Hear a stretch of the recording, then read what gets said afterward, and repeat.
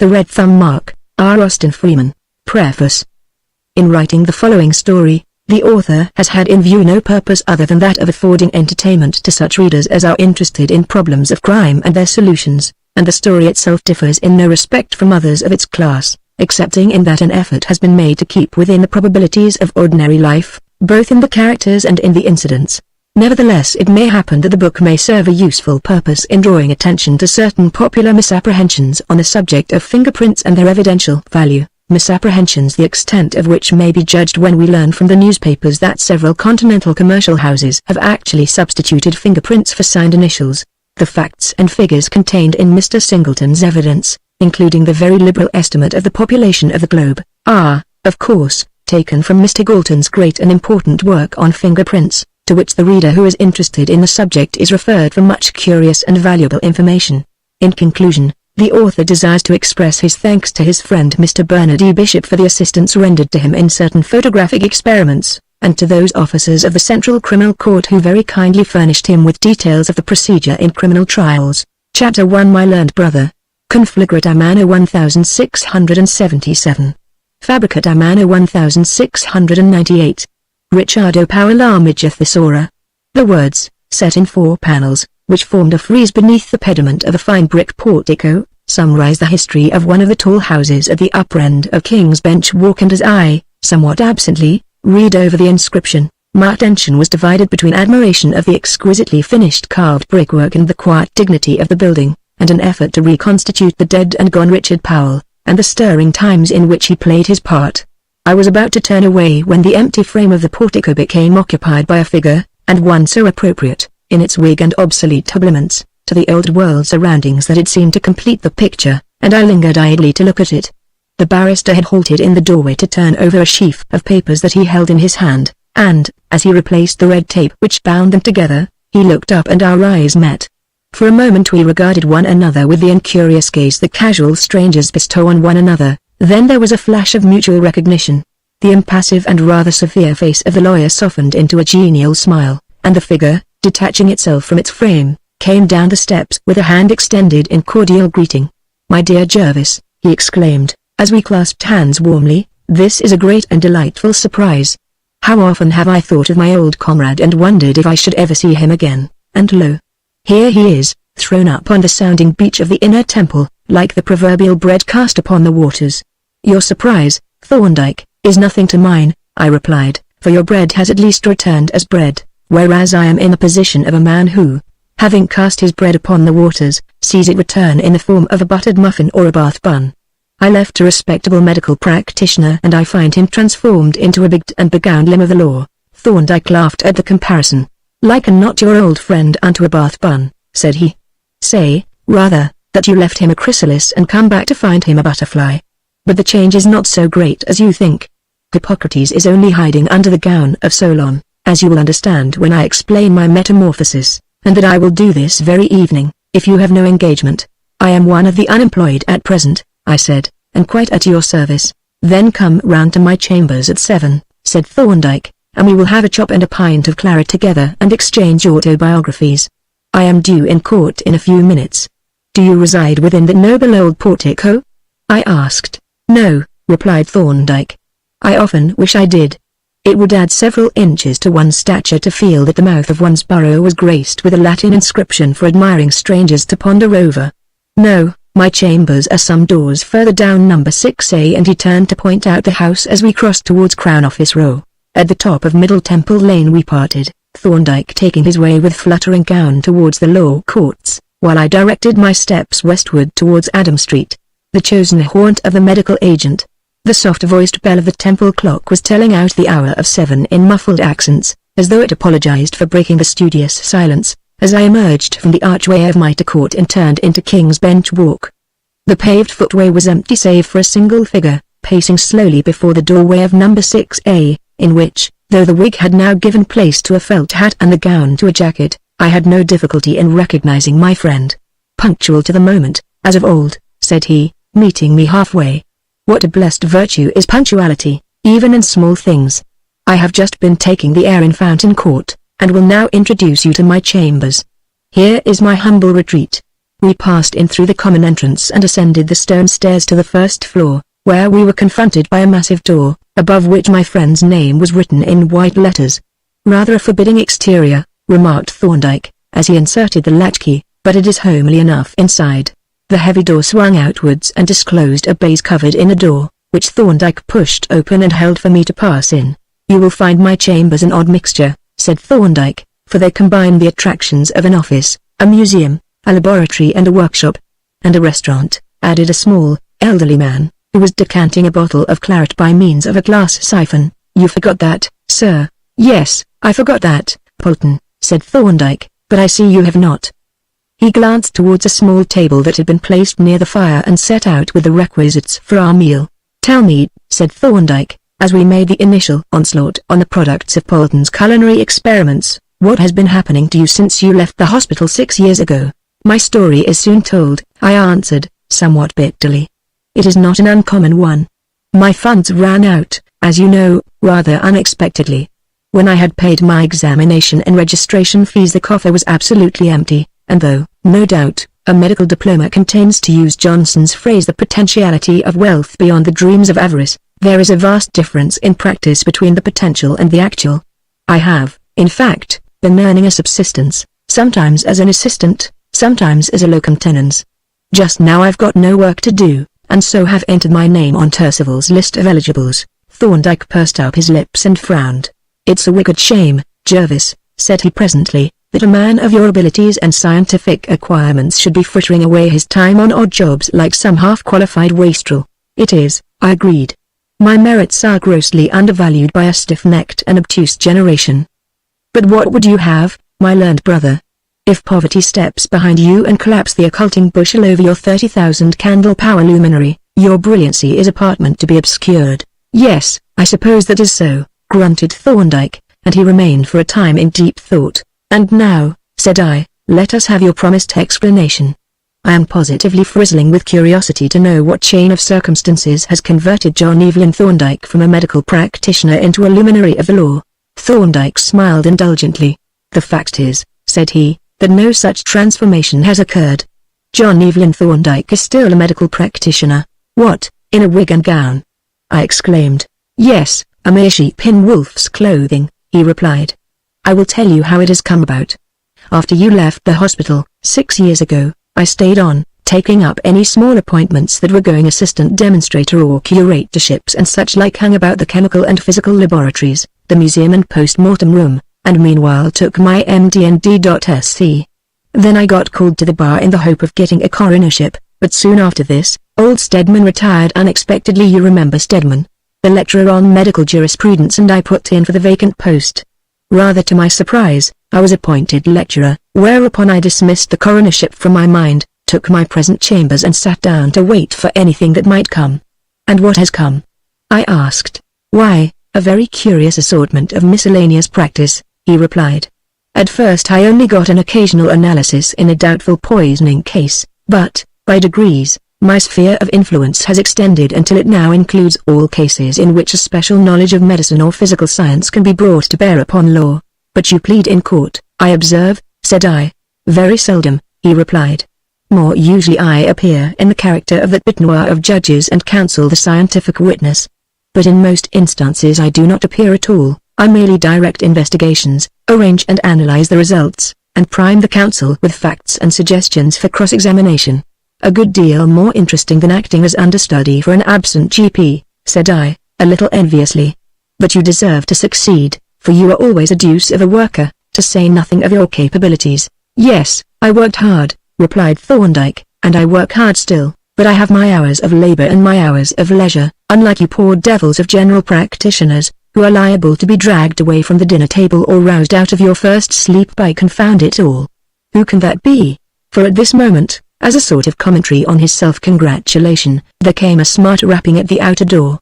"Must see who it is, I suppose," he continued, "though one expects people to accept the hint of a closed oak." He strode across the room and flung open the door with an air of by no means gracious inquiry. "It's rather late for a business call," said an apologetic voice outside, "but my client was anxious to see you without delay." "Come in, Mr. Lawley," said Thorndyke, rather stiffly, and, as he held the door open, The two visitors entered. They were both men, one middle-aged, rather foxy in appearance and of a typically legal aspect, and the other a fine, handsome young fellow of very prepossessing exterior, though at present rather pale and wild-looking, and evidently in a state of profound agitation. "I am afraid," said the latter, with a glance at me and the dinner table, "that our visit for which I am alone responsible is a most unseasonable one. If we are really inconveniencing you, Dr. Thorndyke, pray tell us, and my business must wait." Thorndyke had cast a keen and curious glance at the young man, and he now replied in a much more genial tone. "I take it that your business is of a kind that will not wait, and as to inconveniencing us, why, my friend and I are both doctors, and, as you are aware, no doctor expects to call any part of the 24 hours his own unreservedly." I had risen on the entrance of the two strangers, and now proposed to take a walk on the embankment and return later, but the young man interrupted me. "Pray don't go away on my account," he said. "The facts that I am about to lay before Dr. Thorndyke will be known to all the world by this time tomorrow, so there is no occasion for any show of secrecy." "In that case," said Thorndyke, "let us draw our chairs up to the fire and fall to business forthwith." We had just finished our dinner and were waiting for the coffee, which I hear my man bringing down at this moment. We accordingly drew up our chairs, and when Polton had set the coffee on the table and retired, the lawyer plunged into the matter without preamble. Chapter 2. The suspect. "I had better," said he, "give you a general outline of the case as it presents itself to the legal mind, and then my client, Mr. Reuben Hornby, can fill in the details if necessary, and answer any questions that you may wish to put to him. Mr. Reuben occupies a position of trust in the business of his uncle, John Hornby, who is a gold and silver refiner and dealer in precious metals generally. There is a certain amount of outside assay work carried on in the establishment, but the main business consists in the testing and refining of samples of gold sent from certain mines in South Africa.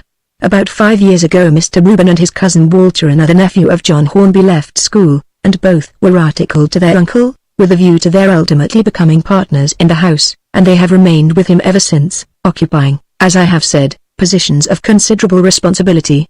And now for a few words as to how business is conducted in Mr. Hornby's establishment. The samples of gold are handed over at the docks to some accredited representative of the firm, generally either Mr. Reuben or Mr. Walter, who has been dispatched to meet the ship, and conveyed either to the bank or to the works according to circumstances. Of course every effort is made to have as little gold as possible on the premises, and the bars are always removed to the bank at the earliest opportunity, but it happens unavoidably that samples of considerable value have often to remain on the premises all night, and so the works are furnished with a large and powerful safe or strong room for their reception.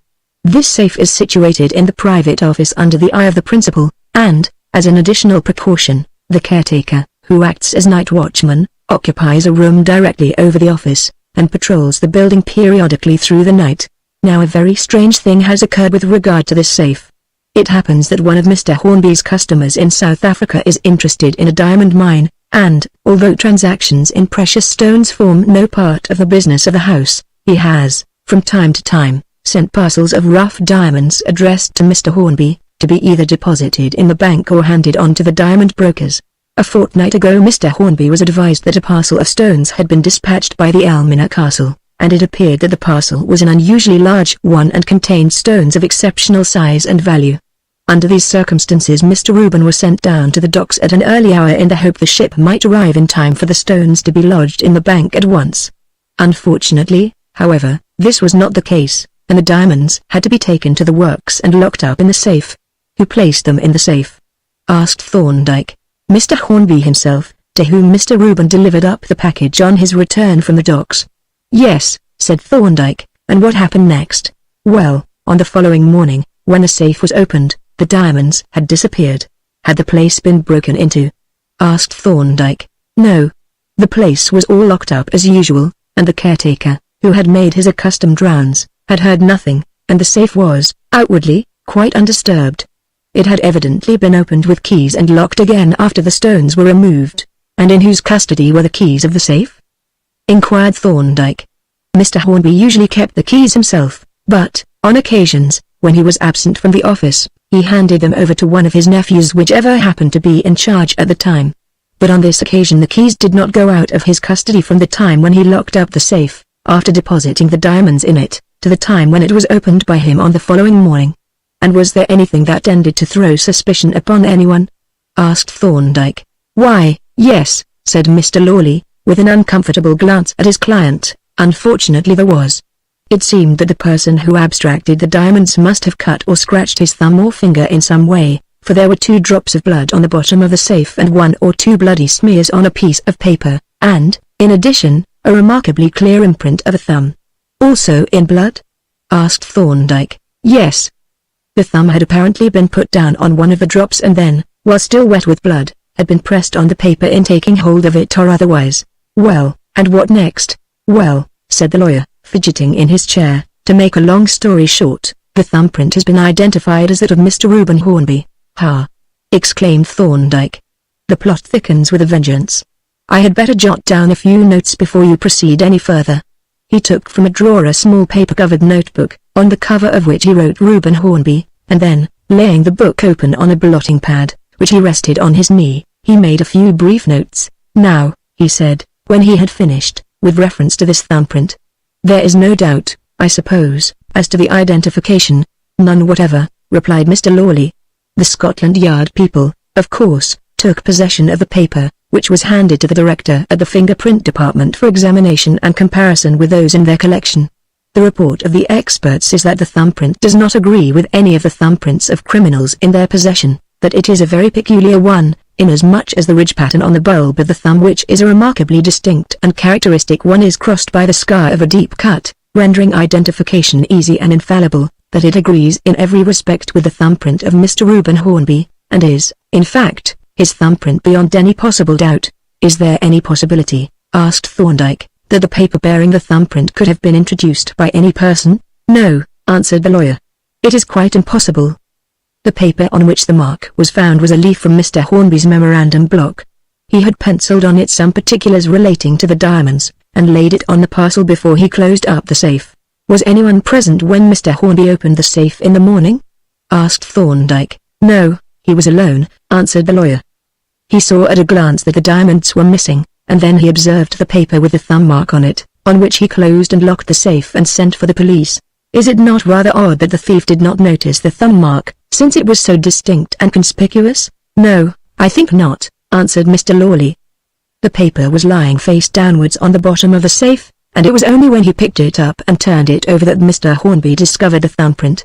Apparently the thief had taken hold of the parcel, with the paper on it, and the paper had afterwards dropped off and fallen with the marked surface downwards, probably when the parcel was transferred to the other hand. You mentioned, said Thorndyke, that the experts at Scotland Yard have identified this thumb mark as that of Mr. Reuben Hornby. May I ask how they came to have the opportunity of making the comparison? Ah, said Mr. Lawley. Thereby hangs a very curious tale of coincidences. The police, of course, when they found that there was so simple a means of identification as a thumb mark, wished to take thumbprints of all the employees in the works, but this Mr. Hornby refused to sanction rather quixotically, as it seems to me, saying that he would not allow his nephews to be subjected to such an indignity. Now it was, naturally, these nephews in whom the police were chiefly interested, seeing that they alone had had the handling of the keys, and considerable pressure was brought to bear upon Mr. Hornby to have the thumbprints taken. However, he was obdurate, scouting the idea of any suspicion attaching to either of the gentlemen in whom he had reposed such complete confidence and whom he had known all their lives, and so the matter would probably have remained a mystery but for a very odd circumstance. You may have seen on the bookstalls and in shop windows an appliance called a thumbograph, or some such name, consisting of a small book of blank paper for collecting the thumbprints of one's friends, together with an inking pad. I have seen those devices of the evil one, said Thorndyke. In fact, I have one, which I bought at Charing Cross Station. Well, it seems that some months ago Mrs. Hornby, the wife of John Hornby, purchased one of these toys. As a matter of fact, interrupted Reuben, it was my cousin Walter who bought the thing and gave it to her. Well, that is not material, said Mr. Lawley, though I observed that Thorndyke made a note of the fact in his book. At any rate, Mrs. Hornby became possessed of one of these appliances and proceeded to fill it with the thumbprints of her friends, including her 2 nephews. Now it happened that the detective in charge of this case called yesterday at Mr. Hornby's house when the latter was absent from home, and took the opportunity of urging her to induce her husband to consent to have the thumbprints of her nephews taken for the inspection of the experts at Scotland Yard. He pointed out that the procedure was really necessary, not only in the interests of justice but in the interests of the young men themselves, who were regarded with considerable suspicion by the police, which suspicion would be completely removed if it could be shown by actual comparison that the thumbprint could not have been made by either of them. Moreover, it seemed that both the young men had expressed their willingness to have the test applied, but had been forbidden by their uncle. Then Mrs. Hornby had a brilliant idea. She suddenly remembered the thumbograph, and thinking to set the question at rest once for all, fetched the little book and showed it to the detective.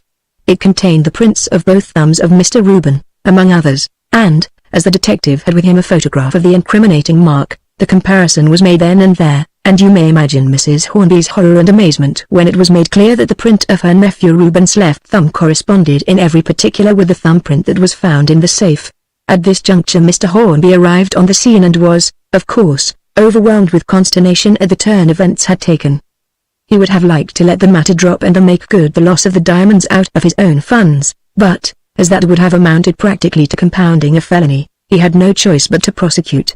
As a result, a warrant was issued for the arrest of Mr. Reuben, and was executed this morning, and my client was taken forthwith to Bow Street and charged with the robbery. Was any evidence taken? Asked Thorndyke. No. Only evidence of arrest. The prisoner is remanded for a week, bail having been accepted in 2 sureties of £500 each. Thorndyke was silent for a space after the conclusion of the narrative. Like me, he was evidently not agreeably impressed by the lawyer's manner, which seemed to take his client's guilt for granted, a position indeed not entirely without excuse having regard to the circumstances of the case. What have you advised your client to do? Thorndyke asked presently. I have recommended him to plead guilty and throw himself on the clemency of the court as a first offender. You must see for yourself that there is no defense possible. The young man flushed crimson, but made no remark. But let us be clear how we stand, said Thorndyke. Are we defending an innocent man or are we endeavoring to obtain a light sentence for a man who admits that he is guilty? Mr. Lawley shrugged his shoulders. That question can be best answered by our client himself, said he. Thorndyke directed an inquiring glance at Reuben Hornby, remarking, You are not called upon to incriminate yourself in any way, Mr. Hornby, but I must know what position you intend to adopt. Here I again propose to withdraw, but Reuben interrupted me. There is no need for you to go away, Dr. Jervis, he said. My position is that I did not commit this robbery and that I know nothing whatever about it or about the thumbprint that was found in the safe. I do not, of course, expect you to believe me in the face of the overwhelming evidence against me, but I do, nevertheless, declare in the most solemn manner before God, that I am absolutely innocent of this crime and have no knowledge of it whatever. Then I take it that you did not plead guilty? Said Thorndyke. Certainly not, and I never will, replied Reuben hotly. You would not be the first innocent man, by very many, who has entered that plea, remarked Mr. Lawley. It is often the best policy, when the defense is hopelessly weak. It is a policy that will not be adopted by me, rejoined Reuben. I may be, and probably shall be, convicted and sentenced, but I shall continue to maintain my innocence, whatever happens. Do you think, he added, turning to Thorndyke, that you can undertake my defense on that assumption? It is the only assumption on which I should agree to undertake the case, replied Thorndyke. And if I may ask the question, pursued Reuben anxiously, do you find it possible to conceive that I may really be innocent? Certainly I do, Thorndyke replied, on which I observed Mr. Lawley's eyebrows rise perceptibly. I am a man of facts, not an advocate, and if I found it impossible to entertain the hypothesis of your innocence, I should not be willing to expend time and energy in searching for evidence to prove it. Nevertheless, he continued, seeing a light of hope break out on the face of the unfortunate young man, I must impress upon you that the case presents enormous difficulties and that we must be prepared to find them insuperable in spite of all our efforts. I expect nothing but a conviction, replied Reuben in a calm and resolute voice, and can face it like a man if only you do not take my guilt for granted, but give me a chance, no matter how small, of making a defense. Everything shall be done that I am capable of doing, said Thorndyke, that I can promise you. The long odds against us are themselves a spur to endeavor, as far as I am concerned. And now, let me ask you, have you any cuts or scratches on your fingers? Reuben Hornby held out both his hands for my colleague's inspection, and I noticed that they were powerful and shapely, like the hands of a skilled craftsman, though faultlessly kept. Thorndyke set on the table a large condenser such as is used for microscopic work, and taking his client's hand, brought the bright spot of light to bear on each finger in succession, examining their tips and the parts around the nails with the aid of a pocket lens. A fine, capable hand, this, said he, regarding the member approvingly, as he finished his examination, "but I don't perceive any trace of a scar on either the right or left. Will you go over them, Jervis? The robbery took place a fortnight ago, so there has been time for a small cut or scratch to heal and disappear entirely. Still, the matter is worth noting." He handed me the lens and I scrutinized every part of each hand without being able to detect the faintest trace of any recent wound. "There is one other matter that must be attended to before you go," said Thorndyke, pressing the electric bell push by his chair. "I will take 1 or 2 prints of the left thumb for my own information." In response to the summons, Polton made his appearance from somewhere unknown to me, but presumably the laboratory, and, having received his instructions, retired, and presently returned carrying a box, which he laid on the table. From this receptacle Thorndyke drew forth a bright copper plate mounted on a slab of hardwood, a small printer's roller, a tube of fingerprint ink, and a number of cards with very white and rather glazed surfaces. "Now, Mr. Hornby," said he, "your hands, I see, are beyond criticism as to cleanliness. But we will, nevertheless, give the thumb a final polish." Accordingly he proceeded to brush the bulb of the thumb with a well-soaked badger hair nail brush, and, having rinsed it in water, dried it with a silk handkerchief, and gave it a final rub on a piece of chamois leather. The thumb having been thus prepared, he squeezed out a drop of the thick ink onto the copper plate and spread it out with the roller, testing the condition of the film from time to time by touching the plate with the tip of his finger and taking an impression on one of the cards. When the ink had been rolled out to the requisite thinness, he took Reuben's hand and pressed the thumb lightly but firmly onto the inked plate. Then, transferring the thumb to one of the cards, which he directed me to hold steady on the table, he repeated the pressure. When there was left on the card a beautifully sharp and clear impression of the bulb of the thumb, the tiny papillary ridges being shown with microscopic distinctness, and even the mouths of the sweat glands, which appeared as rows of little white dots on the black lines of the ridges. This maneuver was repeated a dozen times on 2 of the cards, each of which thus received 6 impressions. Thorndyke then took 1 or 2 roll prints, that is prints produced by rolling the thumb first on the inked slab and then on the card, by which means a much larger portion of the surface of the thumb was displayed in a single print. "And now," said Thorndyke, "that we may be furnished with all the necessary means of comparison, we will take an impression in blood." The thumb was accordingly cleansed and dried afresh, when Thorndyke, having pricked his own thumb with a needle, squeezed out a good-sized drop of blood onto a card. "There," said he, with a smile, as he spread the drop out with the needle into a little shallow pool. "It is not every lawyer who is willing to shed his blood in the interests of his client." He proceeded to make a dozen prints as before on 2 cards, writing a number with his pencil opposite each print as he made it. "We are now," said he, as he finally cleansed his client's thumb, "furnished with the material for a preliminary investigation, and if you will now give me your address, Mr. Hornby, we may consider our business concluded for the present. I must apologize to you, Mr. Lawley, for having detained you so long with these experiments." The lawyer had, in fact, been viewing the proceedings with hardly concealed impatience, and he now rose with evident relief that they were at an end. "I have been highly interested," he said mendaciously, "though I confess I do not quite fathom your intentions. And, by the way, I should like to have a few words with you on another matter, if Mr. Reuben would not mind waiting for me in the square just a few minutes." "Not at all," said Reuben, who was, I perceived, in no way deceived by the lawyer's pretense. "Don't hurry on my account, my time is my own at present." He held out his hand to Thorndyke, who grasped it cordially. "Goodbye, Mr. Hornby," said the latter. "Do not be unreasonably sanguine, but at the same time, do not lose heart. Keep your wits about you and let me know at once if anything occurs to you that may have a bearing on the case." The young man then took his leave, and, as the door closed after him, Mr. Lawley turned towards Thorndyke. "I thought I had better have a word with you alone," he said, "just to hear what line you propose to take up, for I confess that your attitude has puzzled me completely." "What line would you propose?" asked Thorndyke. "Well," said the lawyer, with a shrug of his shoulders, "the position seems to be this. Our young friend has stolen a parcel of diamonds and has been found out, at least, that is how the matter presents itself to me." "That is not how it presents itself to me," said Thorndyke dryly. "He may have taken the diamonds or he may not. I have no means of judging until I have sifted the evidence and acquired a few more facts. This I hope to do in the course of the next day or 2. And I suggest that we postpone the consideration of our plan of campaign until I have seen what line of defense it is possible to adopt." "As you will," replied the lawyer, taking up his hat, "but I am afraid you are encouraging the young rogue to entertain hopes that will only make his fall the harder, to say nothing of our own position." We don't want to make ourselves ridiculous in court, you know. I don't, certainly, agreed Thorndyke. However, I will look into the matter and communicate with you in the course of a day or two. He stood holding the door open as the lawyer descended the stairs, and when the footsteps at length died away, he closed it sharply and turned to me with an air of annoyance. The young rogue, he remarked, does not appear to me to have been very happy in his choice of a solicitor. By the way, Jervis, I understand you are out of employment just now? That is so, I answered. Would you care to help me as a matter of business, of course, to work up this case? I have a lot of other work on hand and your assistance would be of great value to me, I said, with great truth, that I should be delighted. Then, said Thorndyke, come round to breakfast tomorrow and we will settle the terms, and you can commence your duties at once.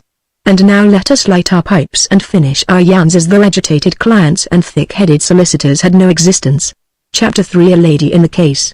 When I arrived at Thorndyke's chambers on the following morning, I found my friend already hard at work. Breakfast was laid at one end of the table, while at the other stood a microscope of the pattern used for examining plate cultures of microorganisms, on the wide stage of which was one of the cards bearing 6 thumbprints in blood. A condenser threw a bright spot of light on the card, which Thorndyke had been examining when I knocked, as I gathered from the position of the chair, which he now pushed back against the wall. I see you have commenced work on our problem, I remarked as, in response to a double ring of the electric bell, Polton entered with the materials for our repast. Yes, answered Thorndyke. I have opened the campaign, supported, as usual, by my trusty Chief of Staff, A. Polton. The little man, whose intellectual, refined countenance and dignified bearing seemed oddly out of character with the tea tray that he carried, smiled proudly, and, with a glance of affectionate admiration at my friend, replied, Yes, sir. We haven't been letting the grass grow under our feet. There's a beautiful negative washing upstairs and a bromide enlargement too, which will be mounted and dried by the time you have finished your breakfast. A wonderful man that, Jervis, my friend observed as his assistant retired. Looks like a rural dean or a chancery judge, and was obviously intended by nature to be a professor of physics. As an actual fact he was first a watchmaker, then a maker of optical instruments, and now he is mechanical factotum to a medical jurist. He is my right hand, is Polton, takes an idea before you have time to utter it, but you will make his more intimate acquaintance by and by. Where did you pick him up? I asked. He was an inpatient at the hospital when I first met him, miserably ill and broken, a victim of poverty and undeserved misfortune. I gave him 1 or 2 little jobs, and when I found what class of man he was I took him permanently into my service. He is perfectly devoted to me, and his gratitude is as boundless as it is uncalled for. What are the photographs he was referring to? I asked. He is making an enlarged facsimile of one of the thumbprints on bromide paper and a negative of the same size in case we want the print repeated. You evidently have some expectation of being able to help poor Hornby, said I, though I cannot imagine how you propose to go to work. To me his case seems as hopeless a one as it is possible to conceive. One doesn't like to condemn him, but yet his innocence seems almost unthinkable. It does certainly look like a hopeless case, Thorndyke agreed, and I see no way out of it at present. But I make it a rule, in all cases, to proceed on the strictly classical lines of inductive inquiry: collect facts, make hypotheses, test them and seek for verification. And I always endeavor to keep a perfectly open mind. Now, in the present case, assuming, as we must, that the robbery has actually taken place, there are 4 conceivable hypotheses. 1, that the robbery was committed by Reuben Hornby. 2, that it was committed by Walter Hornby. 3, that it was committed by John Hornby. Or, 4, that it was committed by some other person or persons. The last hypothesis I propose to disregard for the present and confine myself to the examination of the other 3. You don't think it possible that Mr. Hornby could have stolen the diamonds out of his own safe? I exclaimed.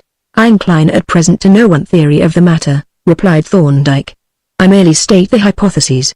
John Hornby had access to the diamonds, therefore it is possible that he stole them. But surely he was responsible to the owners, not in the absence of gross negligence, which the owners would have difficulty in proving. You see, he was what is called a gratuitous bailee, and in such a case no responsibility for loss lies with the bailee unless there has been gross negligence. But the thumb mark, my dear fellow, I exclaimed. How can you possibly get over that? I don't know that I can, answered Thorndyke calmly, but I see you are taking the same view as the police, who persist in regarding a fingerprint as a kind of magical touchstone, a final proof, beyond which inquiry need not go. Now, this is an entire mistake. A fingerprint is merely a fact, a very important and significant one, I admit, but still a fact, which, like any other fact, requires to be weighed and measured with reference to its evidential value. And what do you propose to do first? I shall first satisfy myself that the suspected thumbprint is identical in character with that of Reuben Hornby, of which, however, I have very little doubt, for the fingerprint experts may fairly be trusted in their own speciality, and then, I shall collect fresh facts, in which I look to you for assistance, and, if we have finished breakfast, I may as well induct you into your new duties. He rose and rang the bell, and then, fetching from the office 4 small, paper-covered notebooks, laid them before me on the table. One of these books, said he, we will devote to data concerning Reuben Hornby. You will find out anything you can, anything, mind, no matter how trivial or apparently irrelevant in any way connected with him, and enter it in this book. He wrote on the cover Reuben Hornby and passed the book to me. In this second book you will, in like manner, enter anything that you can learn about Walter Hornby, and, in the third book, data concerning John Hornby. As to the fourth book, you will keep that for stray facts connected with the case but not coming under either of the other headings. And now let us look at the product of Polton's industry. He took from his assistant's hand a photograph 10 inches long by 8 broad, done on glazed bromide paper and mounted flatly on stiff card. It showed a greatly magnified facsimile of one of the thumbprints, in which all the minute details, such as the orifices of the sweat glands and trifling irregularities in the ridges, which, in the original, could be seen only with the aid of a lens, were plainly visible to the naked eye. Moreover, the entire print was covered by a network of fine black lines, by which it was divided into a multitude of small squares, each square being distinguished by a number. Excellent, Polton, said Thorndyke approvingly, a most admirable enlargement. You see, Jervis, we have photographed the thumbprint in contact with a numbered micrometer divided into square twelfths of an inch. The magnification is 8 diameters, so that the squares are here each 2/3 of an inch in diameter. I have a number of these micrometers of different scales, and I find them invaluable in examining checks, doubtful signatures and such like. I see you have packed up the camera and the microscope, Polton. Have you put in the micrometer? Yes, sir, replied Polton, and the 6-inch objective and the low-power eyepiece. Everything is in the case, and I have put special rapid plates into the dark slides in case the light should be bad. Then we will go forth and beard the Scotland Yard lions in their den, said Thorndyke, putting on his hat and gloves. But surely, said I, you are not going to drag that great microscope to Scotland Yard, when you only want 8 diameters. Haven't you a dissecting microscope or some other portable instrument? We have a most delightful instrument of the dissecting type, of Polton's own make. He shall show it to you. But I may have need of a more powerful instrument, and here let me give you a word of warning. Whatever you may see me do, make no comments before the officials. We are seeking information, not giving it, you understand. At this moment the little brass knocker on the inner door, the outroke being open, uttered a timid and apologetic rat-tat. Who the deuce can that be? Muttered Thorndyke, replacing the microscope on the table. He strode across to the door and opened it somewhat brusquely, but immediately whisked his hat off, and I then perceived a lady standing on the threshold. Dr. Thorndyke? She inquired, and as my colleague bowed, she continued, I ought to have written to ask for an appointment, but the matter is rather urgent. It concerns Mr. Reuben Hornby, and I only learned from him this morning that he had consulted you. Pray come in, said Thorndyke. Dr. Jervis and I were just setting out for Scotland Yard on this very business. Let me present you to my colleague, who is working up the case with me. Our visitor, a tall handsome girl of 20 or thereabouts, returned my bow and remarked with perfect self-possession, my name is Gibson, Miss Juliet Gibson. My business is of a very simple character and need not detain you many minutes. She seated herself in the chair that Thorndyke placed for her, and continued in a brisk and businesslike manner. I must tell you who I am in order to explain my visit to you. For the last 6 years I have lived with Mr. and Mrs. Hornby, although I am no relation to them. I first came to the house as a sort of companion to Mrs. Hornby, though, as I was only 15 at the time, I need hardly say that my duties were not very onerous. In fact, I think Mrs. Hornby took me because I was an orphan without the proper means of getting a livelihood, and she had no children of her own. 3 years ago I came into a little fortune which rendered me independent, but I had been so happy with my kind friends that I asked to be allowed to remain with them, and there I have been ever since in the position of an adopted daughter. Naturally, I have seen a great deal of their nephews, who spend a good part of their time at the house, and I need not tell you that the horrible charge against Reuben has fallen upon us like a thunderbolt. Now, what I have come to say to you is this: I do not believe that Reuben stole those diamonds. It is entirely out of character with all my previous experience of him. I am convinced that he is innocent, and I am prepared to back my opinion. In what way? Asked Thorndyke. By supplying the sinews of war, replied Miss Gibson. I understand that legal advice and assistance involves considerable expense. I am afraid you are quite correctly informed, said Thorndyke. Well, Reuben's pecuniary resources are, I am sure, quite small, so it is necessary for his friends to support him, and I want you to promise me that nothing shall be left undone that might help to prove his innocence if I make myself responsible for any costs that he is unable to meet. I should prefer, of course, not to appear in the matter, if it could be avoided. Your friendship is of an eminently practical kind, Miss Gibson, said my colleague, with a smile. As a matter of fact, the costs are no affair of mine. If the occasion arose for the exercise of your generosity, you would have to approach Mr. Reuben's solicitor through the medium of your guardian, Mr. Hornby, and with the consent of the accused. But I do not suppose the occasion will arise, although I am very glad you called, as you may be able to give us valuable assistance in other ways. For example, you might answer one or two apparently impertinent questions. I should not consider any question impertinent that you considered necessary to ask, our visitor replied. Then, said Thorndyke, I will venture to inquire if any special relations exist between you and Mr. Reuben. You look for the inevitable motive in a woman, said Miss Gibson, laughing and flushing a little. No, there have been no tender passages between Reuben and me. We are merely old and intimate friends. In fact, there is what I may call a tendency in another direction. Walter Hornby. Do you mean that you are engaged to Mr. Walter? Oh, no, she replied, but he has asked me to marry him. He has asked me, in fact, more than once, and I really believe that he has a sincere attachment to me. She made this latter statement with an odd air, as though the thing asserted were curious and rather incredible, and the tone was evidently noticed by Thorndyke as well as me, for he rejoined, Of course he has. Why not? Well, you see, replied Miss Gibson, I have some 600 a year of my own and should not be considered a bad match for a young man like Walter, who has neither property nor expectations, and one naturally takes that into account. But still, as I have said, I believe he is quite sincere in his professions and not merely attracted by my money. I do not find your opinion at all incredible, said Thorndyke, with a smile, even if Mr. Walter were quite a mercenary young man, which, I take it, he is not. Miss Gibson flushed very prettily as she replied, Oh, pray do not trouble to pay me compliments. I assure you I am by no means insensible of my merits. But with regard to Walter Hornby, I should be sorry to apply the term mercenary to him, and yet well, I have never met a young man who showed a stronger appreciation of the value of money. He means to succeed in life, and I have no doubt he will. And do I understand that you refused him? Yes. My feelings towards him are quite friendly, but not of such a nature as to allow me to contemplate marrying him. And now, to return for a moment to Mr. Reuben. You have known him for some years. I have known him intimately for 6 years, replied Miss Gibson. And what sort of character do you give him? Speaking from my own observation of him, she replied, I can say that I have never known him to tell an untruth or do a dishonorable deed. As to theft, it is merely ridiculous. His habits have always been inexpensive and frugal, he is unambitious to a fault, and in respect to the main chance his indifference is as conspicuous as Walter's keenness. He is a generous man, too, although careful and industrious. Thank you, Miss Gibson, said Thorndyke. We shall apply to you for further information as the case progresses.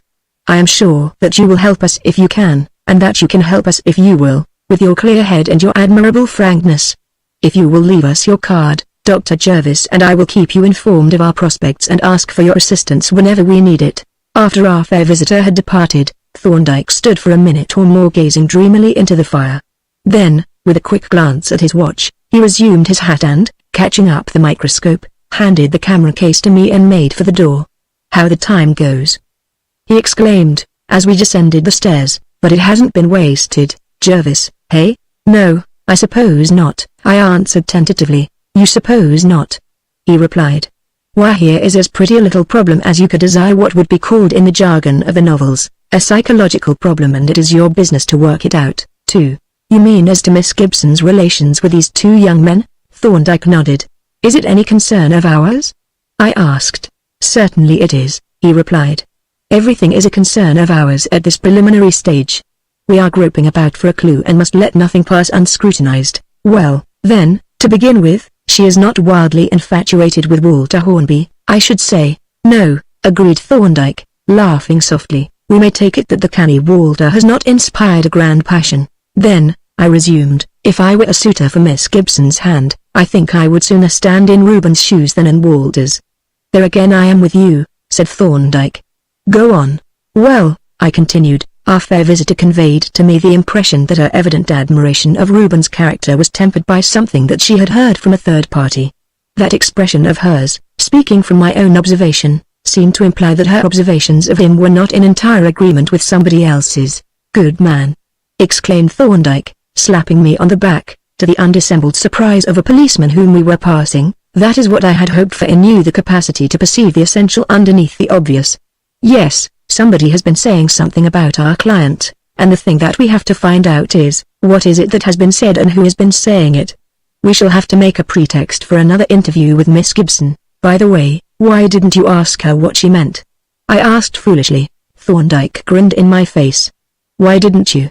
He retorted. No, I rejoined, I suppose it is not politic to appear too discerning. Let me carry the microscope for a time. It is making a make, I see. Thanks, said he, handing the case to me and rubbing his fingers. It is rather ponderous. I can't make out what you want with this great instrument, I said. A common pocket lens would do all that you require. Besides, a 6-inch objective will not magnify more than 2 or 3 diameters. 2, with the draw tube closed, replied Thorndyke, and the low-power eyepiece brings it up to 4. Polton made them both for me for examining checks, bank notes and other large objects. But you will understand when you see me use the instrument, and remember, you are to make no comments. We had by this time arrived at the entrance to Scotland Yard, and were passing up the narrow thoroughfare, when we encountered a uniformed official who halted and saluted my colleague. Ah, I thought we should see you here before long, Doctor, said he genially. I heard this morning that you have this thumbprint case in hand. Yes, replied Thorndyke, I am going to see what can be done for the defense. Well, said the officer as he ushered us into the building, you've given us a good many surprises, but you'll give us a bigger one if you can make anything of this. It's a foregone conclusion, I should say, my dear fellow, said Thorndyke, there is no such thing. You mean that there is a prima facie case against the accused? Put it that way if you like, replied the officer, with a sly smile, but I think you will find this about the hardest nut you ever tried your teeth on, and they're pretty strong teeth too, I'll say that. You had better come into Mr. Singleton's office, and he conducted us along a corridor and into a large, barely furnished room, where we found a sedate-looking gentleman seated at a large writing table. How d'ye do, Doctor? Said the latter, rising and holding out his hand. I can guess what you've come for. Want to see that thumbprint, eh?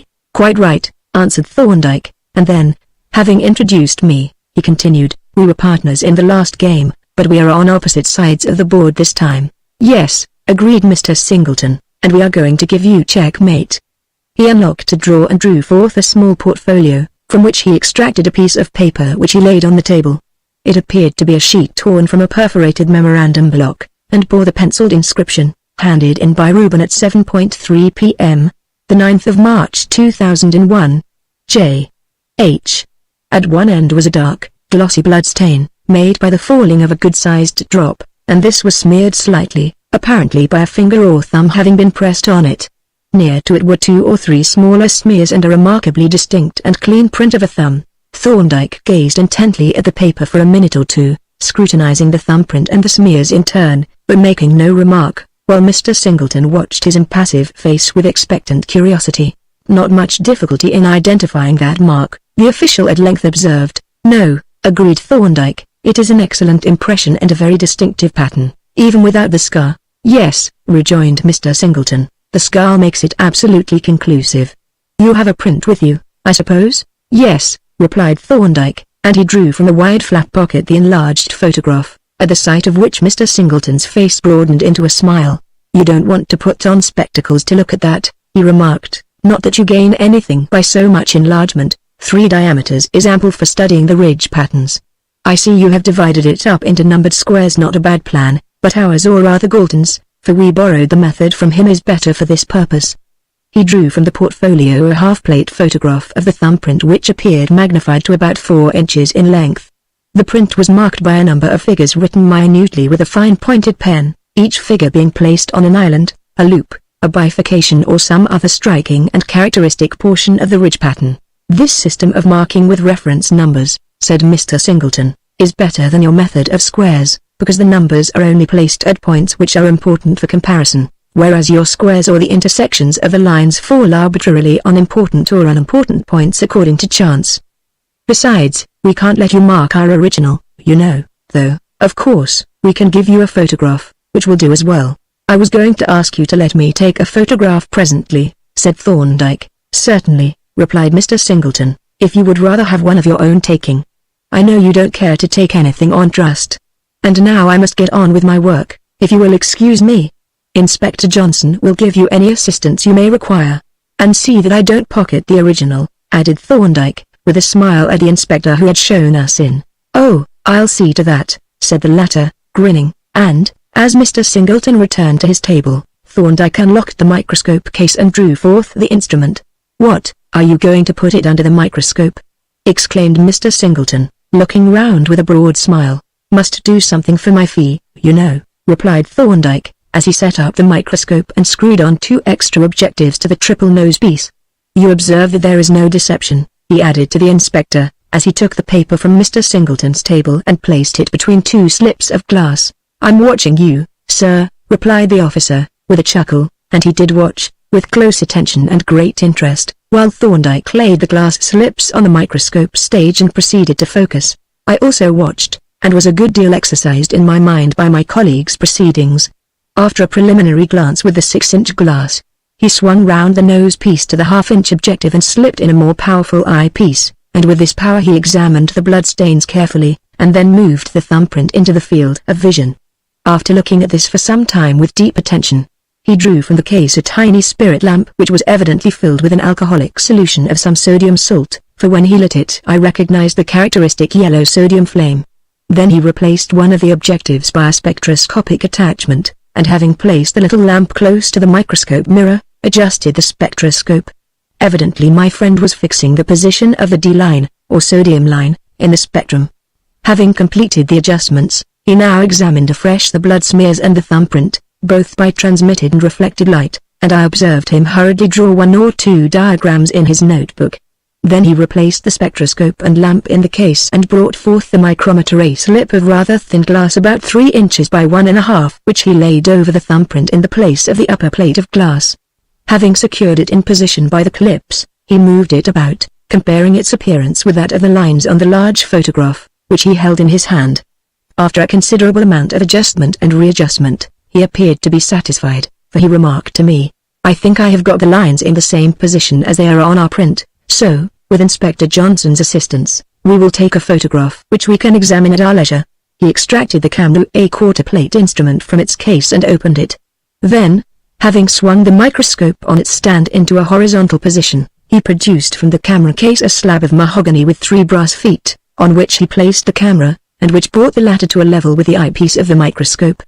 The front of the camera was fitted with a short sleeve of thin black leather, and into this the eyepiece end of the microscope was now passed, the sleeve being secured round the barrel of the microscope by a stout india rubber band, thus producing a completely light-tight connection. Everything was now ready for taking the photograph. The light from the window having been concentrated on the thumbprint by means of condenser, Thorndyke proceeded to focus the image on the ground glass screen with extreme care, and then, slipping a small leather cap over the objective, introduced the dark slide and drew out the shutter. "I will ask you to sit down and remain quite still while I make the exposure," he said to me and the inspector. "A very little vibration is enough to destroy the sharpness of the image." We seated ourselves accordingly, and Thorndyke then removed the cap, standing motionless, watch in hand, while he exposed the first plate. "We may as well take a second, in case this should not turn out quite perfect," he said, as he replaced the cap and closed the shutter. He reversed the dark slide and made another exposure in the same way, and then, having removed the micrometer and replaced it by a slip of plain glass, he made 2 more exposures. "There are 2 plates left," he remarked, as he drew out the second dark slide. "I think I will take a record of the bloodstain on them." He accordingly made 2 more exposures, one of the larger bloodstain and one of the smaller smears. "There," said he, with an air of satisfaction, as he proceeded to pack up what the inspector described as his box of tricks. "I think we have all the data that we can squeeze out of Scotland Yard, and I am very much obliged to you, Mr. Singleton, for giving so many facilities to your natural enemy, the counsel for the defense." "Not our natural enemies, Doctor," protested Mr. Singleton. "We work for a conviction, of course, but we don't throw obstacles in the way of the defense." "You know that perfectly well." "Of course I do, my dear sir," replied Thorndyke, shaking the official by the hand. "Haven't I benefited by your help a score of times? But I am greatly obliged all the same. Goodbye, Doctor. I wish you luck, though I fear you will find it no go this time." "We shall see," replied Thorndyke, and with a friendly wave of the hand to the inspector he caught up the two cases and led the way out of the building. Chapter 4 Confidences. During our walk home my friend was unusually thoughtful and silent, and his face bore a look of concentration under which I thought I could detect, in spite of his habitually impassive expression, a certain suppressed excitement of a not entirely unpleasurable kind. I forbore, however, from making any remarks or asking questions, not only because I saw that he was preoccupied, but also because, from my knowledge of the man, I judged that he would consider it his duty to keep his own counsel and to make no unnecessary confidences even to me. On our arrival at his chambers he immediately handed over the camera to Polton with a few curt directions as to the development of the plates, and, lunch being already prepared, we sat down at the table without delay. We had proceeded with our meal in silence for some time when Thorndyke suddenly laid down his knife and fork and looked into my face with a smile of quiet amusement. "It has just been borne in upon me, Jervis," said he, "that you are the most companionable fellow in the world. You have the heaven-sent gift of silence." "If silence is the test of companionability," I answered, with a grin, "I think I can pay you a similar compliment in even more emphatic terms." He laughed cheerfully and rejoined, "You are pleased to be sarcastic, I observe, but I maintain my position. The capacity to preserve an opportune silence is the rarest and the most precious of social accomplishments. Now, most men would have plied me with questions and babbled comments on my proceedings at Scotland Yard, whereas you have allowed me to sort out, without interruption, a mass of evidence while it is still fresh and impressive, to docket each item and stow it away in the pigeonholes of my brain. By the way, I have made a ridiculous oversight." "What is that?" I asked. "The thumbograph. I never ascertained whether the police have it or whether it is still in the possession of Mrs. Hornby." "Does it matter?" I inquired. "Not much, only I must see it. And perhaps it will furnish an excellent pretext for you to call on Miss Gibson. As I am busy at the hospital this afternoon and Polton has his hands full, it would be a good plan for you to drop in at Ensley Gardens. That is the address, I think, and if you can see Miss Gibson, try to get a confidential chat with her, and extend your knowledge of the manners and customs of the three Messieurs Hornby. Put on your best bedside manner and keep your weather eye lifting. Find out everything you can as to the characters and habits of those three gentlemen, regardless of all scruples of delicacy. Everything is of importance to us, even to the names of their tailors. And with regard to the thumbograph, find out who is it, and, if it is still in Mrs. Hornby's possession, get her to lend it to us, or what might, perhaps, be better, get her permission to take a photograph of it." "It shall be done according to your word," said I. "I will furbish up my exterior, and this very afternoon make my first appearance in the character of Paul Pry." About an hour later I found myself upon the doorstep of Mr. Hornby's house in Ensley Gardens, listening to the jangling of the bell that I had just set in motion. "Miss Gibson, sir?" repeated the parlour-maid in response to my question. "She was going out, but I am not sure whether she has gone yet.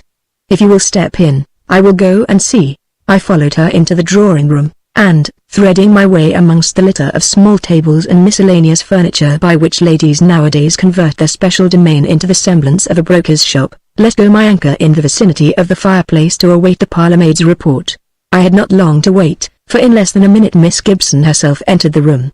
She wore her hat and gloves, and I congratulated myself on my timely arrival. "I didn't expect to see you again so soon, Dr. Jervis," she said, holding out her hand with a frank and friendly manner, "but you are very welcome all the same. You have come to tell me something?" "On the contrary," I replied, "I have come to ask you something." "Well, that is better than nothing," she said, with a shade of disappointment. "Won't you sit down?" I seated myself with caution on a dwarf chair of scrofulous aspect, and opened my business without preamble. "Do you remember a thing called a thumbograph?" "Indeed I do," she replied with energy. "It was the cause of all this trouble. Do you know if the police took possession of it?" The detective took it to Scotland Yard that the fingerprint experts might examine it and compare the two thumbprints, and they wanted to keep it, but Mrs. Hornby was so distressed at the idea of it being used in evidence that they let her have it back. You see, they really had no further need of it, as they could take a print for themselves when they had Reuben in custody. In fact, he volunteered to have a print taken at once, as soon as he was arrested, and that was done. So the thumbograph is now in Mrs. Hornby's possession. Yes, unless she has destroyed it. She spoke of doing so. I hope she has not, said I, in some alarm, for Dr. Thorndyke is extremely anxious, for some reason, to examine it. Well, she will be down in a few minutes, and then we shall know. I told her you were here.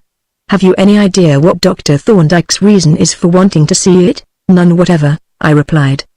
Dr. Thorndyke is as close as an oyster. He treats me as he treats everyone else. He listens attentively, observes closely, and says nothing. It doesn't sound very agreeable, mused Miss Gibson, and yet he seemed very nice and sympathetic. He is very nice and sympathetic, I retorted with some emphasis, but he doesn't make himself agreeable by divulging his client's secrets. I suppose not, and I regard myself as very effectively snubbed, said she, smiling, but evidently somewhat piqued by my not very tactful observation. I was hastening to repair my error with apologies and self-accusations, when the door opened and an elderly lady entered the room. She was somewhat stout, amiable and placid of mien, and impressed me, to be entirely truthful, as looking rather foolish. Here is Mrs. Hornby, said Miss Gibson, presenting me to her hostess, and she continued, Dr. Jervis has come to ask about the thumbograph. You haven't destroyed it, I hope? No, my dear, replied Mrs. Hornby. I have it in my little bureau. What did Dr. Jervis wish to know about it? Seeing that she was terrified lest some new and dreadful surprise should be sprung upon her, I hastened to reassure her. My colleague, Dr. Thorndyke, is anxious to examine it. He is directing your nephew's defense, you know. Yes, yes, said Mrs. Hornby. Julia told me about him. She says he is a dear. Do you agree with her? Here I caught Miss Gibson's eye, in which was a mischievous twinkle, and noted a little deeper pink in her cheeks. Well, I answered dubiously, I have never considered my colleague in the capacity of a dear, but I have a very high opinion of him in every respect. That, no doubt, is the masculine equivalent, said Miss Gibson, recovering from the momentary embarrassment that Mrs. Hornby's artless repetition of her phrase had produced. I think the feminine expression is more epigrammatic and comprehensive. But to return to the object of Dr. Jervis's visit. Would you let him have the thumbograph, Aunt, to show to Dr. Thorndyke? Oh, my dear Juliet, replied Mrs. Hornby, I would do anything to help our poor boy. I will never believe that he could be guilty of theft, common, vulgar theft. There has been some dreadful mistake. I am convinced there has. I told the detectives so. I assured them that Reuben could not have committed the robbery, and that they were totally mistaken in supposing him to be capable of such an action. But they would not listen to me, although I have known him since he was a little child, and ought to be able to judge, if anyone is. Diamonds, too. Now, I ask you, what could Reuben want with diamonds? And they were not even cut. Here Mrs. Hornby drew forth a lace-edged handkerchief and mopped her eyes. I am sure Dr. Thorndyke will be very much interested to see this little book of yours, said I, with a view to stemming the tide of her reflections. Oh, the thumbograph, she replied. Yes, I will let him have it with the greatest pleasure. I am so glad he wishes to see it. It makes one feel hopeful to know that he is taking so much interest in the case. Would you believe it, Dr. Jervis, those detective people actually wanted to keep it to bring up in evidence against the poor boy. My thumbograph, mind you. But I put my foot down there and they had to return it. I was resolved that they should not receive any assistance from me in their efforts to involve my nephew in this horrible affair. Then, perhaps, said Miss Gibson, you might give Dr. Jervis the thumbograph and he can hand it to Dr. Thorndyke. Of course I will, said Mrs. Hornby, instantly, and you need not return it, Dr. Jervis. When you have finished with it, fling it into the fire. I wish never to see it again, but I had been considering the matter, and had come to the conclusion that it would be highly indiscreet to take the book out of Mrs. Hornby's custody, and this I now proceeded to explain. I have no idea, I said, for what purpose Dr. Thorndyke wishes to examine the thumbograph, but it occurs to me that he may desire to put it in evidence, in which case it would be better that it should not go out of your possession for the present. He merely commissioned me to ask for your permission to take a photograph of it. Oh, if he wants a photograph, said Mrs. Hornby, I could get one done for him without any difficulty. My nephew Walter would take one for us, I am sure, if I asked him.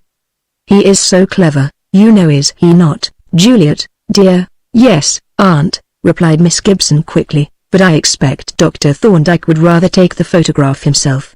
I am sure he would, I agreed. In fact, a photograph taken by another person would not be of much use to him.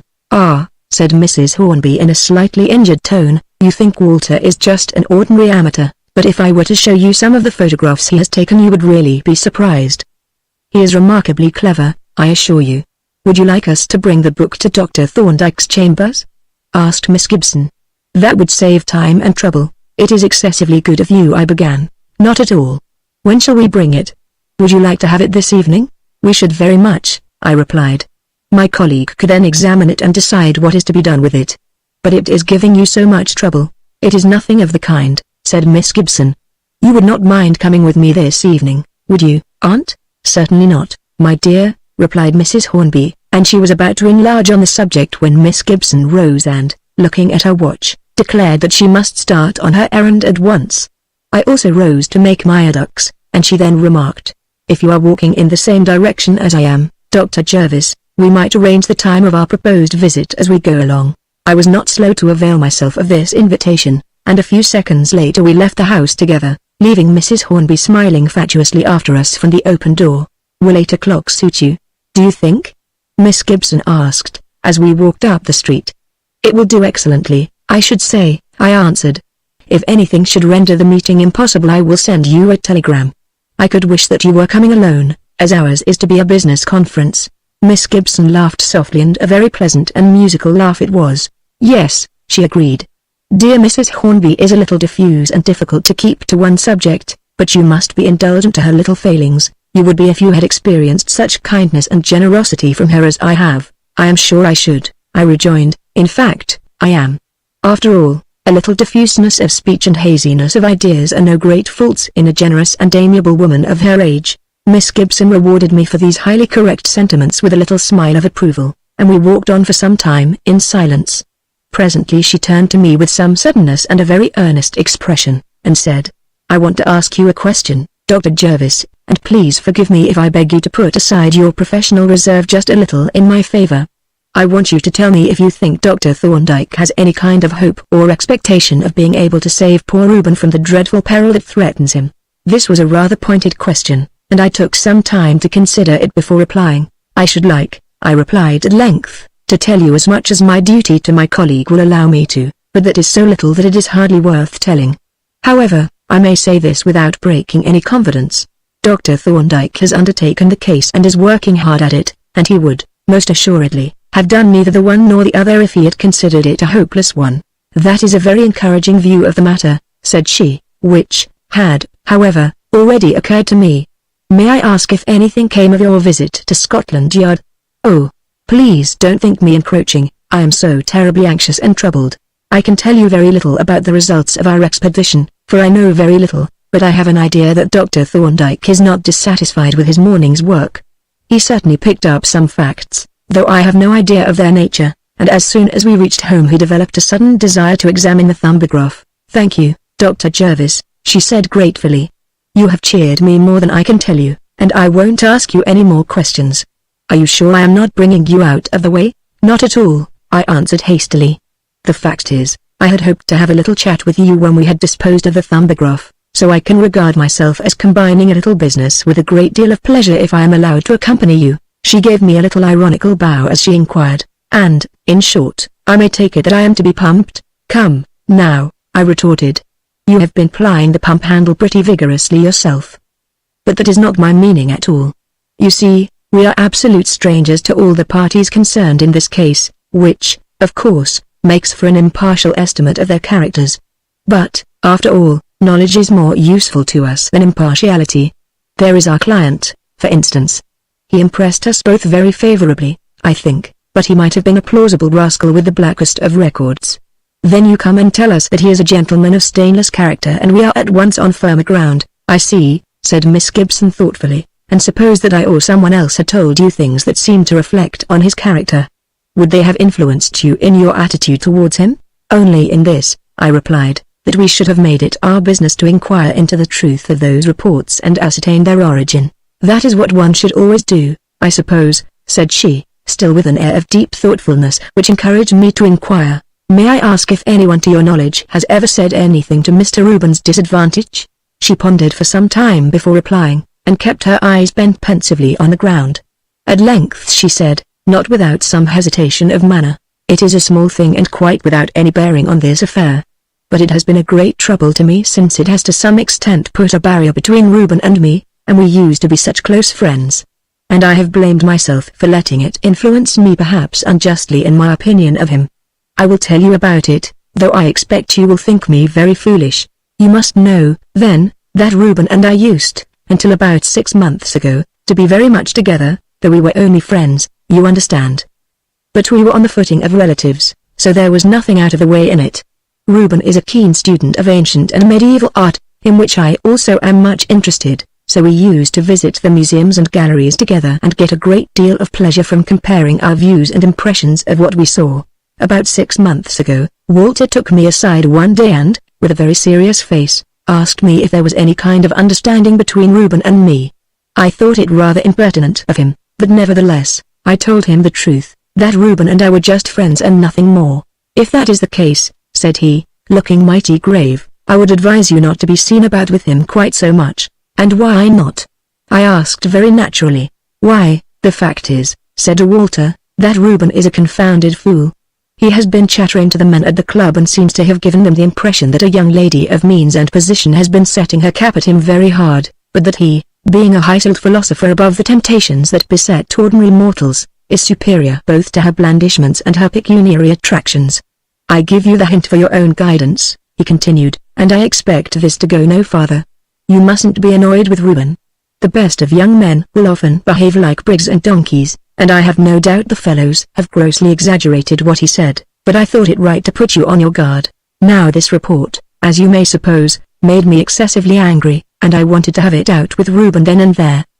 But Walter refused to sanction this. There was no use in making a scene, he said, and he insisted that the caution was given to me in strict confidence. So what was I to do? I tried to ignore it and treat Reuben as I always had done, but this I found impossible. My womanly pride was much too deeply hurt. And yet I felt it the lowest depth of meanness to harbor such thoughts of him without giving him the opportunity to defend himself. And although it was most unlike Reuben in some respects, it was very like him in others, for he has always expressed the utmost contempt for men who marry for a livelihood. So I have remained on the horns of a dilemma, and am still. What do you think I ought to have done? I rubbed my chin in some embarrassment at this question. Needless to say, I was most disagreeably impressed by Walter Hornby's conduct, and not a little disposed to blame my fair companion for giving an ear to his secret disparagement of his cousin, but I was obviously not in a position to pronounce, offhand, upon the merits of the case. The position appears to be this, I said, after a pause: either Reuben has spoken most unworthily and untruthfully of you, or Walter has lied deliberately about him. Yes, she agreed, that is the position, but which of the two alternatives appears to you the more probable? That is very difficult to say, I answered. There is a certain kind of cad who is much given to boastful rhodomontade concerning his conquests. We all know him and can generally spot him at first sight, but I must say that Reuben Hornby did not strike me as that kind of man at all. Then it is clear that the proper course for Walter to have adopted, if he had really heard such rumors, was to have had the matter out with Reuben, instead of coming secretly to you with whispered reports. That is my feeling, Miss Gibson, but, of course, I may be quite wrong. I gather that our two young friends are not inseparable companions? Oh, they are very good friends, but you see, their interests and views of life are quite different. Reuben, although an excellent worker in business hours, is a student, or perhaps rather what one would call a scholar, whereas Walter is more a practical man of affairs, decidedly long-headed and shrewd. He is undoubtedly very clever, as Mrs. Hornby said. He takes photographs, for instance, I suggested. Yes. But not ordinary amateur photographs. His work is more technical and quite excellent of its kind. For example, he did a most beautiful series of micro-photographs of sections of metalliferous rocks which he reproduced for publication by the color-type process, and even printed off the plates himself. I see. He must be a very capable fellow. He is, very, she assented, and very keen on making a position, but I am afraid he is rather too fond of money for its own sake, which is not a pleasant feature in a young man's character, is it?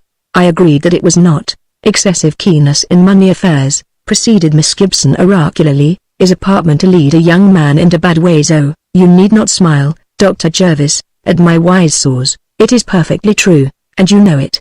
The fact is, I sometimes have an uneasy feeling that Walter's desire to be rich inclines him to try what looks like a quick and easy method of making money.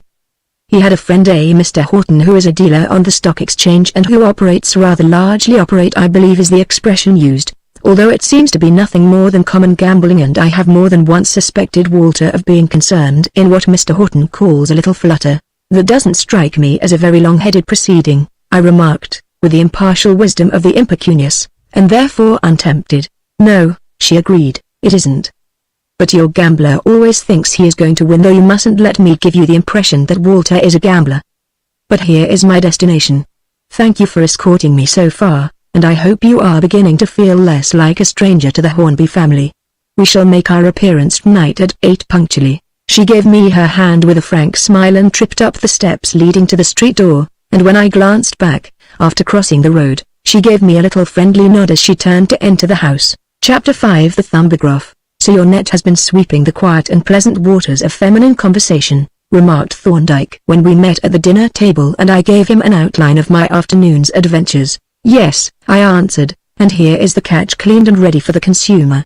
I laid on the table 2 of my notebooks in which I had entered such facts as I had been able to extract from my talk with Miss Gibson. You made your entries as soon as possible after your return, I suppose? Said Thorndyke while the matter was still fresh. I wrote down my notes as I sat on a seat in Kensington Gardens within 5 minutes after leaving Miss Gibson. Good, said Thorndyke. And now let us see what you have collected. He glanced quickly through the entries in the 2 books, referring back once or twice, and stood for a few moments silent and abstracted. Then he laid the little books down on the table with a satisfied nod.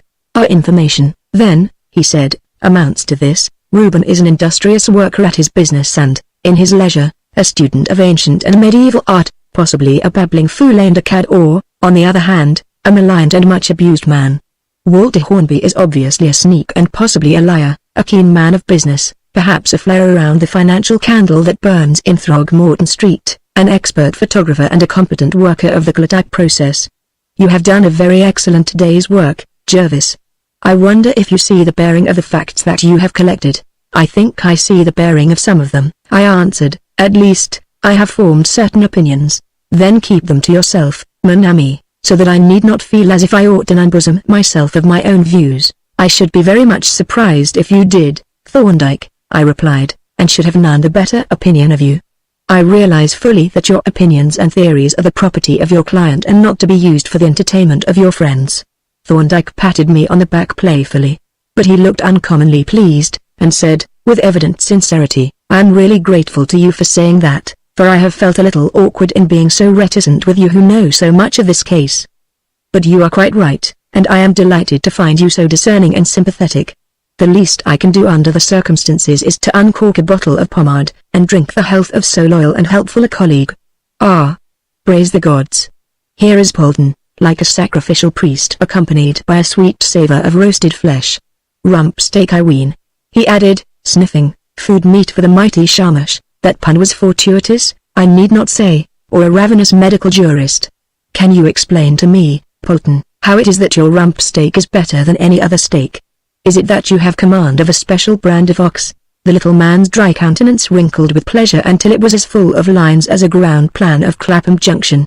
Perhaps it is the special treatment it gets, sir, he replied. I usually bruise it in the mortar before cooking, without breaking up the fibre too much, and then I heat up the little Capel furnace to about 600 C, and put the steak in on a tripod. Thorndyke laughed outright. The Capel furnace, too, he exclaimed. Well, to what base uses, but I don't know that it is a base use after all. Anyhow, Polton, open a bottle of pomade and put a couple of 10x8 process plates in your duck slides. I am expecting 2 ladies here this evening with a document. Shall you bring them upstairs, sir? Inquired Polton, with an alarmed expression. I expect I shall have to, answered Thorndyke. Then I shall just smarten the laboratory up a bit, said Polton, who evidently appreciated the difference between the masculine and feminine view as to the proper appearance of working premises. And so Miss Gibson wanted to know our private views on the case. Said Thorndyke, when his veracity had become somewhat appeased. "Yes," I answered, and then I repeated our conversation as nearly as I could remember it. "Your answer was very discreet and diplomatic," Thorndyke remarked, "and it was very necessary that it should be, for it is essential that we show the backs of our cards to Scotland Yard, and if to Scotland Yard, then to the whole world. We know what their trump card is and can arrange our play accordingly, so long as we do not show our hand. You speak of the police as your antagonists. I noticed that at the Yard this morning, and was surprised to find that they accepted the position. But surely their business is to discover the actual offender, not to fix the crime on some particular person." "That would seem to be so," replied Thorndyke, "but in practice it is otherwise. When the police have made an arrest they work for a conviction. If the man is innocent, that is his business, not theirs. It is for him to prove it.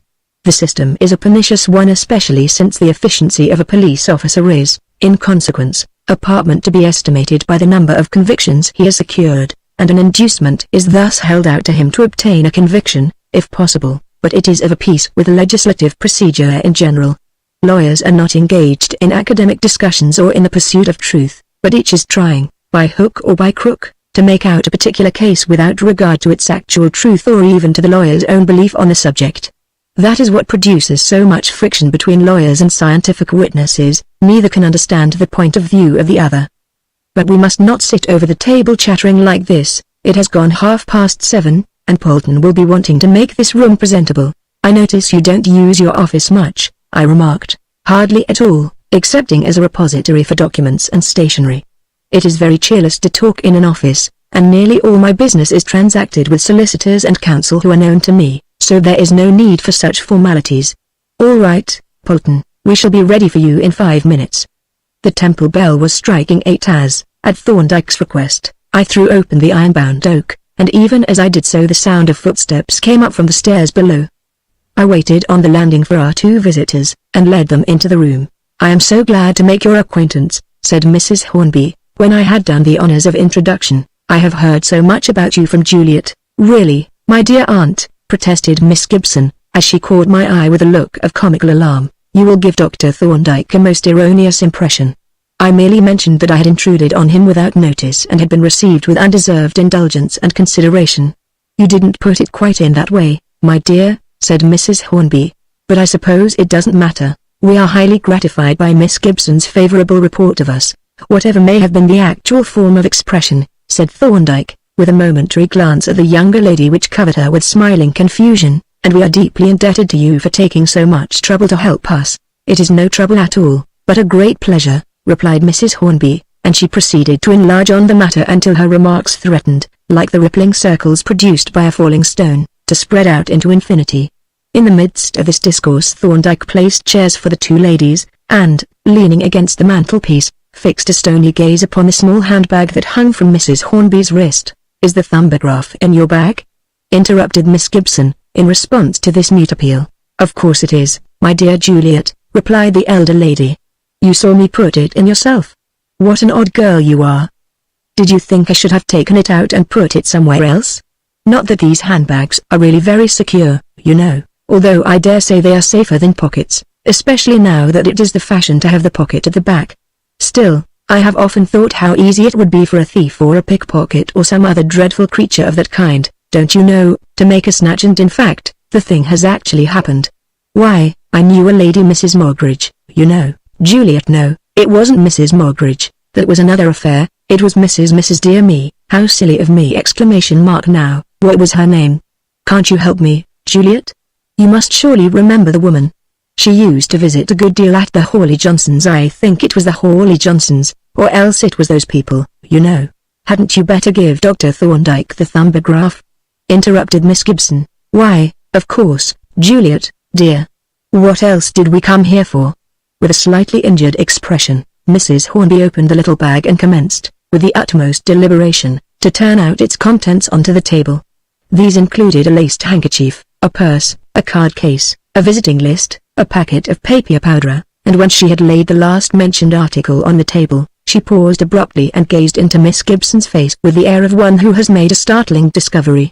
"I remember the woman's name," she said in an impressive voice.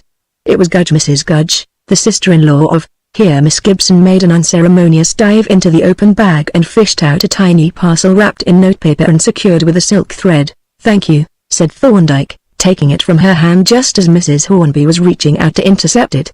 He cut the thread and drew from its wrappings a little book bound in red cloth, with the word Thumbograph stamped upon the cover, and was beginning to inspect it when Mrs. Hornby rose and stood beside him.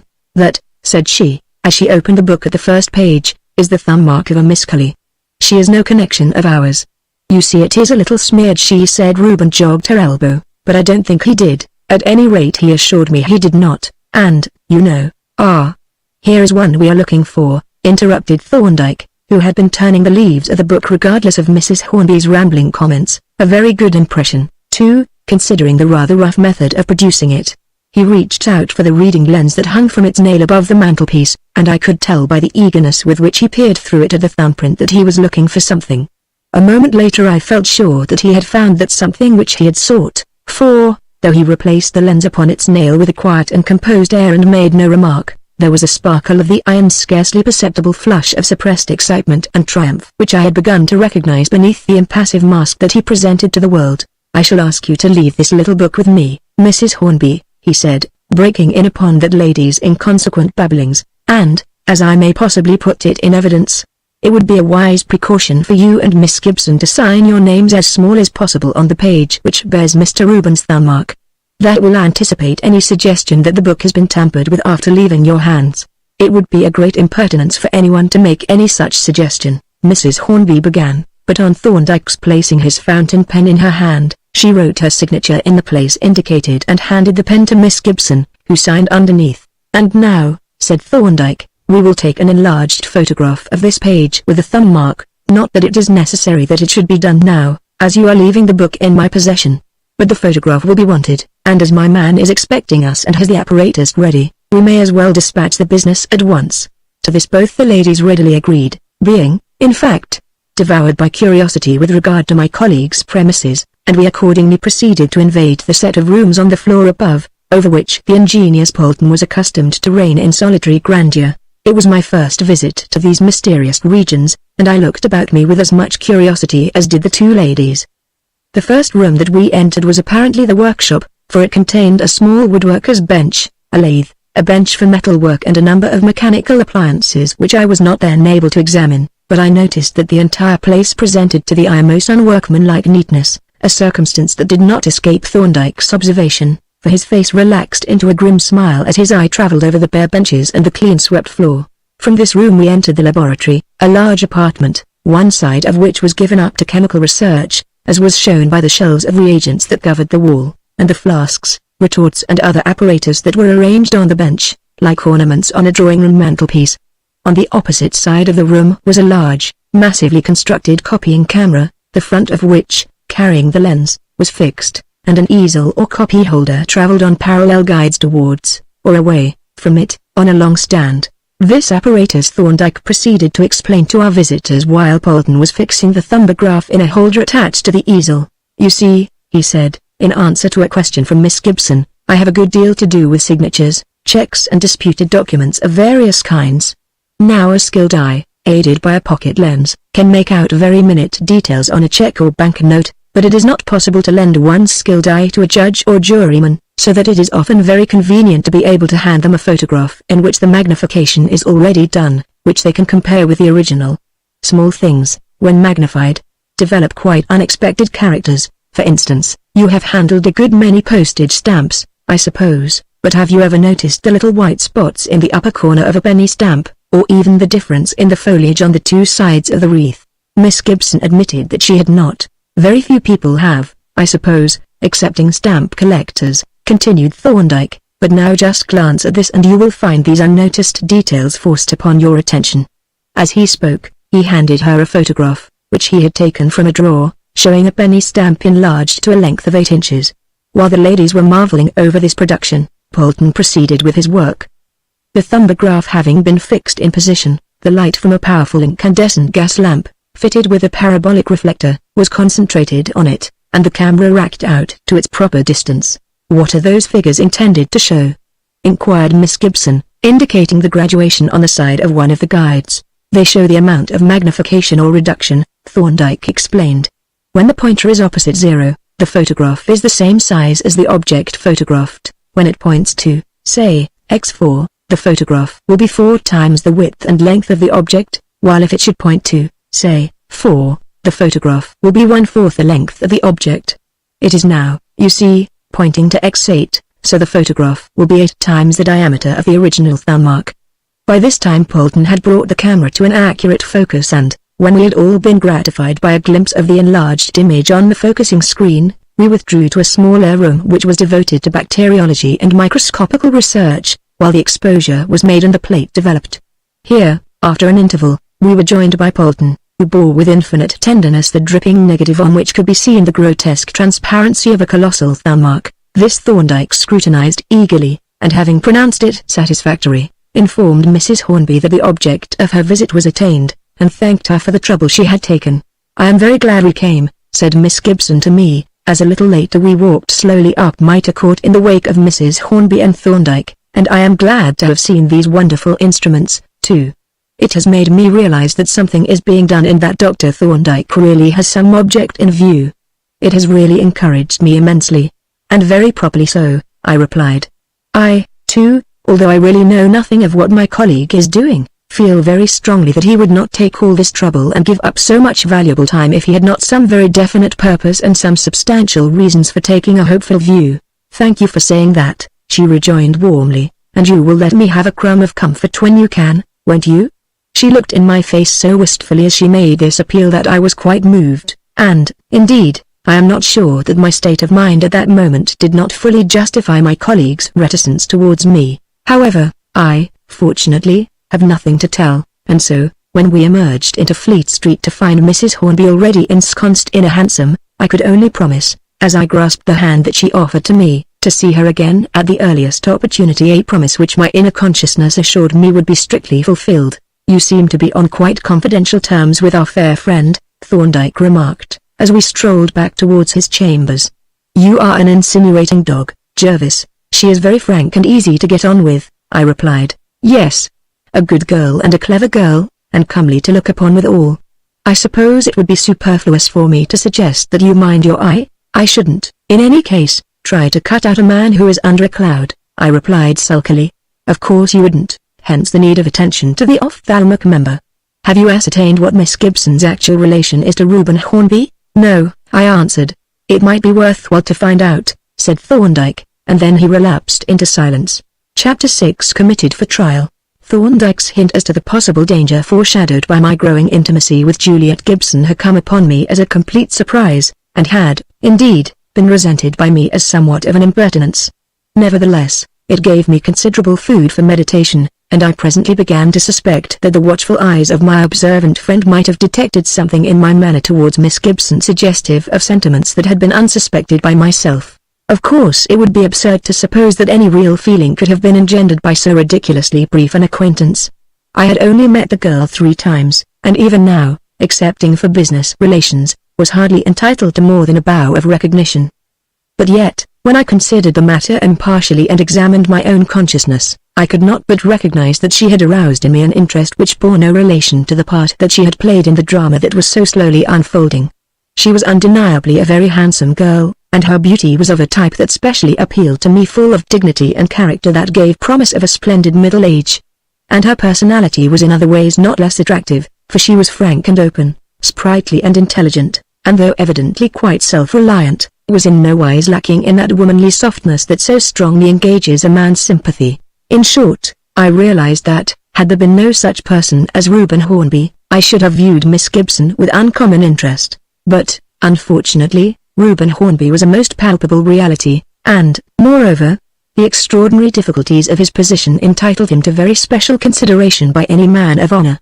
It was true that Miss Gibson had repudiated any feelings towards Reuben other than those of old-time friendship, but young ladies are not always impartial judges of their own feelings, and, as a man of the world, I could not but have my own opinion on the matter, which opinion I believed to be shared by Thorndyke. The conclusions to which my cogitations at length brought me were, first, that I was an egotistical donkey, and, second, that my relations with Miss Gibson were of an exclusively business character and must in future be conducted on that basis, with the added consideration that I was the confidential agent, for the time being, of Reuben Hornby, and in honor bound to regard his interests as paramount. I am hoping, said Thorndyke, as he held out his hand for my teacup, that these profound reflections of yours are connected with the Hornby affair, in which case I should expect to hear that the riddle is solved and the mystery made plain. Why should you expect that? I demanded, reddening somewhat, I suspect, as I met his twinkling eye. There was something rather disturbing in the dry, quizzical smile that I encountered and the reflection that I had been under observation, and I felt as much embarrassed as I should suppose a self-conscious water flea might feel on finding itself on the illuminated stage of a binocular microscope. My dear fellow, said Thorndyke, you have not spoken a word for the last quarter of an hour. You have devoured your food with the relentless regularity of a sausage machine, and you have, from time to time, made the most damnable faces at the coffee pot, though I'll wager the coffee pot was even with you, if I may judge by the presentment that it offers of my own countenance. I roused myself from my reverie with a laugh at Thorndyke's quaint conceit and a glance at the grotesquely distorted reflection of my face in the polished silver. I am afraid I have been a rather dull companion this morning, I admitted apologetically. By no means, replied Thorndyke, with a grin. On the contrary, I have found you both amusing and instructive, and I only spoke when I had exhausted your potentialities as a silent entertainer. You are pleased to be facetious at my expense, said I. Well, the expense was not a very heavy one, he retorted. I have been merely consuming a byproduct of your mental activity. Hello. That's answered already. A peculiar knock, apparently delivered with the handle of a walking stick on the outer door, was the occasion of this exclamation, and as Thorndyke sprang up and flung the door open, a clear, musical voice was borne in, the measured cadences of which proclaimed at once the trained orator. Hail, learned brother! It exclaimed. Do I disturb you untimely at your studies? Here our visitor entered the room and looked round critically. 'Tis even so, he declared. Physiological chemistry and its practical applications appears to be the subject. A physico-chemical inquiry into the properties of streaky bacon and fried eggs. Do I see another learned brother? He peered keenly at me through his pince-nez, and I gazed at him in some embarrassment. This is my friend Jervis, of whom you have heard me speak, said Thorndyke. He is with us in this case, you know. The echoes of your fame have reached me, sir, said Anster E., holding out his hand. I am proud to know you.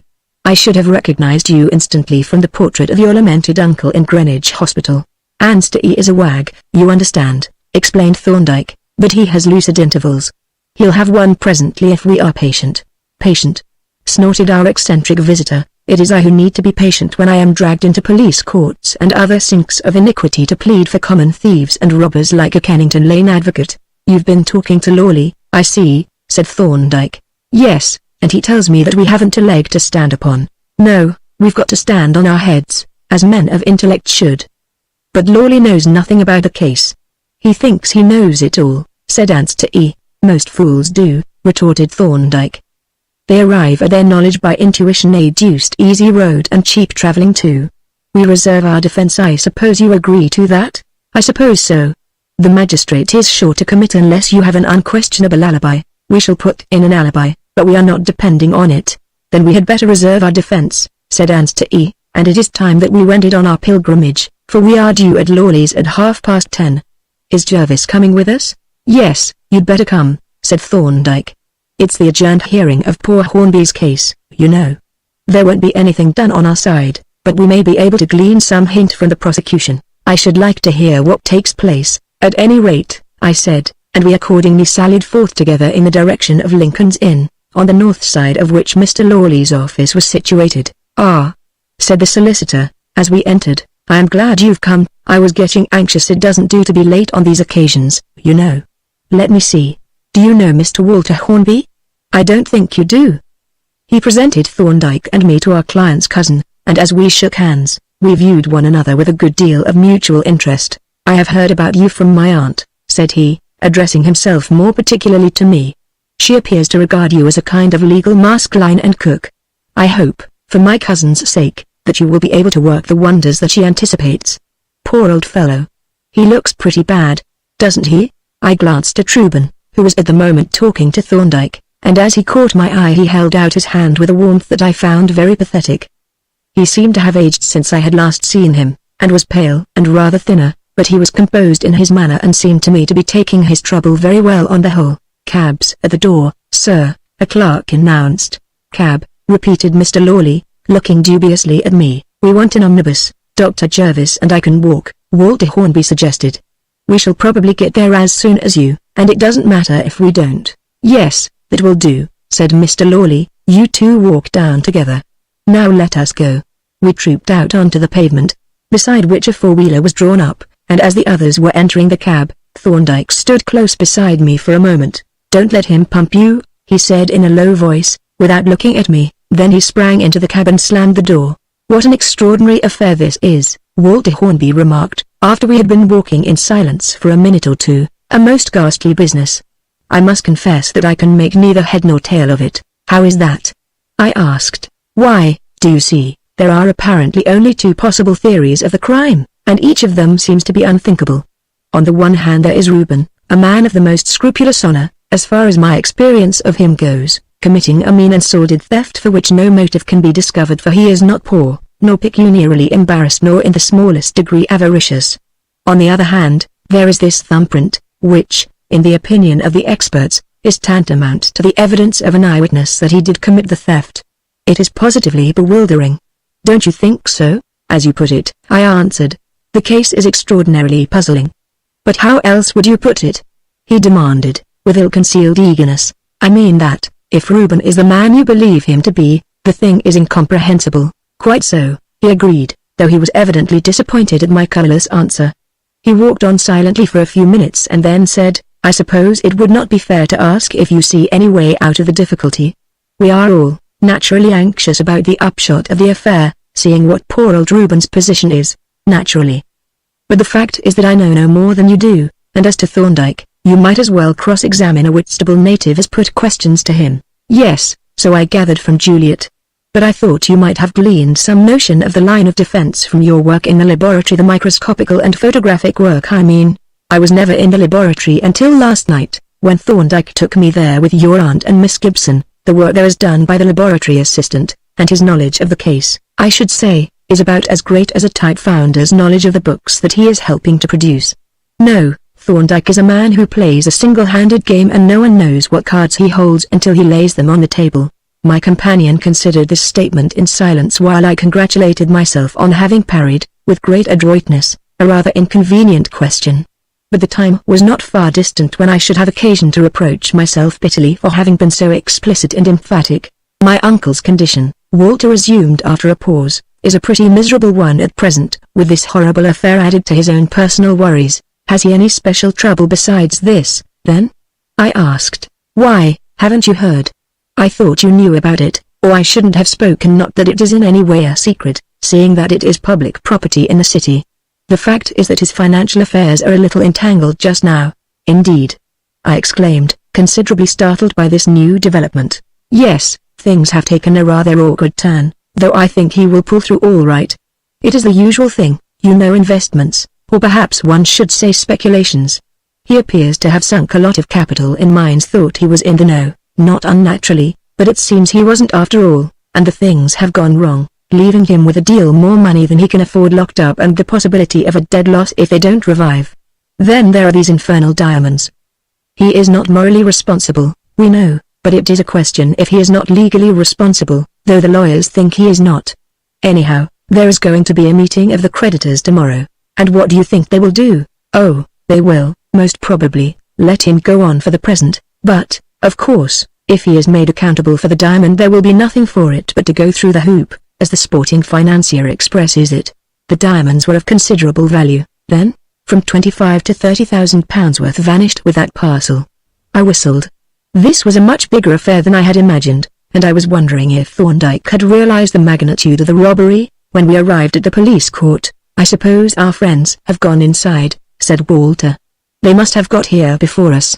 This supposition was confirmed by a constable of whom we made inquiry, and who directed us to the entrance to the court. Passing down a passage and elbowing our way through the throng of idlers, we made for the solicitor's box, where we had barely taken our seats when the case was called. Unspeakably dreary and depressing were the brief proceedings that followed. and dreadfully suggestive of the helplessness of even an innocent man on whom the law has laid its hand and in whose behalf its inexorable machinery has been set in motion.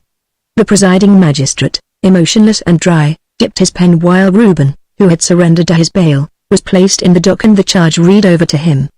The counsel representing the police gave an abstract of the case with the matter-of-fact air of a house agent describing an eligible property. Then, when the plea of not guilty had been entered, the witnesses were called. There were only two, and when the name of the first, John Hornby, was called, I glanced towards the witness box with no little curiosity. I had not hitherto met Mr. Hornby, and as he now entered the box, I saw an elderly man, tall, florid, and well-preserved, but strained and wild in expression and displaying his uncontrollable agitation by continual nervous movements which contrasted curiously with the composed demeanor of the accused man. Nevertheless, he gave his evidence in a perfectly connected manner, recounting the events connected with the discovery of the crime in much the same words as I had heard Mr. Lawley use, though, indeed, he was a good deal more emphatic than that gentleman had been in regard to the excellent character borne by the prisoner. After him came Mr. Singleton, of the fingerprint department at Scotland Yard, to whose evidence I listened with close attention. He produced a paper which bore the thumbprint in blood, which had previously been identified by Mr. Hornby, and a paper bearing the print, taken by himself, of the prisoner's left thumb. These two thumbprints, he stated, were identical in every respect. And you are of opinion that the mark on the paper that was found in Mr. Hornby's safe, was made by the prisoner's left thumb? The magistrate asked in dry and businesslike tones. I am certain of it. You are of opinion that no mistake is possible? No mistake is possible, your worship. It is a certainty. The magistrate looked at Anstey inquiringly, whereupon the barrister rose. We reserve our defence, your worship. The magistrate then, in the same placid, businesslike manner, committed the prisoner for trial at the Central Criminal Court, refusing to accept bail for his appearance, and, as Reuben was led forth from the dock, the next case was called. By special favour of the authorities, Reuben was to be allowed to make his journey to Holloway in a cab, thus escaping the horrors of the filthy and verminous prison van, and while this was being procured, his friends were permitted to wish him farewell. This is a hard experience, Hornby, said Thorndyke, when we three were, for a few moments, left apart from the others, and as he spoke the warmth of a really sympathetic nature broke through his habitual impassivity. But be of good cheer. I have convinced myself of your innocence and have good hopes of convincing the world, though this is for your private ear, you understand, to be mentioned to no one. Reuben wrung the hand of his friend in need, but was unable, for the moment, to speak, and, as his self-control was evidently strained to the breaking point, Thorndyke, with a man's natural instinct, wished him a hasty goodbye, and passing his hand through my arm, turned away. I wish it had been possible to save the poor fellow from this delay, and especially from the degradation of being locked up in a jail, he exclaimed regretfully as we walked down the street. There is surely no degradation in being merely accused of a crime, I answered, without much conviction. However, it may happen to the best of us, and he is still an innocent man in the eyes of the law. That, my dear Jervis, you know, as well as I do, to be mere casuistry, he rejoined. The law professes to regard the unconvicted man as innocent, but how does it treat him? You heard how the magistrate addressed our friend. Outside the court he would have called him Mr. Hornby. You know what will happen to Reuben at Holloway. He will be ordered about by warders, will have a number label fastened onto his coat. He will be locked in a cell with a spy hole in the door, through which any passing stranger may watch him. His food will be handed to him in a tin pan with a tin knife and spoon, and he will be periodically called out of his cell and driven round the exercise yard with a mob composed, for the most part, of the sweepings of the London slums. If he is acquitted, he will be turned loose without a suggestion of compensation or apology for these indignities or the losses he may have sustained through his detention. Still, I suppose these evils are unavoidable, I said. That may or may not be, he retorted. My point is that the presumption of innocence is a pure fiction, that the treatment of an accused man, from the moment of his arrest, is that of a criminal. However, he concluded, hailing a passing hansom, this discussion must be adjourned or I shall be late at the hospital. What are you going to do? I shall get some lunch and then call on Miss Gibson to let her know the real position. Yes, that will be kind, I think, boldly stated. The news may seem rather alarming. I was tempted to thrash the case out in the police court, but it would not have been safe. He would almost certainly have been committed for trial after all, and then we should have shown our hand to the prosecution. He sprang into the hansom and was speedily swallowed up in the traffic, while I turned back towards the police court to make certain inquiries concerning the regulations as to visitors at Holloway Prison. At the door I met the friendly inspector from Scotland Yard, who gave me the necessary information, whereupon with a certain homely little French restaurant in my mind I bent my steps in the direction of Soho. Chapter 7 Shoals and Quicksands. When I arrived at Ensley Gardens, Miss Gibson was at home, and to my unspeakable relief, Mrs. Hornby was not. My veneration for that lady's moral qualities was excessive, but her conversation drove me to the verge of insanity, an insanity not entirely free from homicidal tendencies. "It is good of you to come, though I thought you would," Miss Gibson said impulsively, as we shook hands. "You have been so sympathetic and human, both you and Dr. Thorndyke, so free from professional stiffness." My aunt went off to see Mr. Lawley directly we got Walter's telegram. "I am sorry for her," I said, and was on the point of adding "and him." But fortunately a glimmer of sense restrained me. "She will find him dry enough." "Yes, I dislike him extremely." "Do you know that he had the impudence to advise Reuben to plead guilty? He told us he had done so, and got a well-deserved snubbing from Thorndyke for his pains." "I am so glad," exclaimed Miss Gibson viciously. "But tell me what has happened." "Walter simply said transferred to higher court, which we agreed was to mean committed for trial." "Has the defense failed? And where is Reuben?" "The defense is reserved." Dr. Thorndyke considered it almost certain that the case would be sent for trial, and that being so, decided that it was essential to keep the prosecution in the dark as to the line of defense. "You see, if the police knew what the defense was to be, they could revise their own plans accordingly." "I see that," said she dejectedly, "but I am dreadfully disappointed. I had hoped that Dr. Thorndyke would get the case dismissed." "What has happened to Reuben?" This was the question that I had dreaded, and now that I had to answer it I cleared my throat and bent my gaze nervously on the floor. "The magistrate refused bail," I said after an uncomfortable pause. "Well? Consequently Reuben has been detained in custody." "You don't mean to say that they have sent him to prison?" she exclaimed breathlessly. "Not as a convicted prisoner, you know. He is merely detained pending his trial." "But in prison?" "Yes, I was forced to admit, in Holloway Prison." She looked me stonily in the face for some seconds, pale and wide-eyed, but silent. Then, with a sudden catch in her breath, she turned away, and, grasping the edge of the mantel-shelf, laid her head upon her arm and burst into a passion of sobbing. Now I am not, in general, an emotional man, nor even especially impulsive, but neither am I a stock or a stone or an effigy of wood, which I most surely must have been if I could have looked without being deeply moved on the grief, so natural and unselfish, of this strong, brave, loyal-hearted woman. In effect, I moved to her side and, gently taking in mine the hand that hung down, murmured some incoherent words of consolation in a particularly husky voice. Presently she recovered herself somewhat and softly withdrew her hand, as she turned towards me drying her eyes. "You must forgive me for distressing you, as I fear I have," she said, "for you are so kind, and I feel that you are really my friend and Reuben's." "I am indeed, dear Miss Gibson," I replied, "and so, I assure you, is my colleague." "I am sure of it," she rejoined. "But I was so unprepared for this I cannot say why, excepting that I trusted so entirely in Dr. Thorndyke, and it is so horrible and, above all, so dreadfully suggestive of what may happen. Up to now the whole thing has seemed like a nightmare, terrifying, but yet unreal.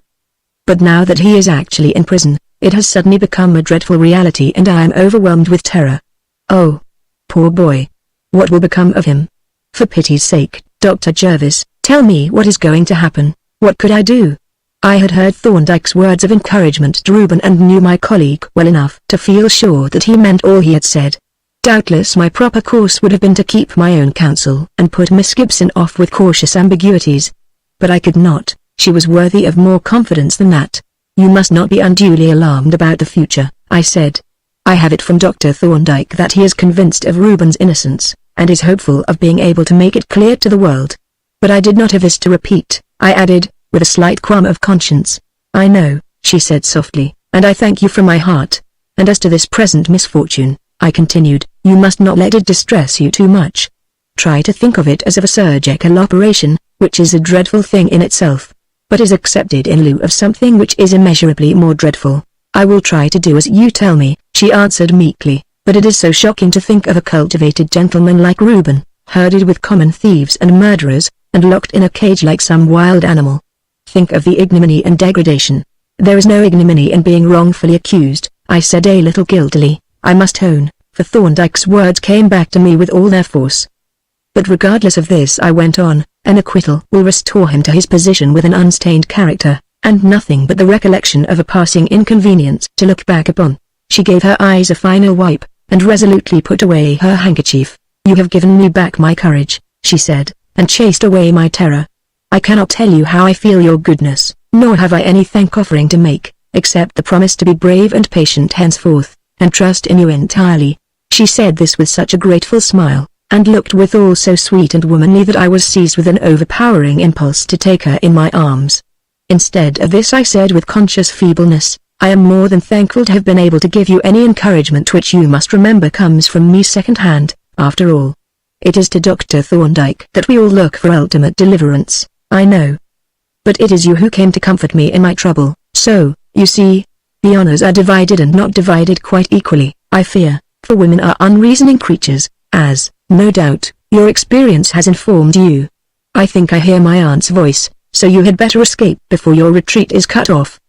But before you go, you must tell me how and when I can see Reuben. I want to see him at the earliest possible moment. Poor fellow.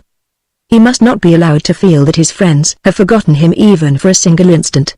You can see him tomorrow, if you like, I said, and, casting my good resolutions to the winds, I added, I shall be going to see him myself, and perhaps Dr. Thorndyke will go.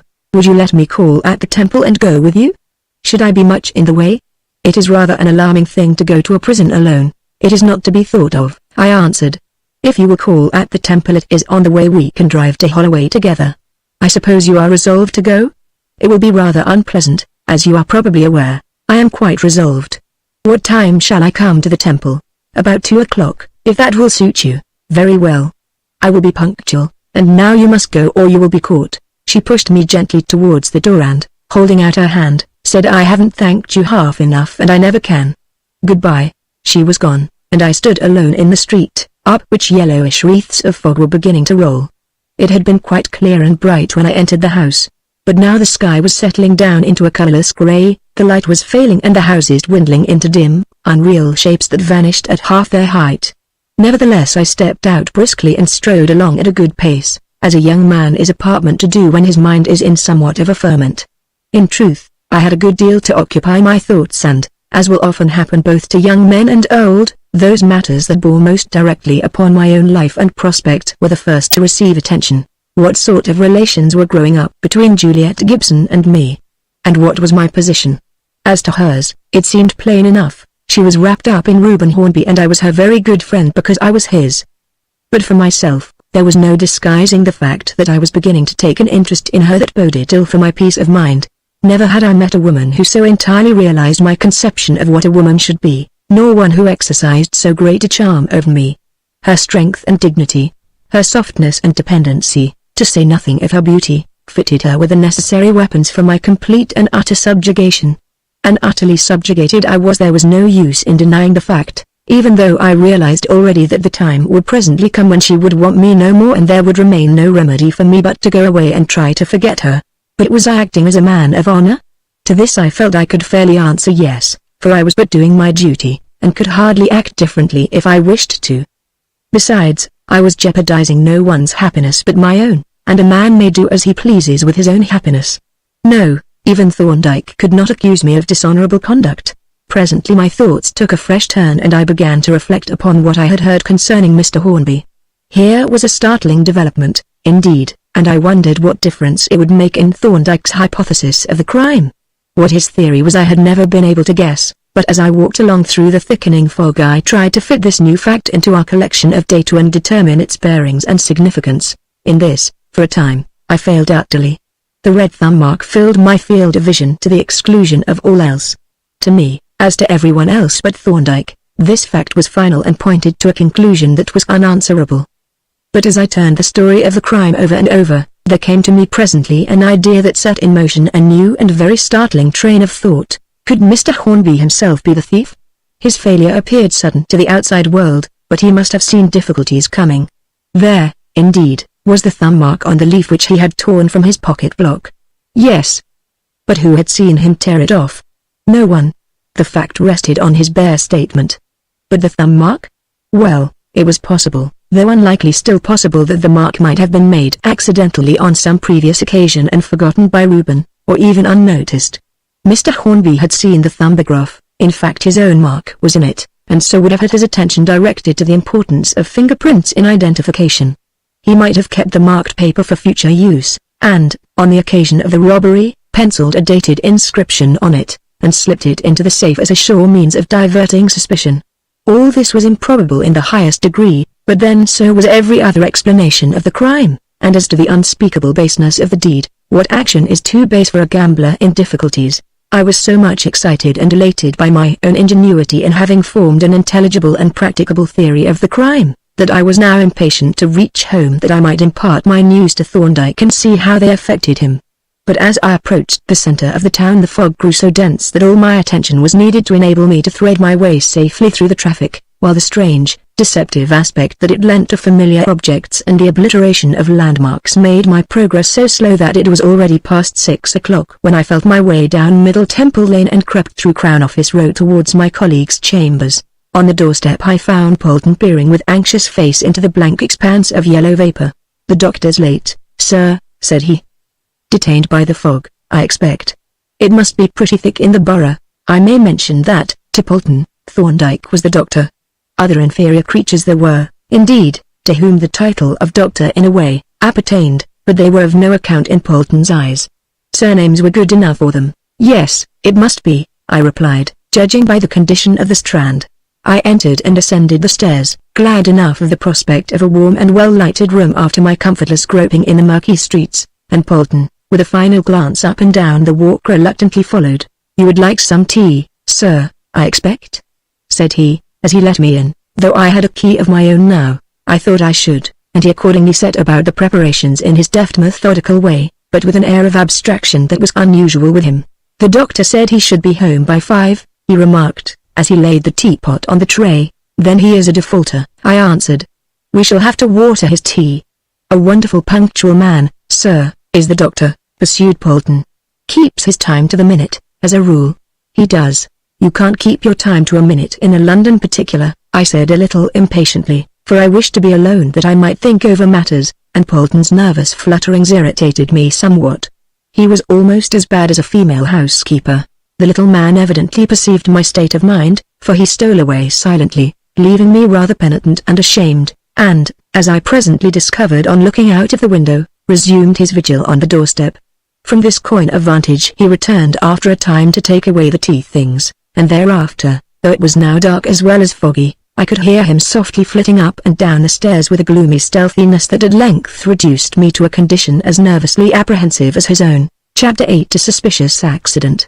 The temple clock had announced in soft and confidential tones that it was 7:15, in which statement it was stoutly supported by its colleague on our mantelpiece, and still there was no sign of Thorndyke. It was really a little strange, for he was the soul of punctuality, and moreover, his engagements were of such a kind as rendered punctuality possible. I was burning with impatience to impart my news to him, and this fact, together with the ghostly proceedings of Polton, worked me up to a state of nervous tension that rendered either rest or thought equally impossible. I looked out of the window at the lamp below, glaring redly through the fog, and then, opening the door, went out onto the landing to listen.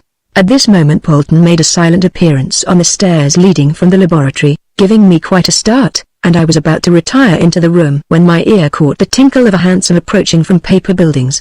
The vehicle drew nearer, and at length stopped opposite the house, on which Polton slid down the stairs with the agility of a harlequin. A few moments later I heard his voice ascending from the hall. "I do hope, sir, you're not much hurt?" I ran down the stairs and met Thorndyke coming up slowly with his right hand on Polton's shoulder. His clothes were muddy, his left arm was in a sling, and a black handkerchief under his hat evidently concealed a bandage. "I am not really hurt at all," Thorndyke replied cheerily, though very disreputable to look at.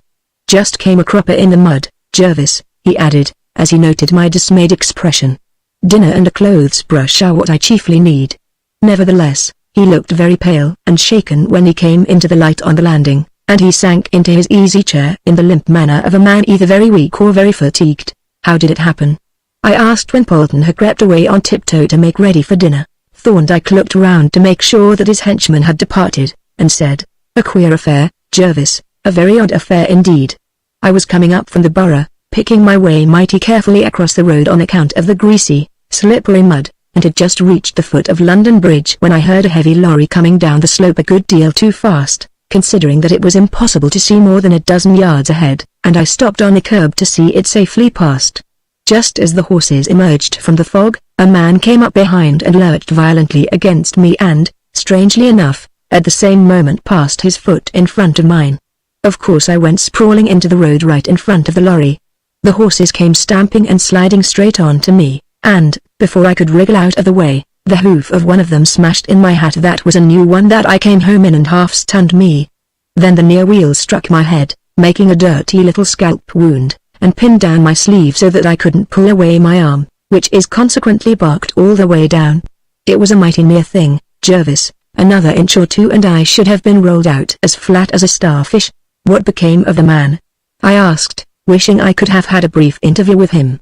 Lost to sight though to memory dear, he was off like a lamplighter. An alcoholic apple woman picked me up and escorted me back to the hospital. It must have been a touching spectacle, he added, with a dry smile at the recollection. And I suppose they kept you there for a time to recover? Yes, I went into dry dock in the O.P. room, and then old Langdale insisted on my lying down for an hour or so in case any symptoms of concussion should appear. But I was only a trifle shaken and confused. Still, it was a queer affair. You mean the man pushing you down in that way? Yes, I can't make out how his foot got in front of mine. You don't think it was intentional, surely? I said. No, of course not, he replied, but without much conviction, as it seemed to me, and I was about to pursue the matter when Polton reappeared, and my friend abruptly changed the subject. After dinner I recounted my conversation with Walter Hornby, watching my colleague's face with some eagerness to see what effect this new information would produce on him. The result was, on the whole, disappointing. He was interested, keenly interested, but showed no symptoms of excitement. So John Hornby has been plunging in mines, eh? He said, when I had finished. He ought to know better at his age. Did you learn how long he had been in difficulties? No. But it can hardly have been quite sudden and unforeseen. I should think not, Thorndyke agreed. A sudden slump often proves disastrous to the regular stock exchange gambler who is paying differences on large quantities of unpaid-for stock. But it looks as if Hornby had actually bought and paid for these mines, treating them as investments rather than speculations, in which case the depreciation would not have affected him in the same way. It would be interesting to know for certain. It might have a considerable bearing on the present case, might it not? Undoubtedly, said Thorndyke. It might bear on the case in more ways than one. But you have some special point in your mind, I think. Yes. I was thinking that if these embarrassments had been growing up gradually for some time, they might have already assumed an acute form at the time of the robbery. That is well considered, said my colleague. But what is the special bearing on the case supposing it was so? On the supposition, I replied, that Mr. Hornby was in actual pecuniary difficulties at the date of the robbery, it seems to me possible to construct a hypothesis as to the identity of the robber. I should like to hear that hypothesis stated, said Thorndyke, rousing himself and regarding me with lively interest. It is a highly improbable one. I began with some natural shyness at the idea of airing my wits before this master of inductive method. In fact, it is almost fantastic. Never mind that, said he. A sound thinker gives equal consideration to the probable and the improbable. Thus encouraged, I proceeded to set forth the theory of the crime as it had occurred to me on my way home in the fog, and I was gratified to observe the close attention with which Thorndyke listened, and his little nods of approval at each point that I made. When I had finished, he remained silent for some time, looking thoughtfully into the fire and evidently considering how my theory and the new facts on which it was based would fit in with the rest of the data. At length he spoke, without, however, removing his eyes from the red embers. This theory of yours, Jervis, does great credit to your ingenuity. We may disregard the improbability, seeing that the alternative theories are almost equally improbable, and the fact that emerges, and that gratifies me more than I can tell you, is that you are gifted with enough scientific imagination to construct a possible train of events. Indeed, the improbability combined, of course, with possibility really adds to the achievement, for the dullest mind can perceive the obvious as, for instance, the importance of a fingerprint. You have really done a great thing, and I congratulate you, for you have emancipated yourself, at least to some extent, from the great fingerprint obsession, which has possessed the legal mind ever since Galton published his epoch-making monograph. In that work I remember he states that a fingerprint affords evidence requiring no corroboration, a most dangerous and misleading statement which has been fastened upon eagerly by the police, who have naturally been delighted at obtaining a sort of magic touchstone by which they are saved the labor of investigation. But there is no such thing as a single fact that affords evidence requiring no corroboration. As well might one expect to make a syllogism with a single premise. I suppose they would hardly go so far as that, I said, laughing. No, he admitted.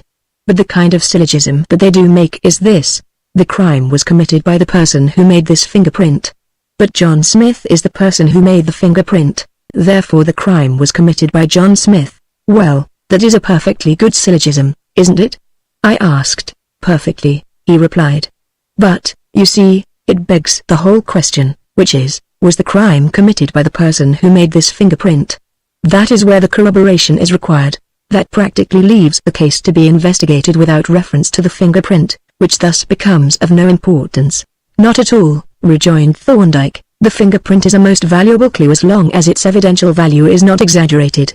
Take our present case, for instance. Without the thumbprint, the robbery might have been committed by anybody. There is no clue whatever. But the existence of the thumbprint narrows the inquiry down to Reuben or some person having access to his fingerprints. Yes, I see. Then you consider my theory of John Hornby as the perpetrator of the robbery as quite a tenable one?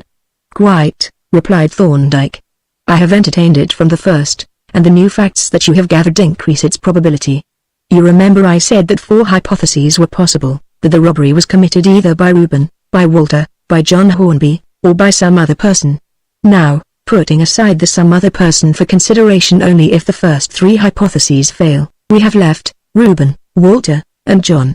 But if we leave the thumbprint out of the question, the probabilities evidently point to John Hornby, since he, admittedly, had access to the diamonds, whereas there is nothing to show that the others had. The thumbprint, however, transfers the suspicion to Reuben, but yet, as your theory makes evident, it does not completely clear John Hornby. As the case stands, the balance of probabilities may be stated thus: John Hornby undoubtedly had access to the diamonds, and therefore might have stolen them. But if the thumb mark was made after he closed the safe and before he opened it again, some other person must have had access to them, and was probably the thief. The thumb mark is that of Reuben Hornby, a fact that establishes a prima facie probability that he stole the diamonds. But there is no evidence that he had access to them, and if he had not, he could not have made the thumb mark in the manner and at the time stated. But John Hornby may have had access to the previously made thumb mark of Reuben, and may possibly have obtained it, in which case he is almost certainly the thief. As to Walter Hornby, he may have had the means of obtaining Reuben's thumb mark, but there is no evidence that he had access either to the diamonds or to Mr. Hornby's memorandum block. The prima facie probabilities in his case, therefore, are very slight. The actual points at issue, then, I said, are whether Reuben had any means of opening the safe, and whether Mr. Hornby ever did actually have the opportunity of obtaining Reuben's thumb mark in blood on his memorandum block. Yes, replied Thorndyke.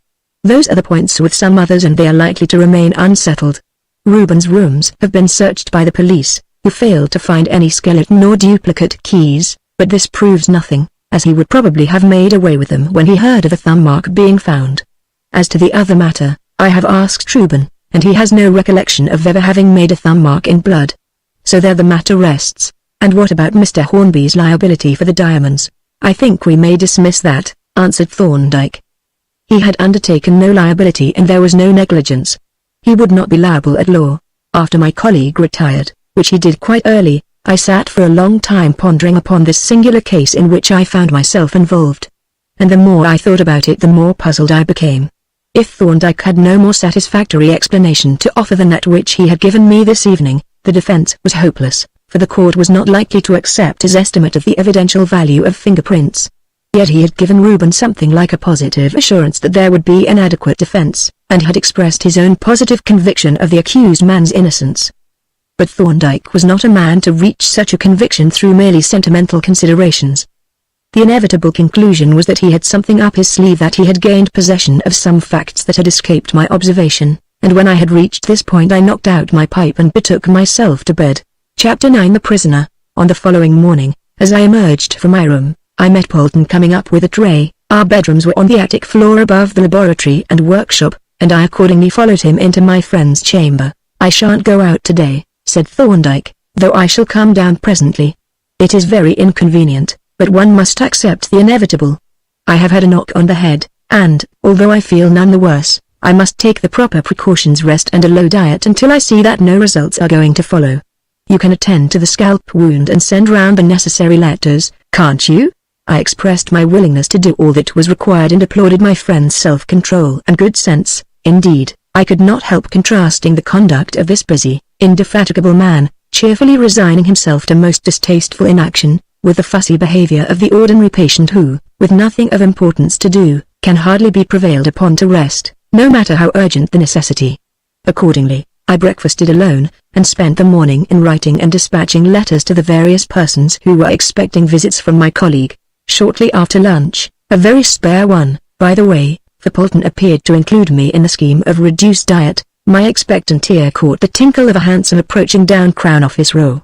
"Here comes your fair companion," said Thorndyke, whom I had acquainted with my arrangements. "Tell Hornby, from me, to keep up his courage, and, for yourself, bear my warning in mind.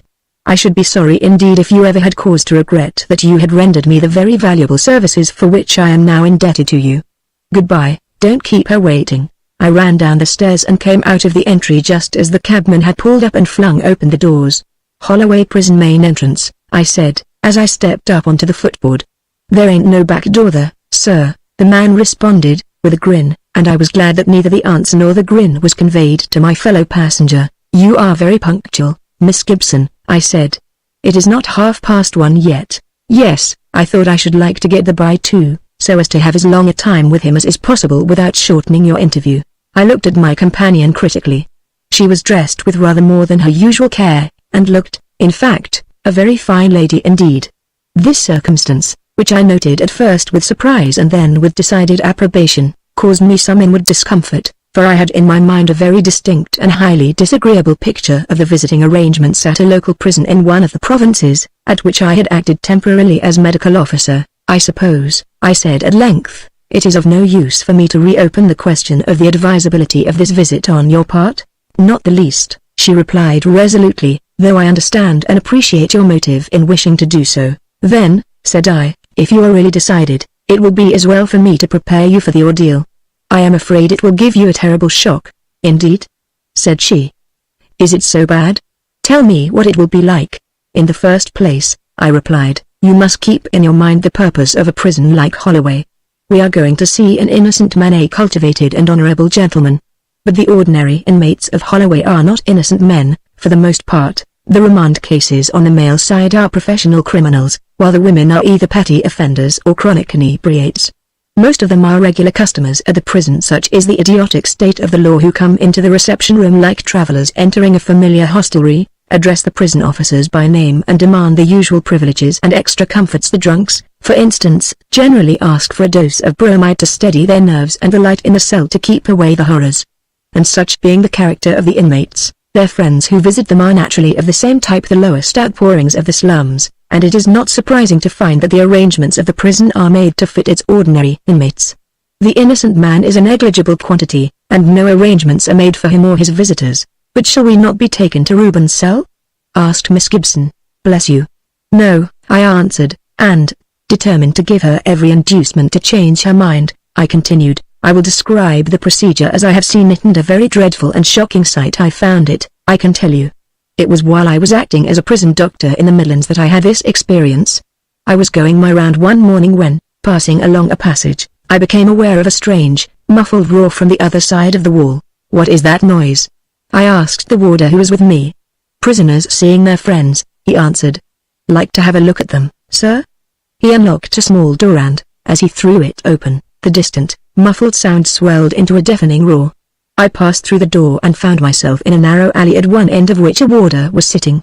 The sides of the alley were formed by two immense cages with stout wire bars, one for the prisoners and the other for the visitors, and each cage was lined with faces and hands, all in incessant movement, the faces mouthing and grimacing, and the hands clawing restlessly at the bars. The uproar was so terrific that no single voice could be distinguished, though every one present was shouting his loudest to make himself heard above the universal din. The result was a very strange and horrid illusion, for it seemed as if no one was speaking at all, but that the noise came from outside, and that each one of the faces low, vicious faces, mostly was silently grimacing and regibbering, snapping its jaws and glaring furiously at the occupants of the opposite cage. It was a frightful spectacle. I could think of nothing but a monkey house at the zoo. It seemed as if one ought to walk up the alley and offer nuts and pieces of paper to be torn to pieces. "Horrible!" exclaimed Miss Gibson.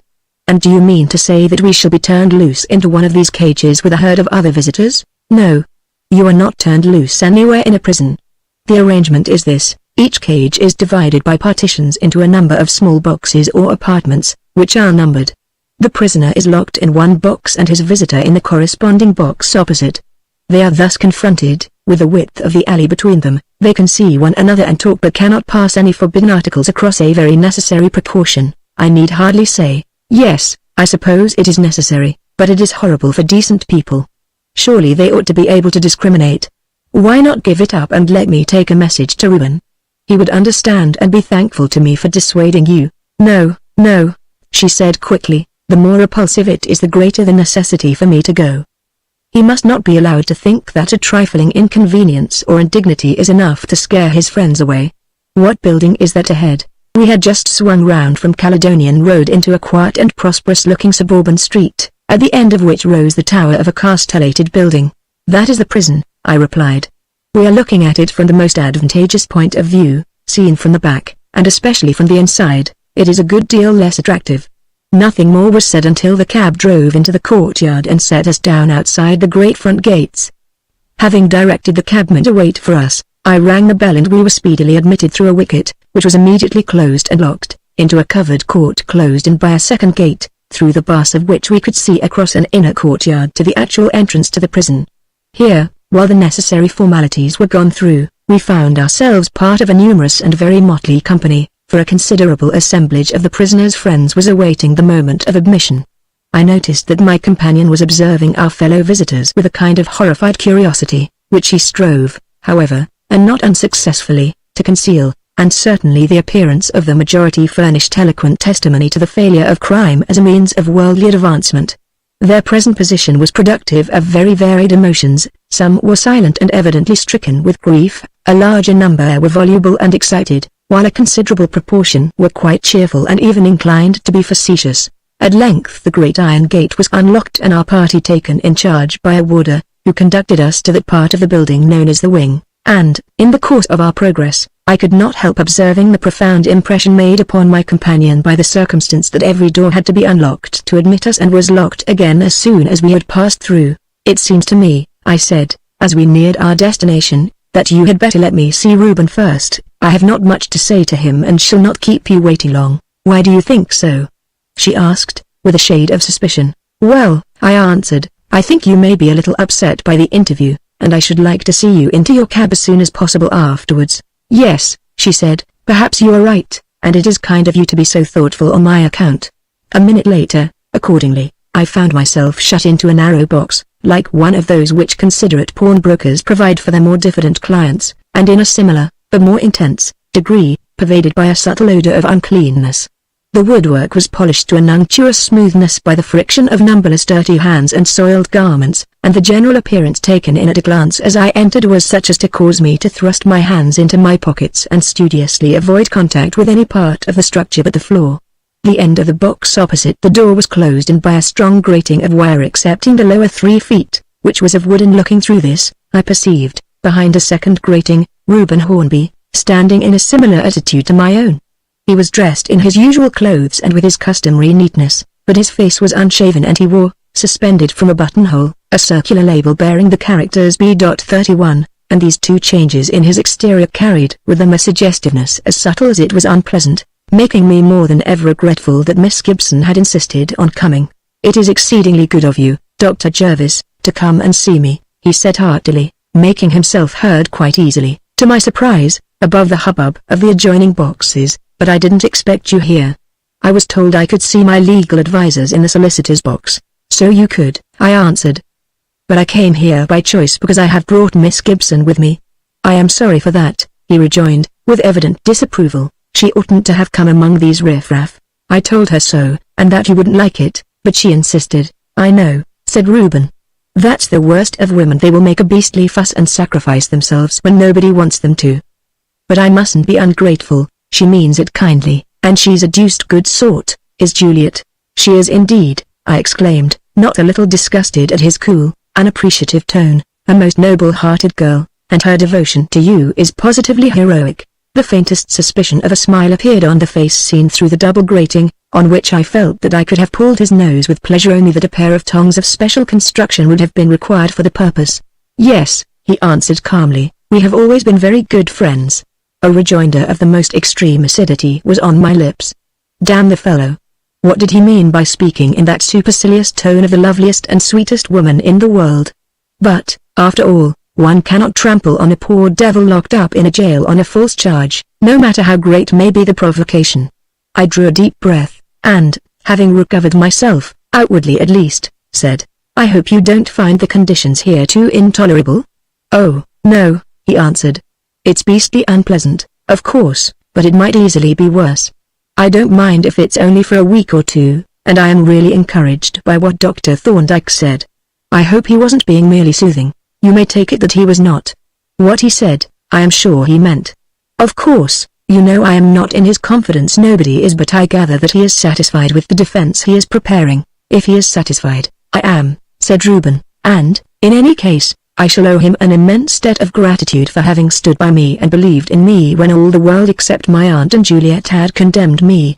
He then went on to give me a few particulars of his prison life, and when he had chatted for a quarter of an hour or so, I took my leave to make way for Miss Gibson. Her interview with him was not as long as I had expected, though, to be sure, the conditions were not very favorable either for the exchange of confidences or for utterances of a sentimental character.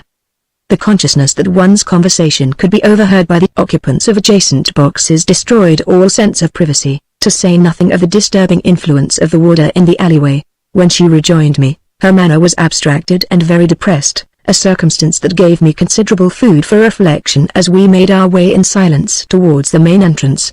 Had she found Reuben as cool and matter-of-fact as I had? He was assuredly a very calm and self-possessed lover, and it was conceivable that his reception of the girl, strung up, as she was, to an acute pitch of emotion, might have been somewhat in the nature of an anticlimax. And then, was it possible that the feeling was on her side only? Could it be that the priceless pearl of her love was cast before I was tempted to use the colloquial singular and call him an unappreciative swine? The thing was almost unthinkable to me, and yet I was tempted to dwell upon it, for when a man is in love and I could no longer disguise my condition from myself, he is inclined to be humble and to gather up thankfully the treasure that is rejected of another. I was brought up short in these reflections by the clank of the lock in the great iron gate. We entered together the gloomy vestibule, and a moment later were let out through the wicket into the courtyard, and as the lock clicked behind us, we gave a simultaneous sigh of relief to find ourselves outside the precincts of the prison, beyond the domain of bolts and bars. I had settled Miss Gibson in the cab and given her address to the driver, when I noticed her looking at me, as I thought, somewhat wistfully. "Can't I put you down somewhere?" she said, in response to a half-questioning glance from me. I seized the opportunity with thankfulness and replied, "You might set me down at King's Cross if it is not delaying you," and giving the word to the cabman, I took my place by her side as the cab started and a black-painted prison van turned into the courtyard with its freight of squalid misery. "I don't think Reuben was very pleased to see me," Miss Gibson remarked presently, "but I shall come again all the same. It is a duty I owe both to him and to myself." I felt that I ought to endeavor to dissuade her, but the reflection that her visits must almost of necessity involve my companionship, enfeebled my will. I was fast approaching a state of infatuation. "I was so thankful," she continued, "that you prepared me. It was a horrible experience to see the poor fellow caged like a wild beast, with that dreadful label hanging from his coat, but it would have been overwhelming if I had not known what to expect." As we proceeded, her spirits revived somewhat, a circumstance that she graciously ascribed to the enlivening influence of my society, and I then told her of the mishap that had befallen my colleague. "What a terrible thing!" she exclaimed, with evidently unaffected concern. "It is the merest chance that he was not killed on the spot. Is he much hurt? And would he mind, do you think, if I called to inquire after him?" I said that I was sure he would be delighted, being, as a matter of fact, entirely indifferent as to his sentiments on the subject in my delight at the proposal, and when I stepped down from the cab at King's Cross to pursue my way homewards, there already opened out before me the prospect of the renewal of this bittersweet and all too dangerous companionship on the morrow. Chapter 10. Polton is mystified. A couple of days sufficed to prove that Thorndyke's mishap was not to be productive of any permanent ill consequences. His wounds progressed favorably and he was able to resume his ordinary avocations. Miss Gibson's visit. But why should I speak of her in these formal terms? To me, when I thought of her, which I did only too often, she was Juliet, with perhaps an adjective thrown in, and as Juliet I shall henceforth speak of her, but without the adjective, in this narrative, wherein nothing has been kept back from the reader. Juliet's visit, then, had been a great success, for my colleague was really pleased by the attention, and displayed a quiet geniality that filled our visitor with delight. He talked a good deal of Reuben, and I could see that he was endeavoring to settle in his own mind the vexed question of her relations with and sentiments towards our unfortunate client, but what conclusions he arrived at I was unable to discover, for he was by no means communicative after she had left. Nor was there any repetition of the visit, greatly to my regret, since, as I have said, he was able, in a day or two, to resume his ordinary mode of life.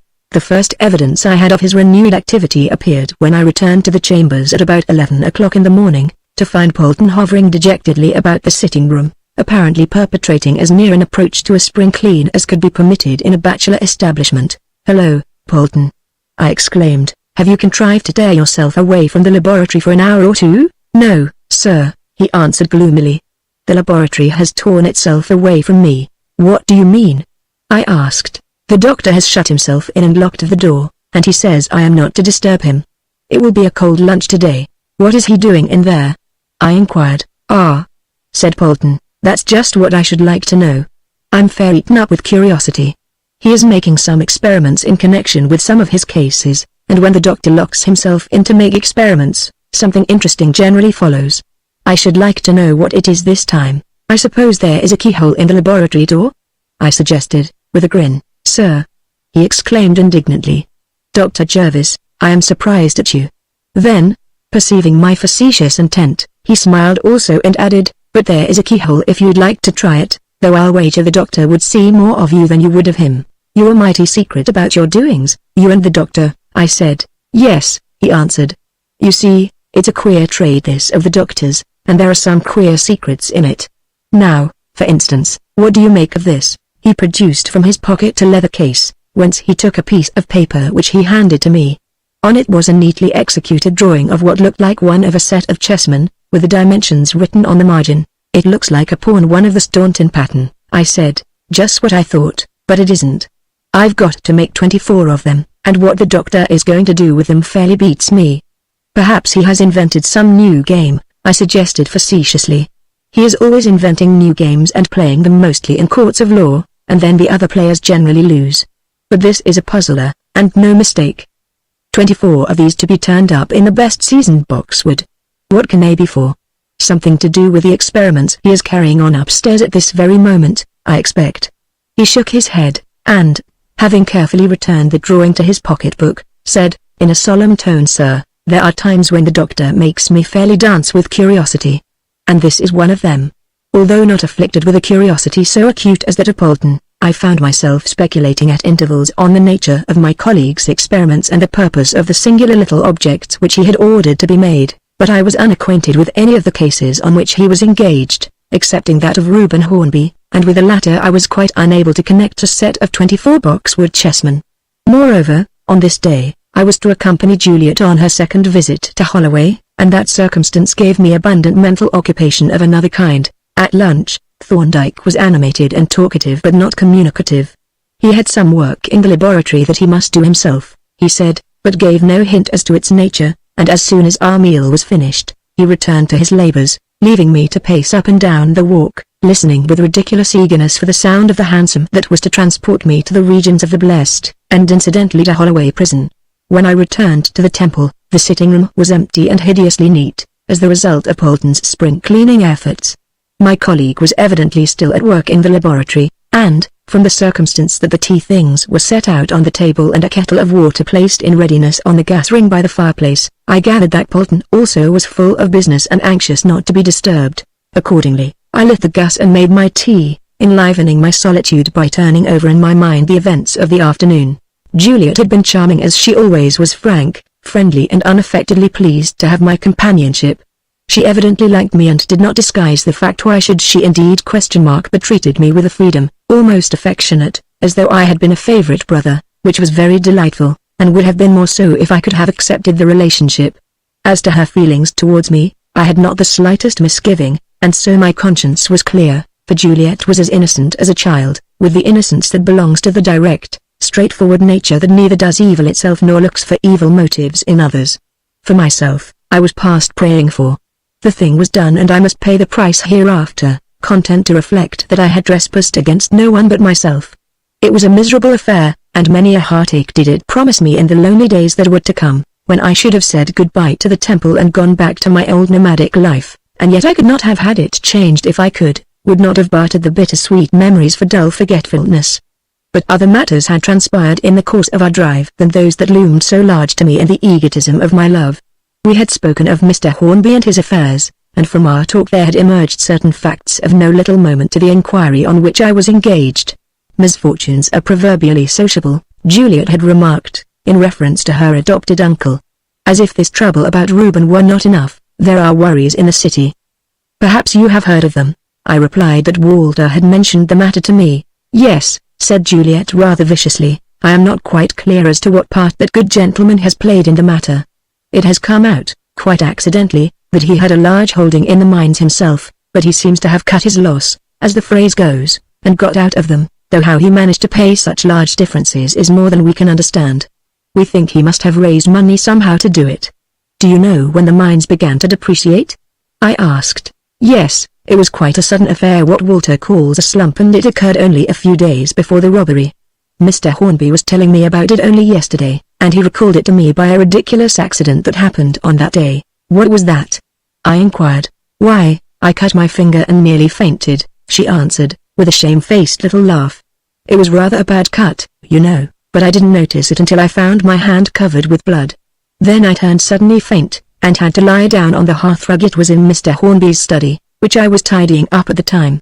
Here I was found by Reuben, and a dreadful fright it gave him at first, and then he tore up his handkerchief to tie up the wounded finger, and you never saw such an awful mess as he got his hands in. He might have been arrested as a murderer, poor boy, from the condition he was in. It will make your professional gorge rise to learn that he fastened up the extemporized bandage with red tape, which he got from the writing table after rooting about among the sacred papers in the most ruthless fashion. When he had gone I tried to put the things on the table straight again, and really you might have thought some horrible crime had been committed. The envelopes and papers were all smeared with blood and marked with the print of gory fingers. I remembered it afterwards, when Reuben's thumb mark was identified, and thought that perhaps one of the papers might have got into the safe by accident, but Mr. Hornby told me that was impossible. He tore the leaf off his memorandum block at the time when he put away the diamonds. Such was the gist of our conversation as the cab rattled through the streets on the way to the prison, and certainly it contained matter sufficiently important to draw away my thoughts from other subjects, more agreeable, but less relevant to the case. With a sudden remembrance of my duty, I drew forth my notebook, and was in the act of committing the statement to writing, when Thorndyke entered the room. "Don't let me interrupt you, Jervis," said he. "I will make myself a cup of tea while you finish your writing, and then you shall exhibit the day's catch and hang your nets out to dry." I was not long in finishing my notes, for I was in a fever of impatience to hear Thorndyke's comments on my latest addition to our store of information. By the time the kettle was boiling my entries were completed, and I proceeded forthwith to retell to my colleague those extracts from my conversation with Juliet that I have just recorded. He listened, as usual, with deep and critical attention. "This is very interesting and important," he said, when I had finished. "Really, Jervis, you are a most invaluable coadjutor. It seems that information, which would be strictly withheld from the forbidding Jorkins, trickles freely and unasked into the ear of the genial Spenlow. Now, I suppose you regard your hypothesis as having received very substantial confirmation." "Certainly, I do, and very justifiably. You see now how completely you were in the right when you allowed yourself to entertain this theory of the crime in spite of its apparent improbability. By the light of these new facts it has become quite a probable explanation of the whole affair, and if it could only be shown that Mr. Hornby's memorandum block was among the papers on the table, it would rise to a high degree of probability. The obvious moral is, never disregard the improbable. By the way, it is odd that Reuben failed to recall this occurrence when I questioned him. Of course, the bloody finger marks were not discovered until he had gone, but one would have expected him to recall the circumstance when I asked him, pointedly, if he had never left bloody fingerprints on any papers. I must try to find out if Mr. Hornby's memorandum block was on the table and among the marked papers. I said, yes, that would be wise, he answered, though I don't suppose the information will be forthcoming. My colleague's manner rather disappointed me. He had heard my report with the greatest attention, he had discussed it with animation, but yet he seemed to attach to the new and as they appeared to me highly important facts an interest that was academic rather than practical. Of course, his calmness might be assumed, but this did not seem likely, for John Thorndyke was far too sincere and dignified a character to cultivate in private life the artifices of the actor. To strangers, indeed, he presented habitually a calm and impassive exterior, but this was natural to him, and was but the outward sign of his even and judicial habit of mind. No, there was no doubt that my startling news had left him unmoved, and this must be for one of two reasons: either he already knew all that I had told him, which was perfectly possible, or he had some other and better means of explaining the crime. I was turning over these two alternatives, not unobserved by my watchful colleague, when Polton entered the room. A broad grin was on his face, and a drawing board, that he carried like a tray, bore 24 neatly turned boxwood pieces. Thorndyke had once entered into the unspoken jest that beamed from the countenance of his subordinate.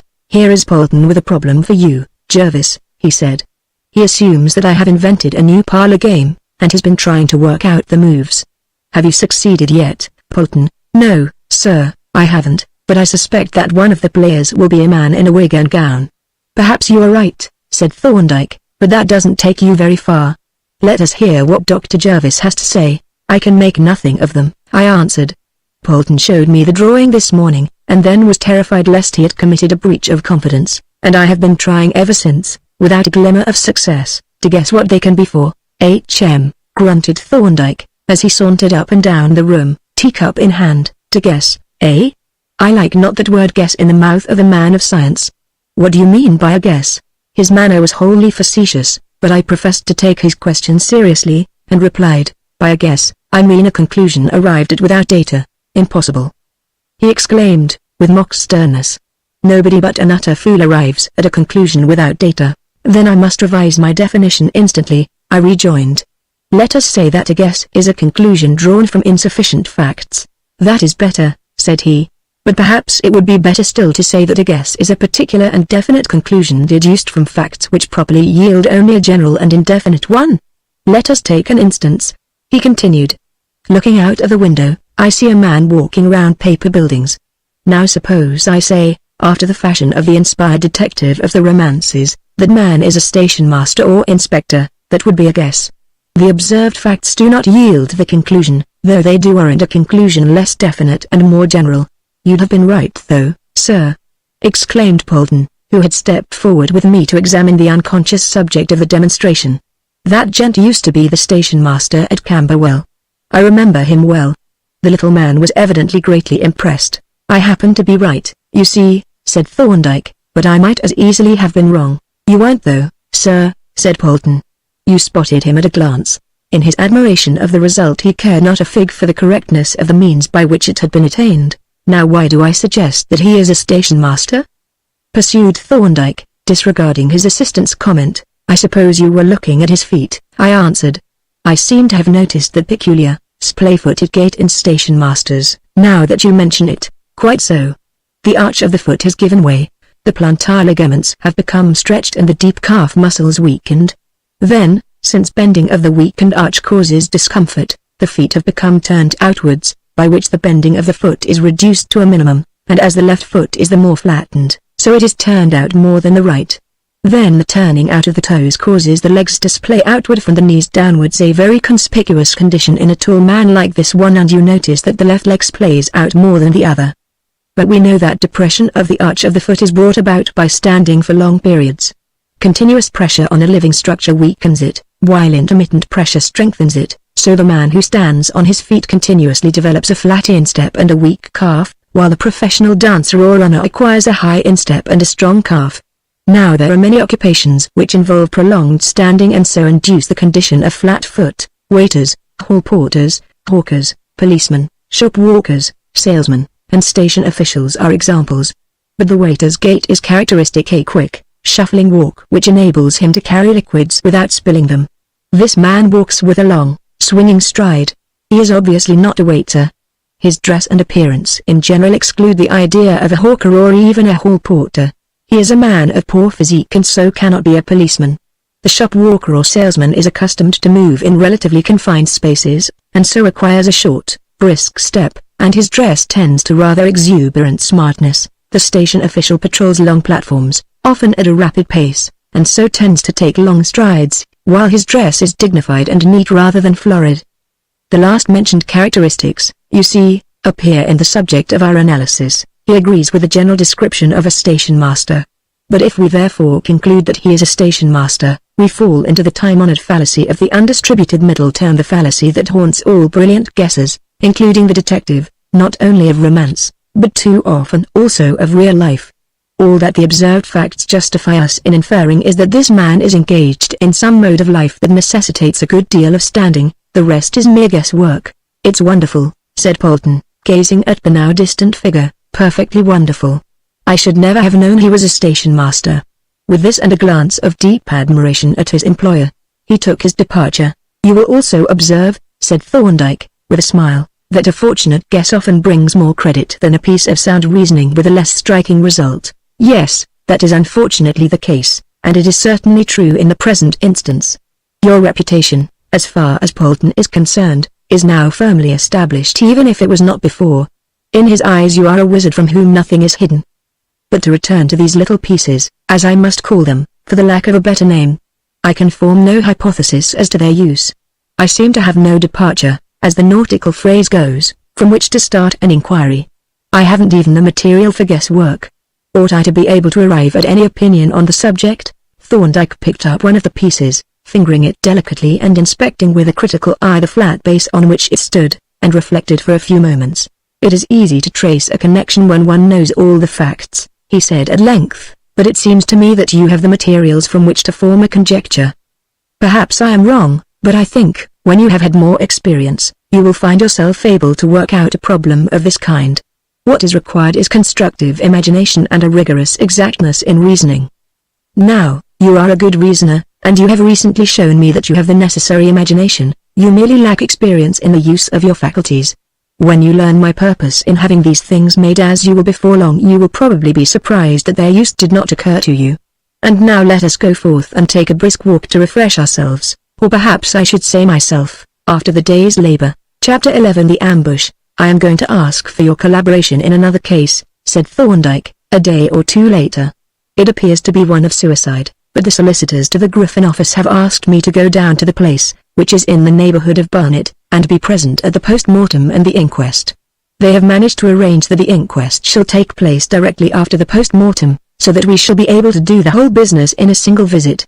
Is the case one of any intricacy?" I asked. "I don't think so," he answered. "It looks like a common suicide, but you can never tell. The importance of the case at present arises entirely from the heavy insurance. A verdict of suicide will mean a gain of £10,000 to the Griffin, so, naturally, the directors are anxious to get the case settled and not inclined to boggle over a little expense, naturally." "And when will the expedition take place?" I asked. "The inquest is fixed for tomorrow. What is the matter?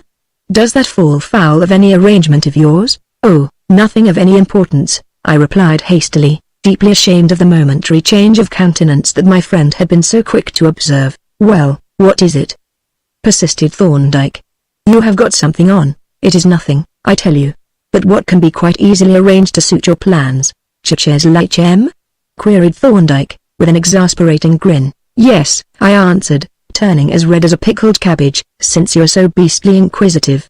Miss Gibson wrote, on behalf of Mrs. Hornby, asking me to dine with the men-family tomorrow evening, and I sent off an acceptance an hour ago."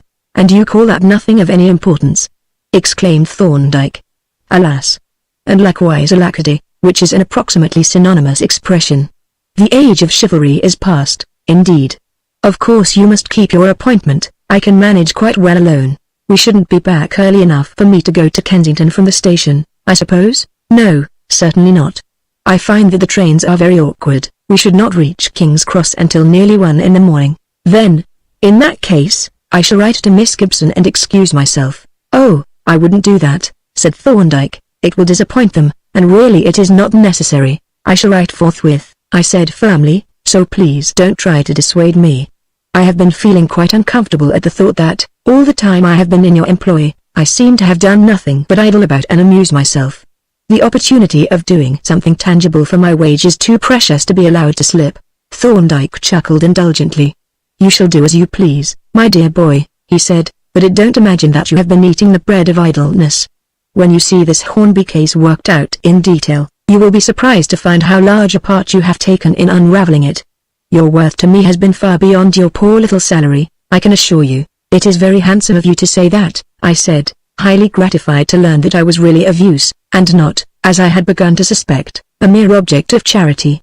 "It is perfectly true," he answered, "and now, since you are going to help me in this case, I will set you your task." The case, as I have said, appears to be quite simple, but it never does to take the simplicity for granted. Here is the letter from the solicitors giving the facts as far as they are known at present. On the shelves you will find Casper, Taylor, Guy and Ferrier, and the other authorities on medical jurisprudence, and I will put out one or two other books that you may find useful. I want you to extract and make classified notes of everything that may bear on such a case as the present one may turn out to be. We must go prepared to meet any contingency that may arise. This is my invariable practice, and even if the case turns out to be quite simple, the labor is never wasted, for it represents so much experience gained. Casper and Taylor are pretty old, aren't they? I objected. "So is suicide," he retorted dryly. "It is a capital mistake to neglect the old authorities. There were strong men before Agamemnon, and some of them were uncommonly strong, let me tell you. Give your best attention to the venerable Casper and the obsolete Taylor and you will not be without your reward." As a result of these injunctions, I devoted the remainder of the day to the consideration of the various methods by which a man might contrive to effect his exit from the stage of human activities. And a very engrossing study I found it, and the more interesting in view of the problem that awaited solution on the morrow, but yet not so engrossing but that I was able to find time to write a long, rather intimate and minutely explanatory letter to Miss Gibson, in which I even mentioned the hour of our return as showing the impossibility of my keeping my engagement. Not that I had the smallest fear of her taking offense, for it is an evidence of my respect and regard for her that I cancelled the appointment without a momentary doubt that she would approve of my action, but it was pleasant to write to her at length and to feel the intimacy of keeping her informed of the details of my life. The case, when he came to inquire into it on the spot, turned out to be a suicide of the most transparent type, whereat both Thorndyke and I were, I think, a little disappointed, he at having apparently done so little for a very substantial fee, and I at having no opportunity for applying my recently augmented knowledge. "Yes," said my colleague, as we rolled ourselves up in our rugs in adjacent corners of the railway carriage, "it has been a flat affair, and the whole thing could have been managed by the local solicitor.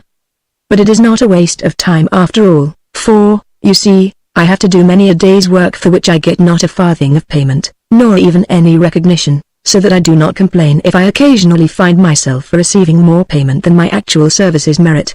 And as to you, I take it that you have acquired a good deal of valuable knowledge on the subject of suicide, and knowledge, as the late Lord Bacon remarked with more truth than originality, is power." To this I made no reply, having just lit my pipe and feeling uncommonly drowsy, and, my companion having followed my example, we smoked in silence, becoming more and more somnolent, until the train drew up in the terminus and we turned out, yawning and shivering, onto the platform. "Bah!"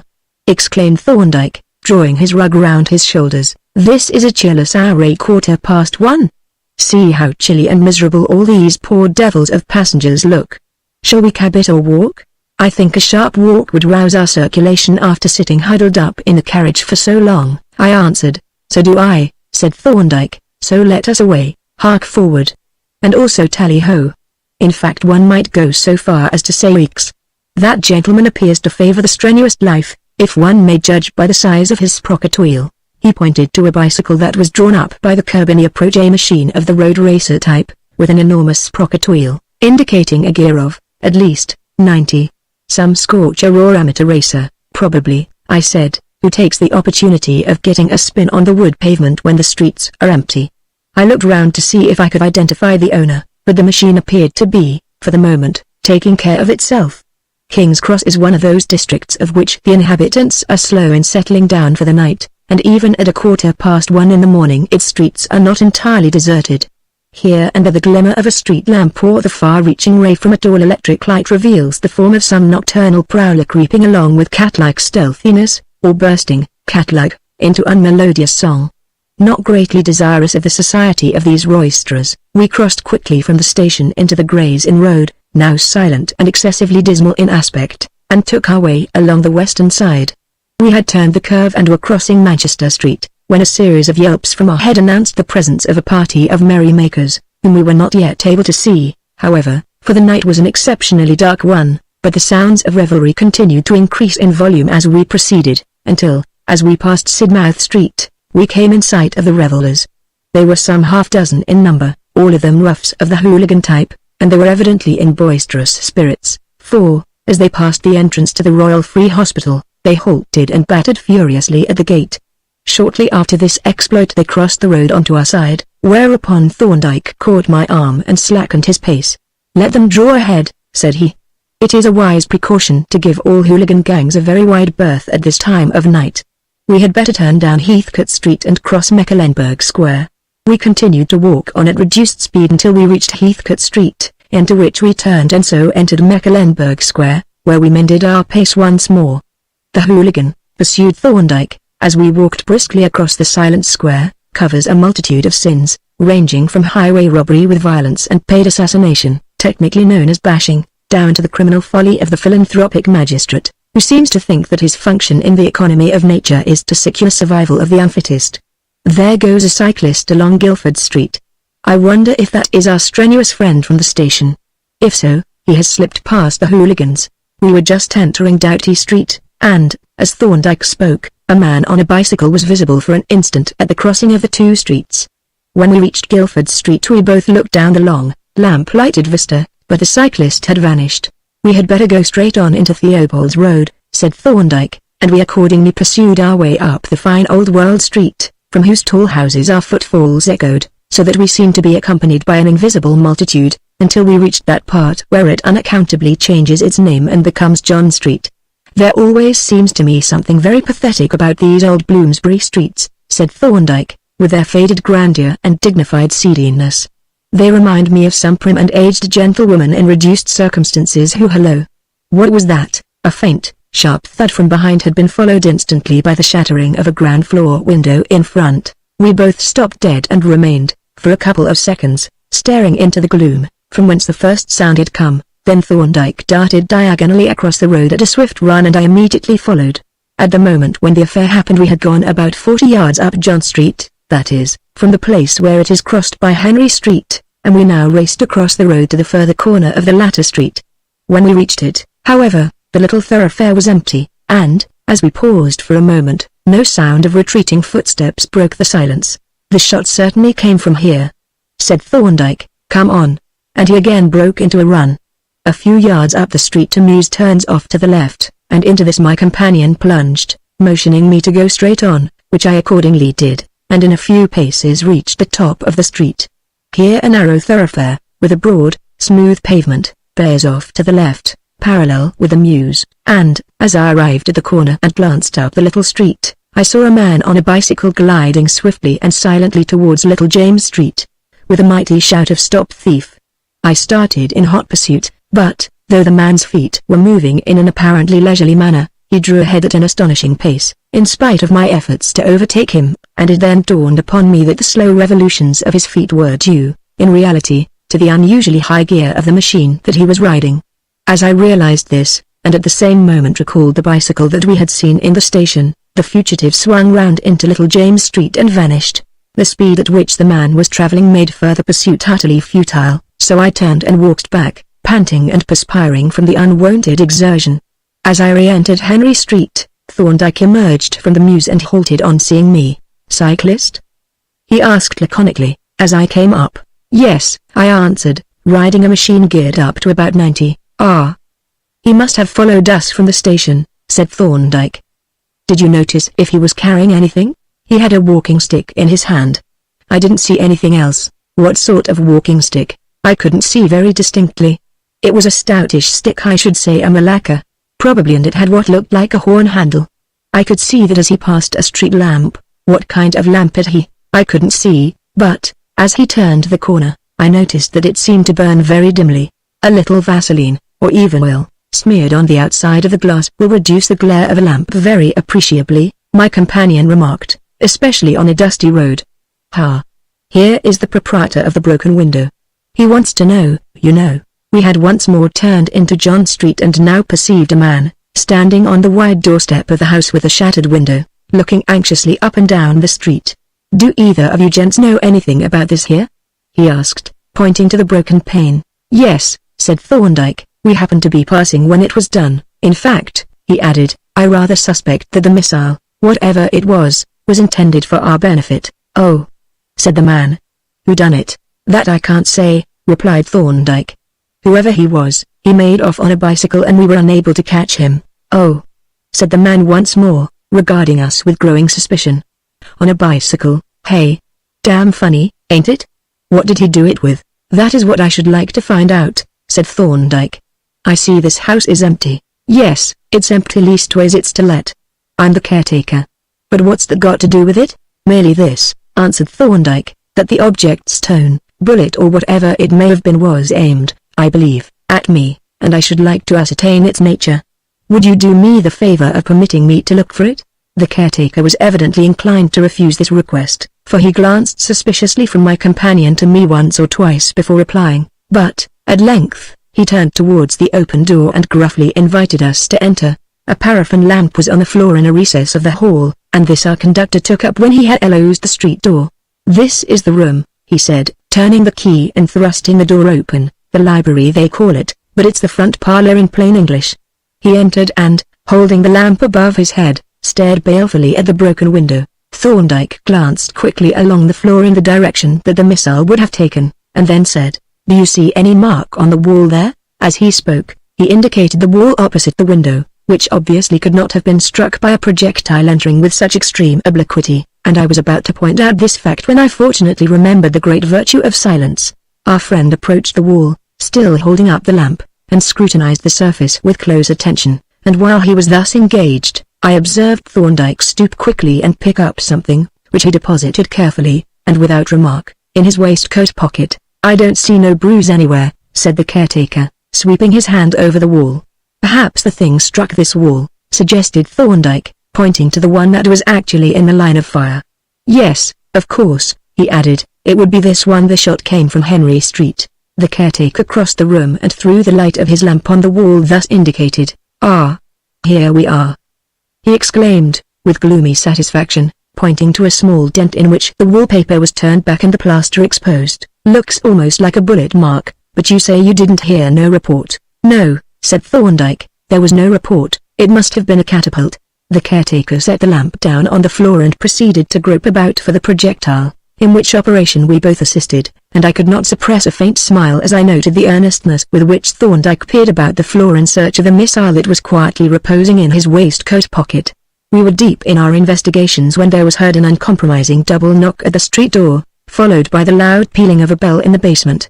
Bobby, I suppose, growled the caretaker. Here's a blooming fuss about nothing. He caught up the lamp and went out, leaving us in the dark. I picked it up, you know, said Thorndyke, when we were alone. I saw you, I answered. Good, I applaud your discretion, he rejoined. The caretaker's supposition was correct. When he returned, he was accompanied by a burly constable, who saluted us with a cheerful smile and glanced facetiously round the empty room. Our boys, said he, nodding towards the broken window, they're playful lads, that they are.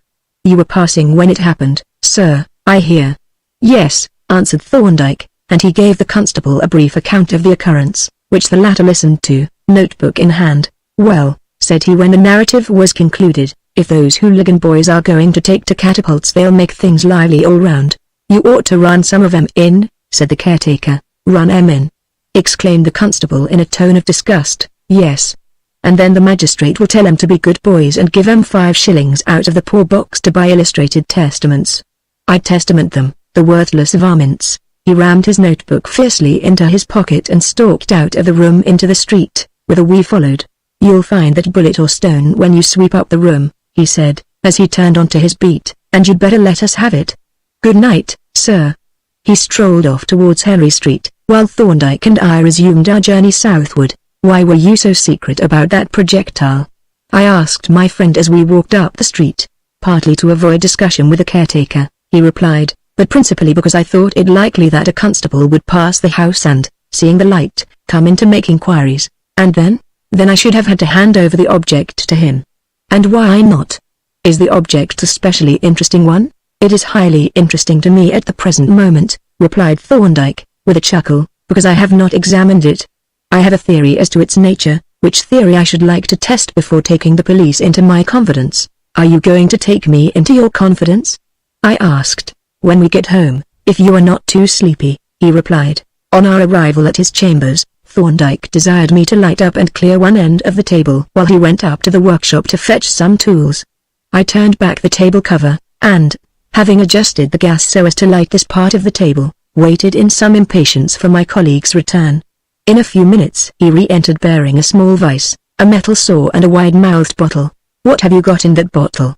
I asked, perceiving a metal object inside it. That is the projectile, which I have thought fit to rinse in distilled water, for reasons that will presently appear. He agitated the bottle gently for a minute or so, and then, with a pair of dissecting forceps, lifted out the object and held it above the surface of the water to drain, after which he laid it carefully on a piece of blotting paper. I stooped over the projectile and examined it with great curiosity, while Thorndyke stood by regarding me with almost equal interest. Well, he said, after watching me in silence for some time, what do you see?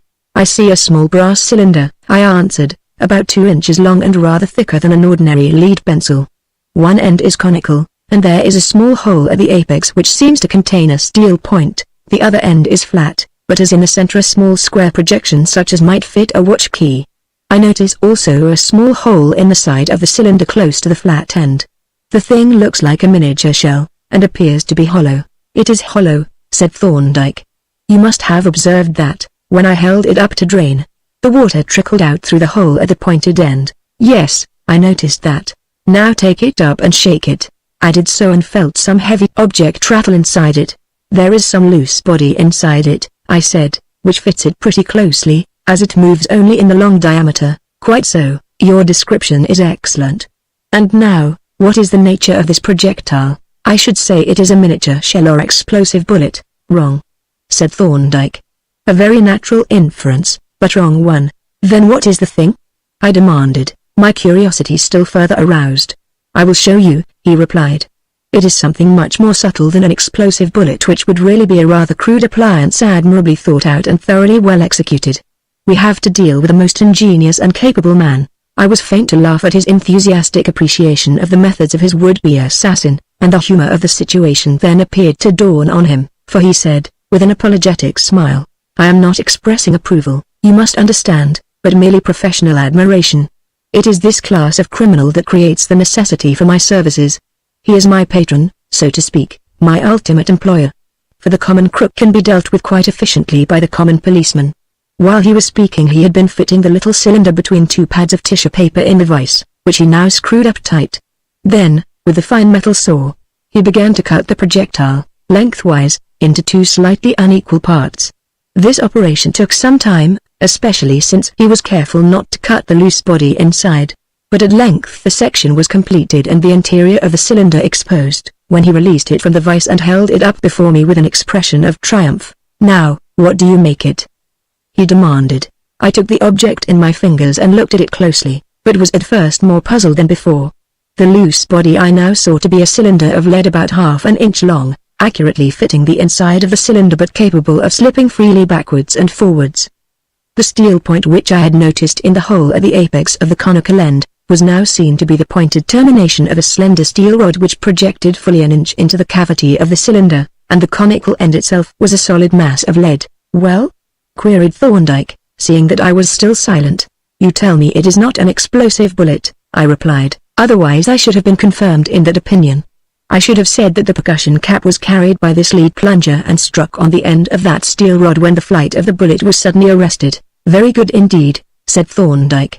You are right so far that this is, in fact, the mechanism of a percussion shell.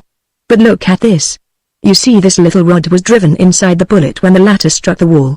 Let us replace it in its original position. He laid the end of a small flat file against the end of the rod and pressed it firmly, when the rod slid through the hole until it projected an inch beyond the apex of the cone. Then he handed the projectile back to me. A single glance at the point of the steel rod made the whole thing clear, and I gave a whistle of consternation, for the rod was a fine tube with a sharply pointed end. "The infernal scoundrel!" I exclaimed. "It is a hypodermic needle." "Yes. A veterinary hypodermic, of extra large bore. Now you see the subtlety and ingenuity of the whole thing. If he had had a reasonable chance he would certainly have succeeded." "You speak quite regretfully," I said, laughing again at the oddity of his attitude towards the assassin. "Not at all," he replied. "I have the character of a single-handed player, but even the most self-reliant man can hardly make a post-mortem on himself. I'm merely appreciating an admirable piece of mechanical design most efficiently carried out. Observe the completeness of the thing, and the way in which all the necessities of the case are foreseen and met. This projectile was discharged from a powerful air gun, the walking stick form provided with a force pump and key. The barrel of that gun was rifled." "How do you know that?" I asked. "Well, to begin with, it would be useless to fit a needle to the projectile unless the latter was made to travel with the point forwards. But there is direct evidence that the barrel was rifled. You notice the little square projection on the back surface of the cylinder. That was evidently made to fit a washer or wad, probably a thin plate of soft metal which would be driven by the pressure from behind into the grooves of the rifling and thus give a spinning motion to the bullet. When the latter left the barrel, the wad would drop off, leaving it free." "I see. I was wondering what the square projection was for." "It is, as you say, extremely ingenious, highly ingenious," said Thorndyke, enthusiastically, "and so is the whole device.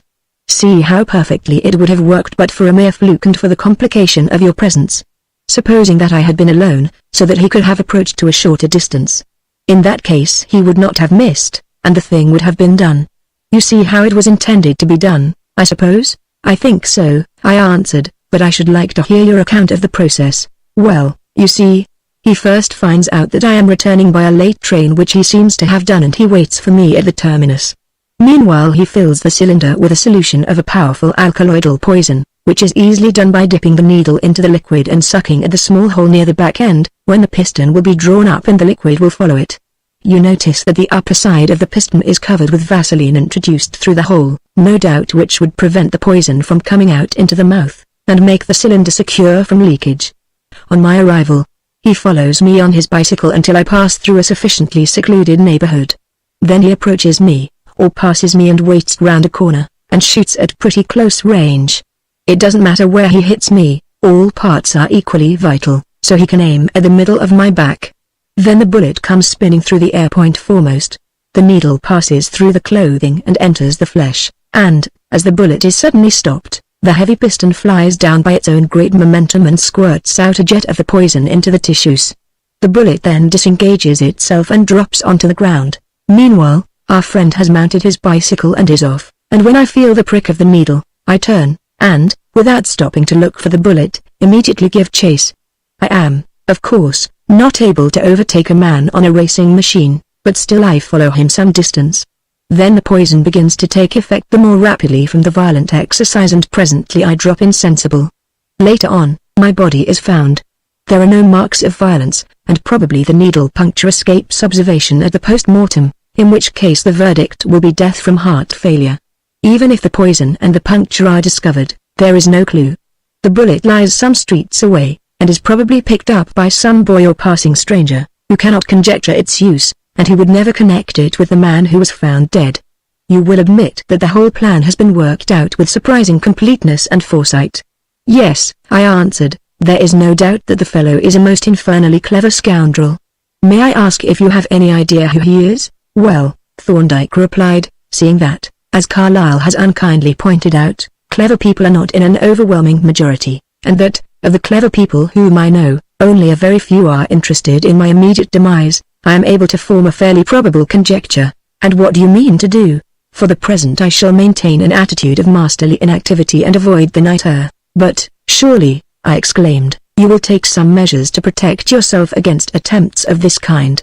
You can hardly doubt now that your accident in the fog was really an attempted murder." "I never did doubt it, as a matter of fact, although I prevaricated at the time.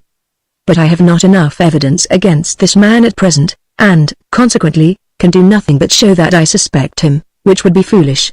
Whereas, if I lie low, one of two things will happen. Either the occasion for my removal, which is only a temporary one, will pass, or he will commit himself will put a definite clue into my hands. Then we shall find the air cane, the bicycle, perhaps a little stock of poison, and certain other trifles that I have in my mind, which will be good confirmatory evidence, though insufficient in themselves. And now, I think, I must really adjourn this meeting, or we shall be good for nothing tomorrow. Chapter 12. It might have been. It was now only a week from the date on which the trial was to open. In 8 days the mystery would almost certainly be solved, if it was capable of solution. For the trial promised to be quite a short one, and then Reuben Hornby would be either a convicted felon or a free man, clear of the stigma of the crime. For several days past, Thorndyke had been in almost constant possession of the laboratory, while his own small room, devoted ordinarily to bacteriology and microscopical work, was kept continually locked, a state of things that reduced Polton to a condition of the most extreme nervous irritation, especially when, as he told me indignantly, he met Mr. Anstey emerging from the Holy of Holies, grinning and rubbing his hands and giving utterance to genial but unparliamentary expressions of amused satisfaction. I had met Anstey on several occasions lately, and each time liked him better than the last, for his whimsical, facetious manner covered a nature, as it often does, that was serious and thoughtful, and I found him, not only a man of considerable learning, but one also of a lofty standard of conduct. His admiration for Thorndyke was unbounded, and I could see that the two men collaborated with the utmost sympathy and mutual satisfaction. But although I regarded Mr. Anstey with feelings of the liveliest friendship, I was far from gratified when, on the morning of which I am writing, I observed him from our sitting-room window crossing the gravelled space from Crown Office Row and evidently bearing down on our chambers. For the fact is that I was awaiting the arrival of Juliet, and should greatly have preferred to be alone at the moment, seeing that Thorndyke had already gone out. It is true that my fair enslaver was not due for nearly half an hour, but then, who could say how long Anstey would stay, or what embarrassments might arise from my efforts to escape? By all of which it may be perceived that my disease had reached a very advanced stage, and that I was unequal to those tactics of concealment that are commonly attributed to the ostrich. A sharp rap of the knocker announced the arrival of the disturber of my peace, and when I opened the door Anstey walked in with the air of a man to whom an hour more or less is of no consequence whatever. He shook my hand with mock solemnity, and, seating himself upon the edge of the table, proceeded to roll a cigarette with exasperating deliberation. "I infer," said he, "that our learned brother is practicing parlour magic upstairs, or peradventure he has gone on a journey." "He has a consultation this morning," I answered. "Was he expecting you?" "Evidently not, or he would have been here." "No, I just looked in to ask a question about the case of your friend Hornby." "You know it comes on for trial next week?" "Yes, Thorndyke told me." "What do you think of Hornby's prospects? Is he going to be convicted, or will he get an acquittal?" "He will be entirely passive," replied Anstey, "but we hear," he slapped his chest impressively, "are going to secure an acquittal. You will be highly entertained, my learned friend, and Mr. the Enemy will be excessively surprised." He inspected the newly made cigarette with a critical air and chuckled softly. "You seem pretty confident," I remarked. "I am," he answered, "though Thorndyke considers failure possible, which, of course, it is if the jury box should chance to be filled with microcephalic idiots and the judge should prove incapable of understanding simple technical evidence. But we hope that neither of these things will happen, and, if they do not, we feel pretty safe. By the way, I hope I am not divulging your principal's secrets?" "Well," I replied, with a smile, "you have been more explicit than Thorndyke ever has." "Have I?" he exclaimed, with mock anxiety. "Then I must swear you to secrecy. Thorndyke is so very close, and he is quite right too. I never cease admiring his tactics of allowing the enemy to fortify and barricade the entrance that he does not mean to attack. But I see you are wishing me at the devil, so give me a cigar and I will go, though not to that particular destination." "Will you have one of Thorndyke's special brand?" I asked malignantly. "What? Those foul trichinopoles? Not while brown paper is to be obtained at every stationer's. I'd sooner smoke my own wig."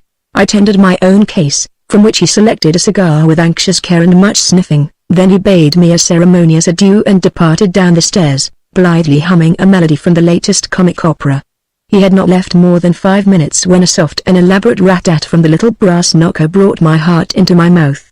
I ran to the door and flung it open, revealing Juliet standing on the threshold. "May I come in?" she asked. "I want to have a few words with you before we start." I looked at her with some anxiety, for she was manifestly agitated, and the hand that she held out to me trembled. "I'm greatly upset, Dr. Jervis," she said, ignoring the chair that I had placed for her. Mr. Lawley has been giving us his views of poor Reuben's case, and his attitude fills me with dismay. Hang Mr. Lawley, I muttered, and then apologized hastily. What made you go to him, Miss Gibson? I didn't go to him, he came to us. He dined with us last night, he and Walter, and his manner was gloomy in the extreme.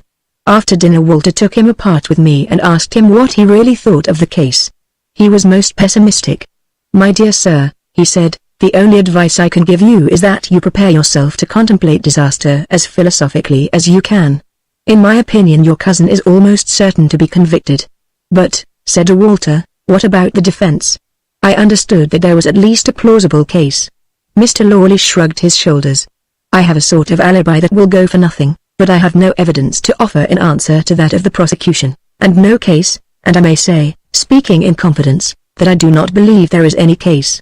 I do not see how there can be any case, and I have heard nothing from Dr. Thorndyke to lead me to suppose that he has really done anything in the matter. Is this true, Dr. Jervis?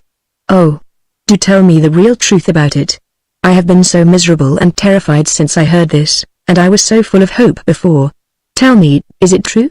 Will Reuben be sent to prison after all? In her agitation she laid her hands on my arm and looked up into my face with her grey eyes swimming with tears, and was so piteous, so trustful, and, withal, so bewitching that my reserve melted like snow before a July sun. It is not true, I answered, taking her hands in mine and speaking perforce in a low tone that I might not betray my emotion. If it were, it would mean that I have willfully deceived you, that I have been false to our friendship, and how much that friendship has been to me, no one but myself will ever know. She crept a little closer to me with a manner at once penitent and wheedling. You are not going to be angry with me, are you? It was foolish of me to listen to Mr. Lawley after all you have told me, and it did look like a want of trust in you, I know. But you, who are so strong and wise, must make allowance for a woman who is neither. It is also terrible that I am quite unstrung, but say you are not really displeased with me, for that would hurt me most of all. Oh, Delilah. That concluding stroke of the shears severed the very last lock, and left me morally speaking as bald as a billiard ball. Henceforth I was at her mercy and would have divulged, without a scruple, the uttermost secrets of my principal, but that astute gentleman had placed me beyond the reach of temptation. As to being angry with you, I answered, I am not, like Thorndyke, one to essay the impossible, and if I could be angry it would hurt me more than it would you. But, in fact, you are not to blame at all, and I am an egotistical brute. Of course you were alarmed and distressed, nothing could be more natural. So now let me try to chase away your fears and restore your confidence. I have told you what Thorndyke said to Reuben, that he had good hopes of making his innocence clear to everybody. That alone should have been enough. I know it should, murmured Juliet remorsefully. Please forgive me for my want of faith. But, I continued, I can quote you the words of one to whose opinions you will attach more weight. Mr. Anstey was here less than half an hour ago. Do you mean Reuben's counsel? Yes, and what did he say?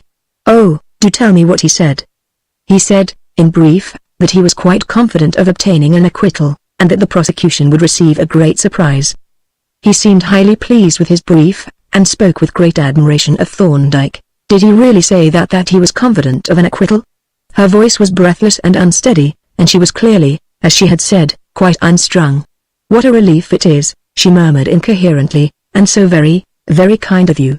She wiped her eyes and laughed a queer, shaky little laugh, then, quite suddenly, she burst into a passion of sobbing.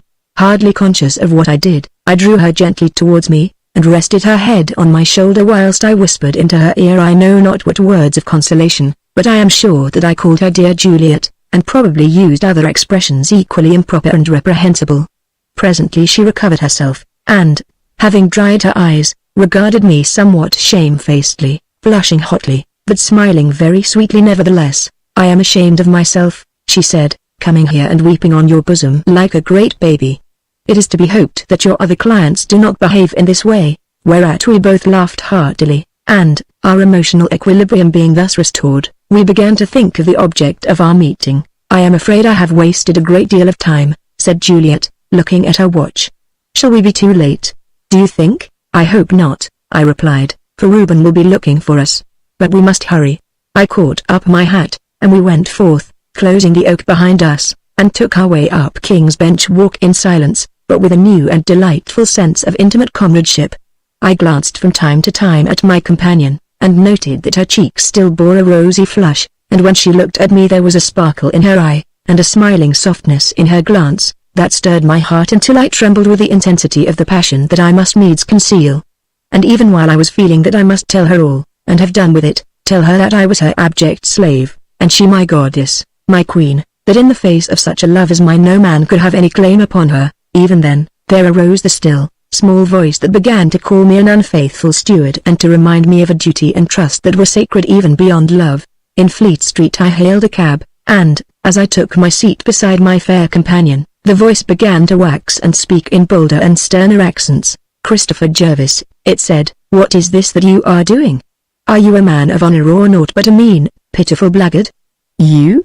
The trusted agent of this poor, misused gentleman, are you not planning in your black heart how you shall rob him of that which, if he is a man at all, must be more to him than his liberty, or even his honor? Shame on you for a miserable weakling. Have done with these philanderings and keep your covenants like a gentleman or, at least, an honest man." At this point in my meditations Juliet turned towards me with a coaxing smile. "My legal advisor seems to be revolving some deep and weighty matter," she said. I pulled myself together and looked at her sparkling eyes and rosy, dimpling cheeks, so winsome and lovely and lovable. Come, I thought, I must put an end to this at once, or I am lost. But it cost me a very agony of effort to do it, which agony, I trust, may be duly set to my account by those who may sit in judgment on me. "Your legal advisor, Miss Gibson," I said, and at that Miss Gibson I thought she looked at me a little queerly, "has been reflecting that he has acted considerably beyond his jurisdiction." "In what respect?" she asked. "In passing on to you information which was given to him in very strict confidence, and, in fact, with an implied promise of secrecy on his part. But the information was not of a very secret character, was it? More so than it appeared. You see, Thorndyke thinks it's so important not to let the prosecution suspect that he has anything up his sleeve, that he has kept even Mr. Lawley in the dark, and he has never said as much to me as Anstey did this morning. And now you are sorry you told me, you think I have led you into a breach of trust. Is it not so?" She spoke without a trace of petulance, and her tone of dignified self-accusation made me feel a veritable worm. "My dear Miss Gibson," I expostulated, "you entirely misunderstand me. I am not in the least sorry that I told you. How could I have done otherwise under the circumstances? But I want you to understand that I have taken the responsibility of communicating to you what is really a professional secret, and that you are to consider it as such." "That was how I understood it," replied Juliet, "and you may rely upon me not to utter a syllable on the subject to anyone." I thanked her for this promise, and then, by way of making conversation, gave her an account in detail of Aunt T.'s visit, not even omitting the incident of the cigar. "And are Dr. Thorndyke's cigars so extraordinarily bad?" she asked. "Not at all," I replied, "only they are not to every man's taste. The Trichinopoly cheroot is Thorndyke's one dissipation, and, I must say, he takes it very temperately. Under ordinary circumstances he smokes a pipe, but after a specially heavy day's work, or on any occasion of festivity or rejoicing, he indulges in a Trichinopoly, and he smokes the very best that can be got. So even the greatest men have their weaknesses," Juliet moralized, "but I wish I had known Dr. Thorndyke sooner, for Mr. Hornby had a large box of Trichinopoly cheroots given to him, and I believe they were exceptionally fine ones. However, he tried one and didn't like it, so he transferred the whole consignment to Walter, who smokes all sorts and conditions of cigars. So we talked on from one commonplace to another, and each more conventional than the last. In my nervousness, I overdid my part, and having broken the ice, proceeded to smash it to impalpable fragments. Endeavoring merely to be unemotional and to avoid undue intimacy of manner, I swung to the opposite extreme and became almost stiff, and perhaps the more so since I was writhing with the agony of repression. Meanwhile a corresponding change took place in my companion. At first her manner seemed doubtful and bewildered, then she, too, grew more distant and polite and less disposed for conversation. Perhaps her conscience began to rebuke her, or it may be that my coolness suggested to her that her conduct had not been quite of the kind that would have commended itself to ruin. But however that may have been, we continued to draw farther and farther apart, and in that short half-hour we retraced the steps of our growing friendship to such purpose that, when we descended from the cab at the prison gate, we seemed more like strangers than on the first day that we met. It was a miserable ending to all our delightful comradeship, and yet what other end could one expect in this world of cross purposes and things that might have been? In the extremity of my wretchedness I could have wept on the bosom of the portly warder who opened the wicket, even as Juliet had wept upon mine, and it was almost a relief to me, when our brief visit was over, to find that we should not return together to King's Cross as was our wont, but that Juliet would go back by omnibus that she might do some shopping in Oxford Street, leaving me to walk home alone. I saw her enter her omnibus, and stood on the pavement looking wistfully at the lumbering vehicle as it dwindled in the distance. At last, with a sigh of deepest despondency, I turned my face homeward, and, walking like one in a dream, retraced the route over which I had journeyed so often of late and with such different sensations. Chapter 13 Murder by Post. The next few days were perhaps the most unhappy that I have known. My life, indeed, since I had left the hospital had been one of many disappointments and much privation. Unfulfilled desires and ambitions unrealized had combined with distaste for the daily drudgery that had fallen to my lot to embitter my poverty and cause me to look with gloomy distrust upon the unpromising future. But no sorrow that I had hitherto experienced could compare with the grief that I now felt in contemplating the irretrievable ruin of what I knew to be the great passion of my life. For to a man like myself, of few friends and deep affections, one great emotional upheaval exhausts the possibilities of nature, leaving only the capacity for feeble and ineffective echoes. The edifice of love that is raised upon the ruins of a great passion can compare with the original no more than can the paltry mosque that perches upon the mound of Jonah with the glories of the palace that lies entombed beneath. I had made a pretext to write to Juliet and had received a reply quite frank and friendly in tone, by which I knew that she had not, as some women would have done, set the blame upon me for our temporary outburst of emotion. And yet there was a subtle difference from her previous manner of writing that only emphasized the finality of our separation. I think Thorndyke perceived that something had gone awry, though I was at great pains to maintain a cheerful exterior and keep myself occupied, and he probably formed a pretty shrewd guess at the nature of the trouble, but he said nothing, and I only judged that he had observed some change in my manner by the fact that there was blended with his usual quiet geniality an almost insensible note of sympathy and affection. A couple of days after my last interview with Juliet, an event occurred which served, certainly, to relieve the tension and distract my thoughts, though not in a very agreeable manner. It was the pleasant, reposeful hour after dinner when it was our custom to sit in our respective easy chairs and, as we smoked our pipes, discuss some of the many topics in which we had a common interest. The postman had just discharged into the capacious letterbox an avalanche of letters and circulars, and as I sat glancing through the solitary letter that had fallen to my share, I looked from time to time at Thorndyke and noticed, as I had often done before, with some surprise, a curious habit that he had of turning over and closely scrutinizing every letter and package before he opened it. I observe, Thorndyke, I now ventured to remark, that you always examine the outside of a letter before looking at the inside. I have seen other people do the same, and it has always appeared to me a singularly foolish proceeding. Why speculate over an unopened letter when a glance at the contents will tell you all there is to know? You are perfectly right, he answered, if the object of the inspection is to discover who is the sender of the letter. But that is not my object. In my case the habit is one that has been deliberately cultivated not in reference to letters only, but to everything that comes into my hands, the habit of allowing nothing to pass without a certain amount of conscious attention. The observant man is, in reality, the attentive man, and the so-called power of observation is simply the capacity for continuous attention. As a matter of fact, I have found in practice, that the habit is a useful one even in reference to letters. More than once I have gleaned a hint from the outside of a letter that has proved valuable when applied to the contents. Here, for instance, is a letter which has been opened after being fastened up apparently by the aid of steam. The envelope is soiled and rubbed, and smells faintly of stale tobacco, and has evidently been carried in a pocket along with a well-used pipe. Why should it have been opened? On reading it I perceive that it should have reached me 2 days ago, and that the date has been skillfully altered from the 13th to the 15th. The inference is that my correspondent has a highly untrustworthy clerk, but the correspondent may have carried the letter in his own pocket. I objected. Hardly, replied Thorndyke. He would not have troubled to steam his own letter open and close it again. He would have cut the envelope and addressed a fresh one. This the clerk could not do, because the letter was confidential and was addressed in the principal's handwriting. And the principal would have almost certainly added a postscript, and, moreover, he does not smoke. This, however, is all very obvious, but here is something rather more subtle which I have put aside for more detailed examination. What do you make of it?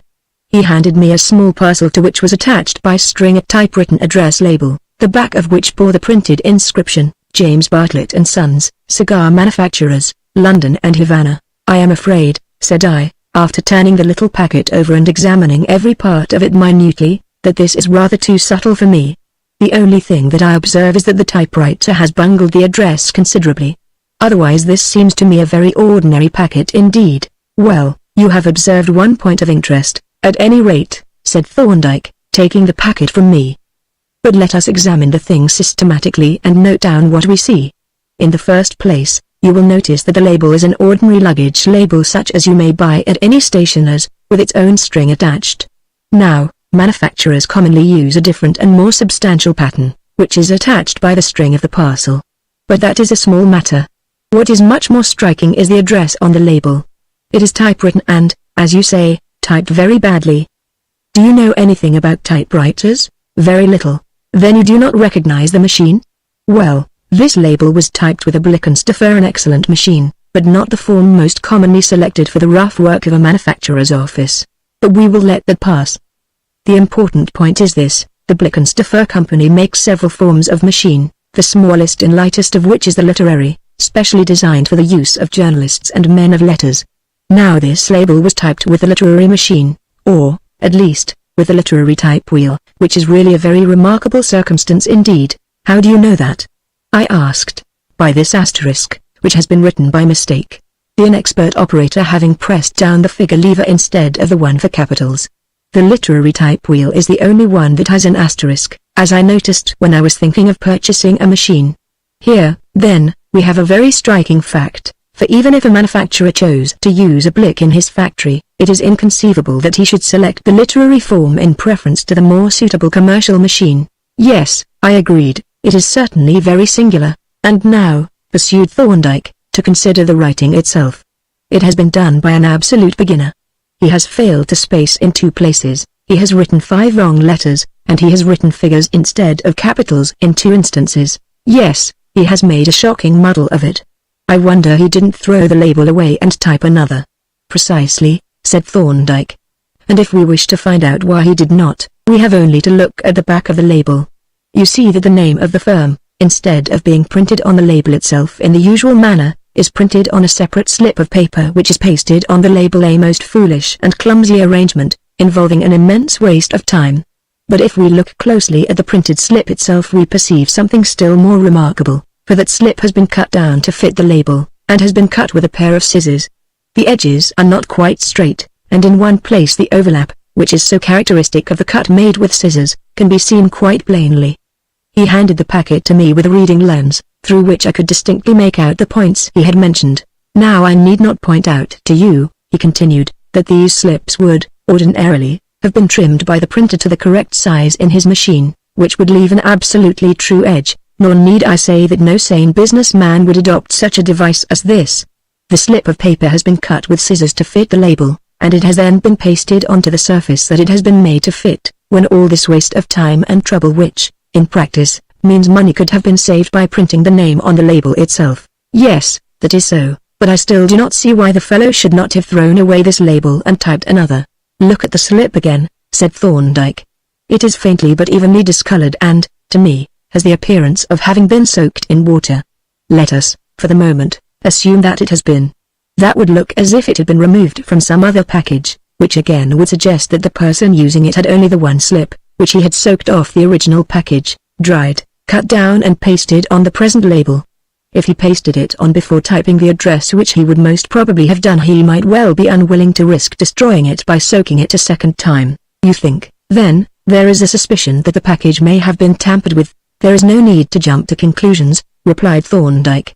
I merely gave this case as an instance showing that careful examination of the outside of a package or letter may lead us to bestow a little extra attention on the contents. Now let us open it and see what those contents are. With a sharp knife he divided the outside cover, revealing a stout cardboard box wrapped in a number of advertisement sheets. The box, when the lid was raised, was seen to contain a single cigar, a large cheroot packed in cotton wool, a Trichie. By Jove! I exclaimed. Your own special fancy, Thorndyke? Yes, and another anomaly, at once, you see, which might have escaped our notice if we had not been on the qui-vive. As a matter of fact, I don't see, said I. You will think me an awful blockhead, but I don't perceive anything singular in a cigar manufacturer sending a sample cigar. You read the label, I think," replied Thorndyke. "However, let us look at one of these leaflets and see what they say. Ah, here we are, Messrs. Bartlett and Sons, who own extensive plantations on the island of Cuba, manufacture their cigars exclusively from selected leaves grown by themselves. They would hardly make a Trichinopoly cheroot from leaf grown in the West Indies, so we have here a striking anomaly of an East Indian cigar sent to us by a West Indian grower. And what do you infer from that? Principally that this cigar, which, by the way, is an uncommonly fine specimen and which I would not smoke for £10,000, is deserving of very attentive examination." He produced from his pocket a powerful doublet lens, with the aid of which he examined every part of the surface of the cigar, and finally, both ends. "Look at the small end," he said, handing me the cigar and the lens, "and tell me if you notice anything." I focused the lens on the flush-cut surface of closely rolled leaf, and explored every part of it minutely. "It seems to me," I said, "that the leaf is opened slightly in the center, as if a fine wire had been passed up it." "So it appeared to me," replied Thorndyke, "and, as we are in agreement so far, we will carry our investigations a step further." He laid the cigar down on the table, and, with the keen, thin-bladed penknife, neatly divided it lengthwise into two halves. "Ecce sinum!" exclaimed Thorndyke, as the two parts fell asunder, and for a few moments we stood silently regarding the dismembered cheroot. For, about half an inch from the small end, there appeared a little circular patch of white, chalky material which, by the even manner in which it was diffused among the leaf, had evidently been deposited from a solution. "Our ingenious friend again, I surmise," said Thorndyke at length, taking up one of the halves and examining the white patch through his lens. "A thoughtful soul, Jervis, and original too. I wish his talents could be applied in some other direction. I shall have to remonstrate with him if he becomes troublesome." "It is your duty to society, Thorndyke," I exclaimed passionately, "to have this infernal, cold-blooded scoundrel arrested instantly. Such a man is a standing menace to the community." "Do you really know who sent this thing?" "I can form a pretty shrewd guess, which, however, is not quite the same thing. But, you see, he has not been quite so clever this time, for he has left one or two traces by which his identity might be ascertained." "Indeed. What traces has he left?" "Ah, now there is a nice little problem for us to consider." He settled himself in his easy chair and proceeded to fill his pipe with the air of a man who is about to discuss a matter of merely general interest. "Let us consider what information this ingenious person has given us about himself. In the first place, he evidently has a strong interest in my immediate decease. Now, why should he feel so urgent a desire for my death? Can it be a question of property?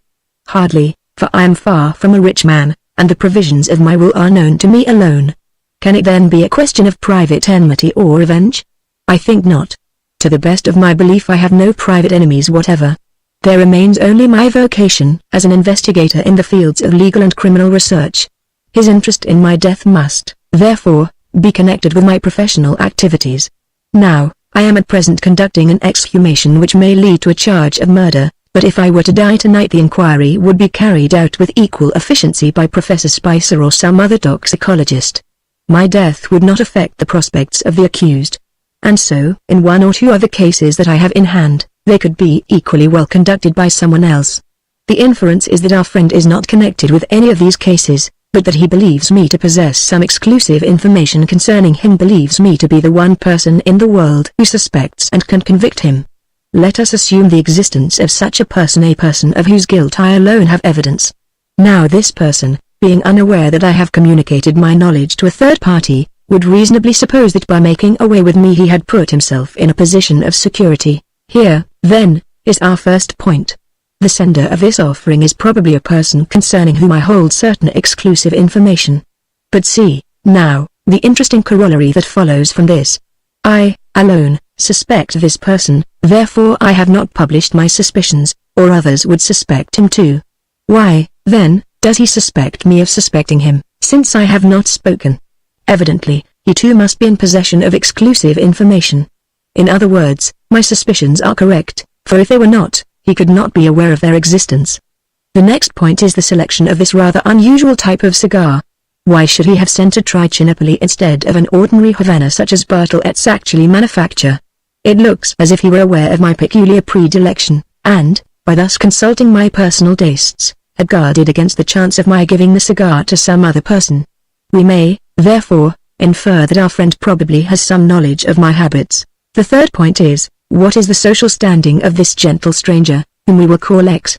Now, Bartlettes do not send their advertisements and samples to Thomas, Richard and Henry. They send, chiefly, to members of the professions and the men of means and position. It is true that the original package might have been annexed by a clerk, office boy or domestic servant, but the probabilities are that X received the package himself, and this is borne out by the fact that he was able to obtain access to a powerful alkaloidal poison such as this undoubtedly is. In that case he would probably be a medical man or a chemist, I suggested. Not necessarily, replied Thorndyke. The laws relating to poisons are so badly framed and administered that any well-to-do person, who has the necessary knowledge, can obtain almost any poison that he wants. But social position is an important factor, whence we may conclude that X belongs, at least, to the middle class. The fourth point relates to the personal qualities of X. Now it is evident, from this instance alone, that he is a man of exceptional intelligence, of considerable general information, and both ingenious and resourceful. This cigar device is not only clever and original, but it has been adapted to the special circumstances with remarkable forethought.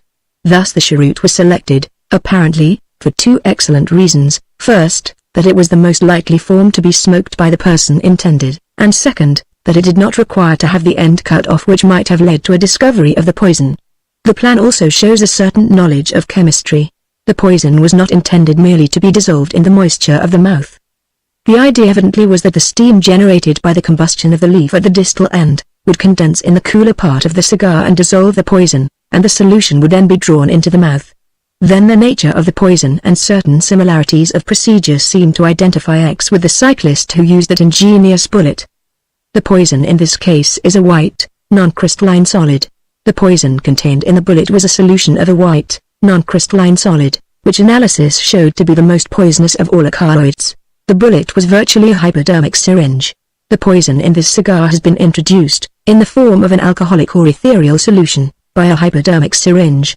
We shall thus be justified in assuming that the bullet in the cigar came from the same person, and, if this be so, we may say that X is a person of considerable knowledge, of great ingenuity and no mean skill as a mechanician, as shown by the manufacture of the bullet.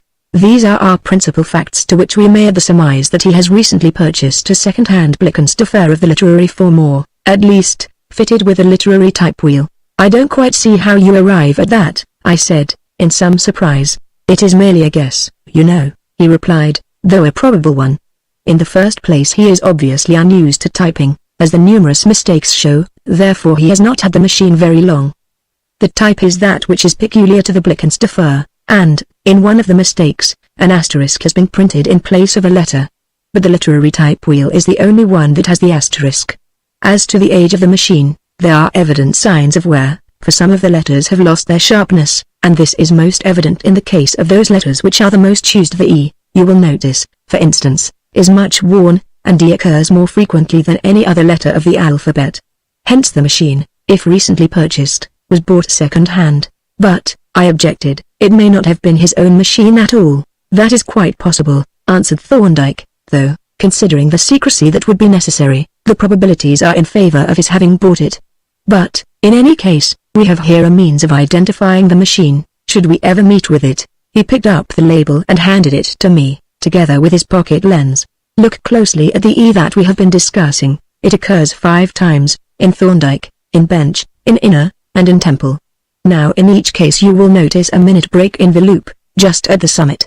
That break corresponds to a tiny dent in the type caused, probably, by its striking some small, hard object. I can make it out quite distinctly, I said, and it should be a most valuable point for identification. It should be almost conclusive, Thorndyke replied, especially when joined to other facts that would be elicited by a search of his premises.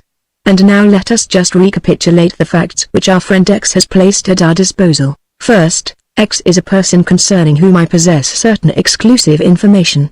Second, he has some knowledge of my personal habits. Third, he is a man of some means and social position. Fourth, he is a man of considerable knowledge, ingenuity and mechanical skill. Fifth, he has probably purchased, quite recently, a second-hand Blick fitted with a literary type wheel. Sixth, that machine, whether his own or some other person's property, can be identified by a characteristic mark on the small e. If you will note down those 6 points and add that X is probably an expert cyclist and a fairly good shot with a rifle, you may possibly be able, presently, to complete the equation. X equals? I am afraid, I said, I do not possess the necessary data, but I suspect you do, and if it is so, I repeat that it is your duty to society, to say nothing of your clients, whose interests would suffer by your death, to have this fellow laid by the heels before he does any mischief. Yes, I shall have to interfere if he becomes really troublesome, but I have reasons for wishing to leave him alone at present. You do really know who he is, then? Well, I think I can solve the equation that I have just offered to you for solution. You see, I have certain data, as you suggest, which you do not possess. There is, for instance, a certain ingenious gentleman concerning whom I hold what I believe to be exclusive information, and my knowledge of him does not make it appear unlikely that he might be the author of these neat little plans. I am much impressed, I said, as I put away my notebook, after having jotted down the points that Thorndyke had advised me to consider. I am much impressed by your powers of observation and your capacity for reasoning from apparently trivial data, but I do not see, even now, why you viewed that cigar with such immediate and decided suspicion. There was nothing actually to suggest the existence of poison in it, and yet you seemed to form the suspicion at once and to search for it as though you expected to find it. Yes, replied Thorndyke, to a certain extent you are right. The idea of a poisoned cigar was not new to me, and thereby hangs a tale. He laughed softly and gazed into the fire with eyes that twinkled with quiet amusement. You have heard me say, he resumed, after a short pause, that when I first took these chambers I had practically nothing to do. I had invented a new variety of medico-legal practice and had to build it up by slow degrees, and the natural consequence was that, for a long time, it yielded nothing but almost unlimited leisure. Now, that leisure was by no means wasted, for I employed it in considering the class of cases in which I was likely to be employed, and in working out theoretical examples, and seeing that crimes against the person have nearly always a strong medical interest, I gave them special attention. For instance, I planned a series of murders, selecting royal personages and great ministers as the victims, and on each murder I brought to bear all the special knowledge, skill and ingenuity at my command. I inquired minutely into the habits of my hypothetical victims, ascertained who were their associates, friends, enemies and servants, considered their diet, their residences, their modes of conveyance, the source of their clothing and, in fact, everything which it was necessary to know in order to achieve their deaths with certainty and with absolute safety to the murderer. How deeply gratified and flattered those great personages would have felt, I remarked, if they had known how much attention they were receiving. Yes, I suppose it would have been somewhat startling, to the Prime Minister, for instance, to have learned that he was being watched and studied by an attentive observer and that the arrangements for his decease had been completed down to the minutest detail. But, of course, the application of the method to a particular case was the essential thing, for it brought into view all the incidental difficulties, in meeting which all the really interesting and instructive details were involved. Well, the particulars of these crimes I wrote out at length, in my private shorthand, in a journal which I kept for the purpose and which, I need not say, I locked up securely in my safe when I was not using it. After completing each case, it was my custom to change sides and play the game over again from the opposite side of the board, that is to say, I added, as an appendix to each case, an analysis with a complete scheme for the detection of the crime. I have in my safe at the present moment 6 volumes of cases, fully indexed, and I can assure you that they are not only highly instructive reading, but are really valuable as works of reference. That I can readily believe, I replied, laughing heartily. Nevertheless, at the grotesqueness of the whole proceeding, though they might have proved rather incriminating documents if they had passed out of your possession, they would never have been read, rejoined Thorndyke. My shorthand is, I think, quite undecipherable. It has been so made intentionally with a view to secrecy. And have any of your theoretical cases ever turned up in real life? Several of them have, though very imperfectly planned and carried out as a rule. The poisoned cigar is one of them, though, of course I should never have adopted such a conspicuous device for presenting it, and the incident of the other night is a modification for the worse of another. In fact, most of the intricate and artistic crimes with which I have had to deal professionally have had their more complete and elaborate prototypes in my journals. I was silent for some time, reflecting on the strange personality of my gifted friend and a singular fitness that he presented for the part he had chosen to play in the drama of social life, but presently my thoughts returned to the peril that overshadowed him, and I came back, once more, to my original question. And now, Thorndyke, I said, that you have penetrated both the motives and the disguise of this villain. What are you going to do? Is he to be put safely under lock and key, or is he to be left in peace and security to plan some other, and perhaps more successful, scheme for your destruction? For the present, replied Thorndyke, I am going to put these things in a place of safety. Tomorrow you shall come with me to the hospital and see me place the ends of the cigar in the custody of Dr. Chandler, who will make an analysis and report on the nature of the poison. After that we shall act in whatever way seems best. Unsatisfactory as this conclusion appeared, I knew it was useless to raise further objections, and, accordingly, when a cigar with its accompanying papers and wrappings had been deposited in a drawer, we dismissed it, if not from our thoughts, at least from our conversation. Chapter 14. A startling discovery. The morning of the trial, so long looked forward to, had at length arrived, and the train of events which it has been my business to chronicle in this narrative was now fast drawing to an end. To me those events had been in many ways of the deepest moment. Not only had they transported me from a life of monotonous drudgery into one charged with novelty and dramatic interest, not only had they introduced me to a renaissance of scientific culture and revived under new conditions my intimacy with the comrade of my student days, but, far more momentous than any of these, they had given me the vision all too fleeting of happiness untold, with the reality of sorrow and bitter regret that promised to be all too enduring. Whence it happened that on this morning my thoughts were tinged with a certain grayness. A chapter in my life that had been both bitter and sweet was closing, and already I saw myself once more an Ishmaelite and a wanderer among strangers. This rather egotistical frame of mind, however, was soon dispelled when I encountered Polton, for the little man was in a veritable twitter of excitement at the prospect of witnessing the clearing up of the mysteries that had so severely tried his curiosity, and even Thorndyke, beneath his habitual calm, showed a trace of expectancy and pleasurable anticipation. I have taken the liberty of making certain little arrangements on your behalf, he said, as we sat at breakfast, of which I hope you will not disapprove. I have written to Mrs. Hornby, who is one of the witnesses, to say that you will meet her at Mr. Lawley's office and escort her and Miss Gibson to the court.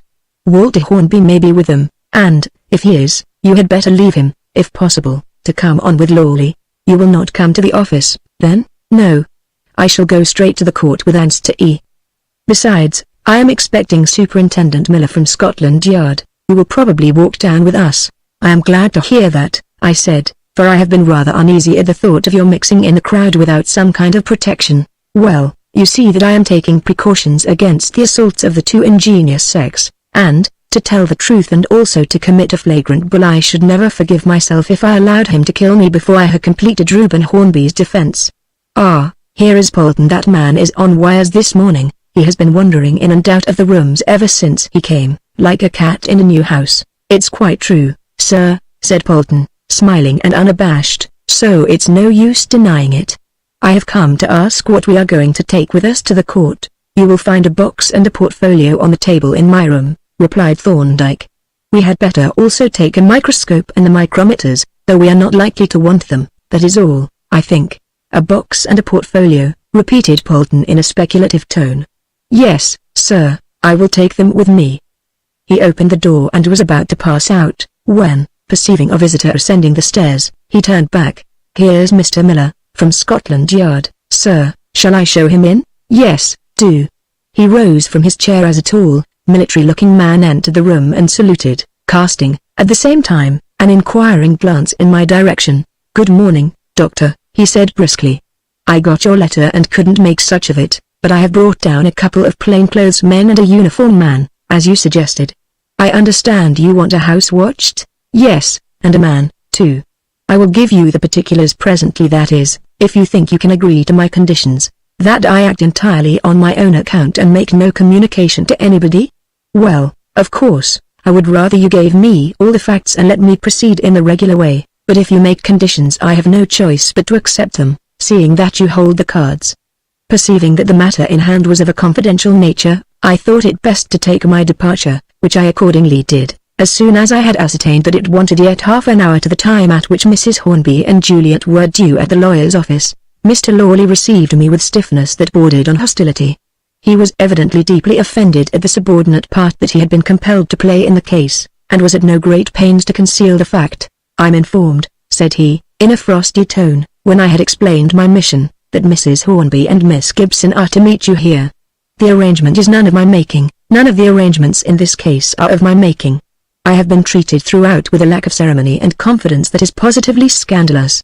Even now, I, the solicitor for the defense, am completely in the dark as to what defense is contemplated, though I fully expect to be involved in some ridiculous fiasco. I only trust that I may never again be associated with any of your hybrid practitioners. Nisi ultra crepidam, sir, is an excellent motto. Let the medical cobbler stick to his medical last. It remains to be seen what kind of boot he can turn out on the legal last, I retorted. That is so, he rejoined, but I hear Mrs. Hornby's voice in the outer office, and as neither you nor I have any time to waste in idle talk, I suggest that you make your way to the court without delay. I wish you good morning. Acting on this very plain hint, I retired to the clerk's office, where I found Mrs. Hornby and Juliet, the former undisguisedly tearful and terrified, and the latter calm, though pale and agitated. We had better start at once, I said, when we had exchanged greetings. Shall we take a cab, or walk? I think we will walk, if you don't mind, said Juliet. Mrs. Hornby wants to have a few words with you before we go into court. You see, she is one of the witnesses, and she is terrified lest she should say something damaging to Reuben. By whom was the subpoena served? I asked. Mr. Lawley sent it, replied Mrs. Hornby, and I went to see him about it the very next day, but he wouldn't tell me anything. He didn't seem to know what I was wanted for, and he wasn't at all nice, not at all. I expect your evidence will relate to the thumbograph, I said. There is really nothing else in connection with the case that you have any knowledge of. That is just what Walter said, exclaimed Mrs. Hornby. I went to his rooms to talk the matter over with him. He is very upset about the whole affair, and I am afraid he thinks very badly of poor Reuben's prospects. I only trust he may be wrong. Oh dear. What a dreadful thing it is, to be sure. Here the poor lady halted to mop her eyes elaborately, to the surprise and manifest scorn of a passing errand boy. He was very thoughtful and sympathetic, Walter, I mean, you know, pursued Mrs. Hornby, and most helpful. He asked me all I knew about that horrid little book, and took down my answers in writing. Then he wrote out the questions I was likely to be asked, with my answers, so that I could read them over and get them well into my head. Wasn't it good of him? And I made him print them with his machine so that I could read them without my glasses, and he did it beautifully. I have the paper in my pocket now. I didn't know Mr. Walter went in for printing, I said. Has he a regular printing press? It isn't a printing press exactly, replied Mrs. Hornby. It is a small thing with a lot of round keys that you press down. Dick and spell F-R. I think it is called ridiculous name, isn't it? Walter bought it from one of his literary friends about a week ago, but he is getting quite clever with it already, though he does make a few mistakes still, as you can see. She halted again, and began to search for the opening of a pocket which was hidden away in some occult recess of her clothing, all unconscious of the effect that her explanation had produced on me. For, instantly, as she spoke, there flashed into my mind one of the points that Thorndyke had given me for the identification of the mysterious sex. He has probably purchased, quite recently, a second-hand Blickens fur, fitted with a literary type wheel. The coincidence was striking and even startling, though a moment's reflection convinced me that it was nothing more than a coincidence, for there must be hundreds of second-hand Blicks on the market, and, as to Walter Hornby, he certainly could have no quarrel with Thorndyke, but would rather be interested in his preservation on Reuben's account. These thoughts passed through my mind so rapidly that by the time Mrs. Hornby had run her pocket to earth I had quite recovered from the momentary shock. Ah! Here it is, she exclaimed triumphantly, producing an obese Morocco purse. I put it in here for safety, knowing how liable one is to get one's pocket picked in these crowded London streets. She opened the bulky receptacle and drew it out after the manner of a concertina, exhibiting multitudinous partitions, all stuffed with pieces of paper, coils of tape and sewing silk, buttons, samples of dress materials and miscellaneous rubbish, mingled indiscriminately with gold, silver, and copper coins. Now just run your eye through that, Dr. Jervis, she said, handing me a folded paper, and give me your advice on my answers. I opened the paper and read, the Committee of the Society for the Protection of Paralyzed Idiots, in submitting this. Oh, that isn't it. I have given you the wrong paper. How silly of me. That is the appeal of you, remember, Juliet, dear, the troublesome person I had, really, to be quite rude, you know, Dr. Jervis. I had to tell him that charity begins at home, although, thank heaven, none of us are paralyzed. But we must consider our own, mustn't we? And then, do you think this is the one, dear? Interposed Juliet, in whose pale cheek the ghost of a dimple had appeared. "It looks cleaner than most of the others." She selected a folded paper from the purse which Mrs. Hornby was holding with both hands extended to its utmost, as though she were about to produce a burst of music, and, opening it, glanced at its contents. "Yes, this is your evidence," she said, and passed the paper to me. I took the document from her hand and, in spite of the conclusion at which I had arrived, examined it with eager curiosity. And at the very first glance I felt my head swim and my heart throb violently. For the paper was headed, "Evidence respecting the thumbograph," and in every one of the 5 small e's that occurred in that sentence I could see plainly by the strong outdoor light a small break or interval in the summit of the loop. I was thunderstruck. One coincidence was quite possible and even probable, but the two together, and the second one of so remarkable a character, were beyond all reasonable limits of probability. The identification did not seem to admit of a doubt, and yet, "Our legal adviser appears to be somewhat preoccupied," remarked Juliet, with something of her old gaiety of manner, and, in fact, though I held the paper in my hand, my gaze was fixed unmeaningly on an adjacent lamp-post. As she spoke, I pulled myself together, and, scanning the paper hastily, was fortunate enough to find in the first paragraph matter-requiring comment. "I observe, Mrs. Hornby," I said, "that in answer to the first question, 'Whence did you obtain the thumbograph?' you say, 'I do not remember clearly, I think I must have bought it at a railway bookstall.' Now I understood that it was brought home and given to you by Walter himself." "That was what I thought," replied Mrs. Hornby, "but Walter tells me that it was not so, and, of course, he would remember better than I should." "But, my dear aunt, I am sure he gave it to you," interposed Juliet. "Don't you remember? It was the night the Cleys came to dinner, and we were so hard-pressed to find amusement for them, when Walter came in and produced the thumbograph." "Yes, I remember quite well now," said Mrs. Hornby. "How fortunate that you reminded me. We must alter that answer at once." "If I were you, Mrs. Hornby," I said, "I would disregard this paper altogether. It will only confuse you and get you into difficulties. Answer the questions that are put, as well as you can, and if you don't remember, say so." "Yes, that will be much the wisest plan," said Juliet. "Let Dr. Jervis take charge of the paper and rely on your own memory." "Very well, my dear," replied Mrs. Hornby, "I will do what you think best, and you can keep the paper, Dr. Jervis, or throw it away." I slipped the document into my pocket without remark, and we proceeded on our way, Mrs. Hornby babbling inconsequently, with occasional outbursts of emotion, and Juliet silent and abstracted. I struggled to concentrate my attention on the elder lady's conversation, but my thoughts continually reverted to the paper in my pocket, and a startling solution that it seemed to offer of the mystery of the poisoned cigar. Could it be that Walter Hornby was in reality the miscreant X? The thing seemed incredible, for, hitherto, no shadow of suspicion had appeared to fall on him. And yet there was no denying that his description tallied in a very remarkable manner with that of the hypothetical X. He was a man of some means and social position. He was a man of considerable knowledge and mechanical skill, though as to his ingenuity I could not judge. He had recently bought a second-hand Blickensderfer which probably had a literary type wheel, since it was purchased from a literary man, and that machine showed the characteristic mark on the small e. The two remaining points, indeed, were not so clear.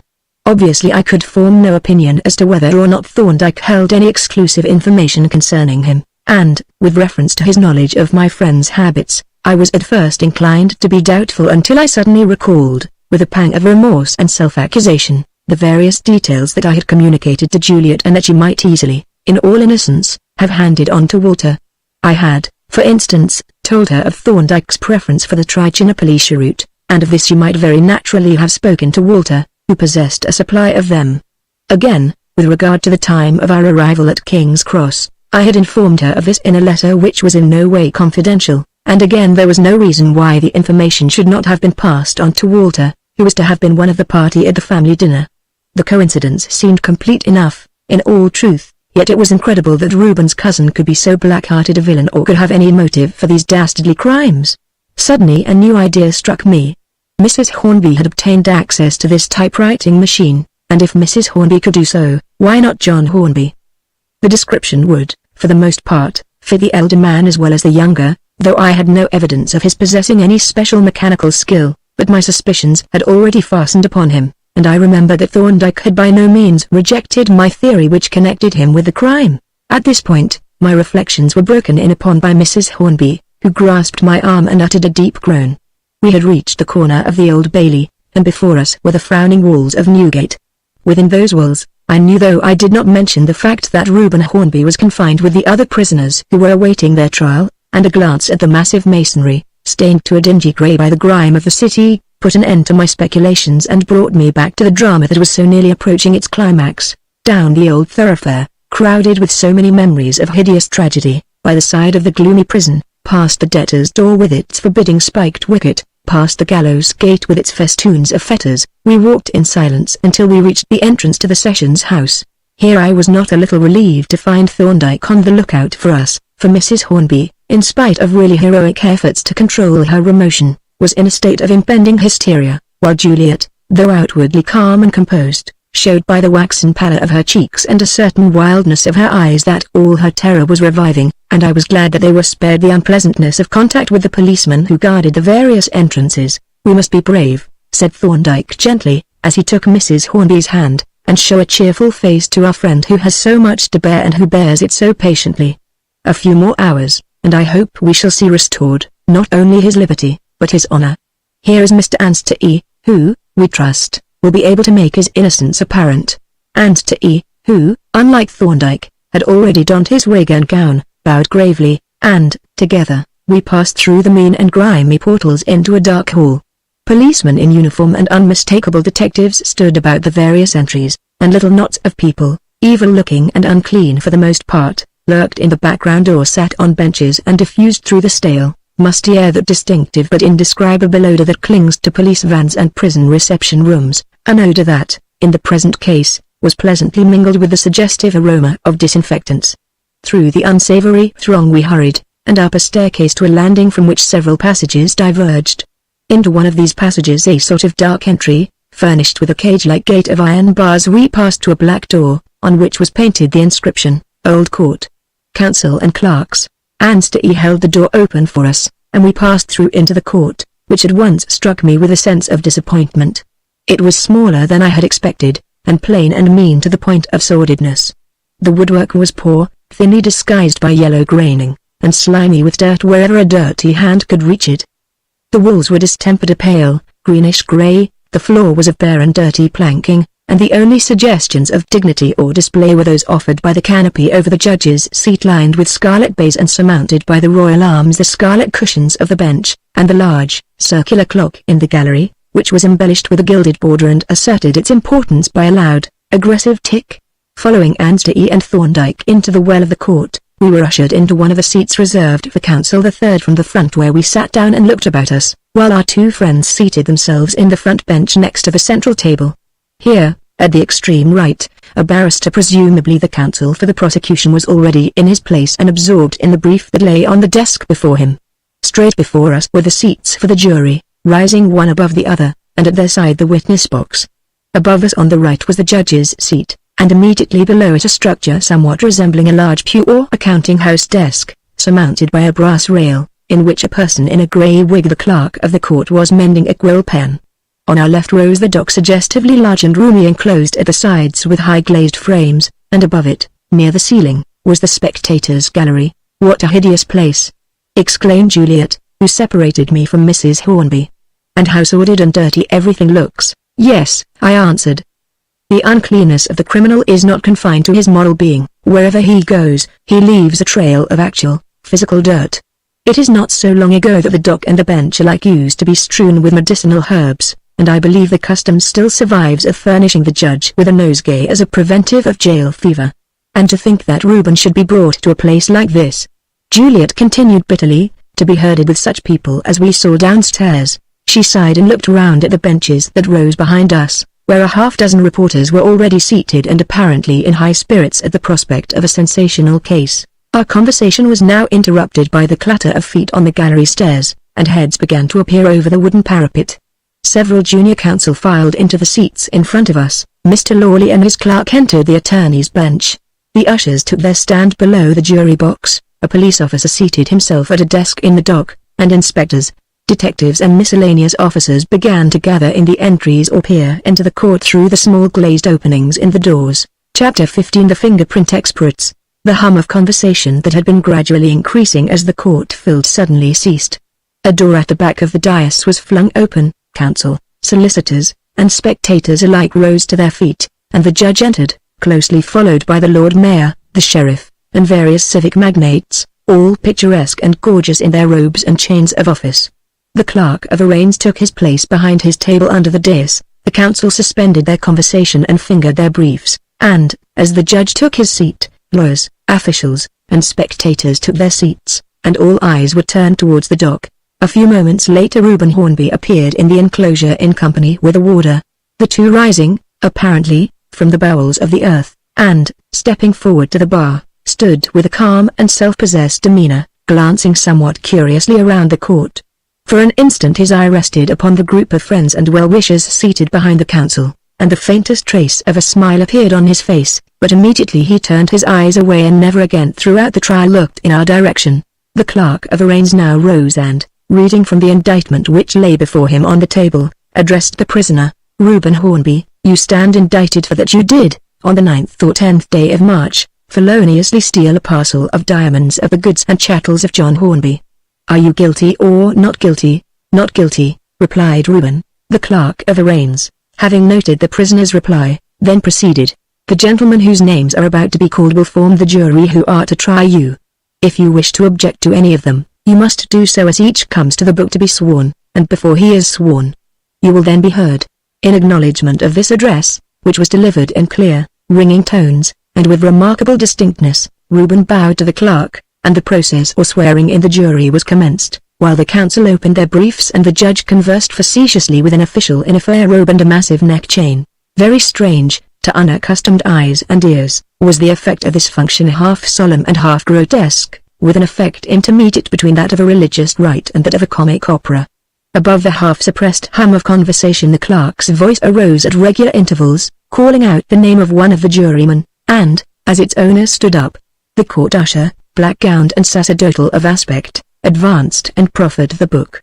Then, as the juryman took the volume in his hand, the voice of the usher resounded through the court like that of a priest intoning some refrain or antiphon, an effect that was increased by the rhythmical and archaic character of the formula. Samuel Seppings, a stolid-looking working man, rose and, taking the testament in his hand, stood regarding the usher while that official sang out in a solemn monotone. You shall well and truly try and true deliverance make between our sovereign lord the king and the prisoner at the bar, whom you shall have in charge, and a true verdict give according to the evidence. So help you God, James Piper. Another juryman rose and was given the book to hold, and again the monotonous sing-song arose. You shall well and truly try and true deliverance make, etc. I shall scream aloud if that horrible chant goes on much longer, Juliet whispered. Why don't they all swear at once and have done with it? That would not meet the requirements, I answered. However, there are only two more, so you must have patience, and you will have patience with me, too, won't you? I am horribly frightened. It is also solemn and dreadful. You must try to keep up your courage until Dr. Thorndyke has given his evidence, I said. Remember that, until he has spoken, everything is against Reuben, so be prepared. I will try, she answered meekly, but I can't help being terrified.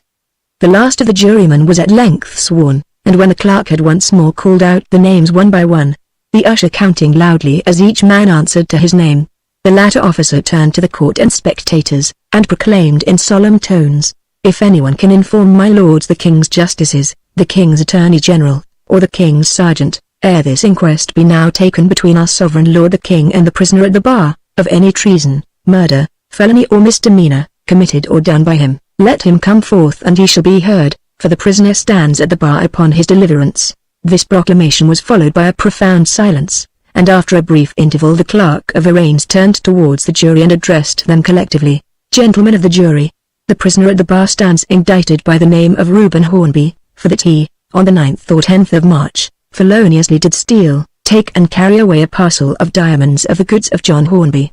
To this indictment he has pleaded that he is not guilty, and your charge is to inquire whether he be guilty or not and to hearken to the evidence.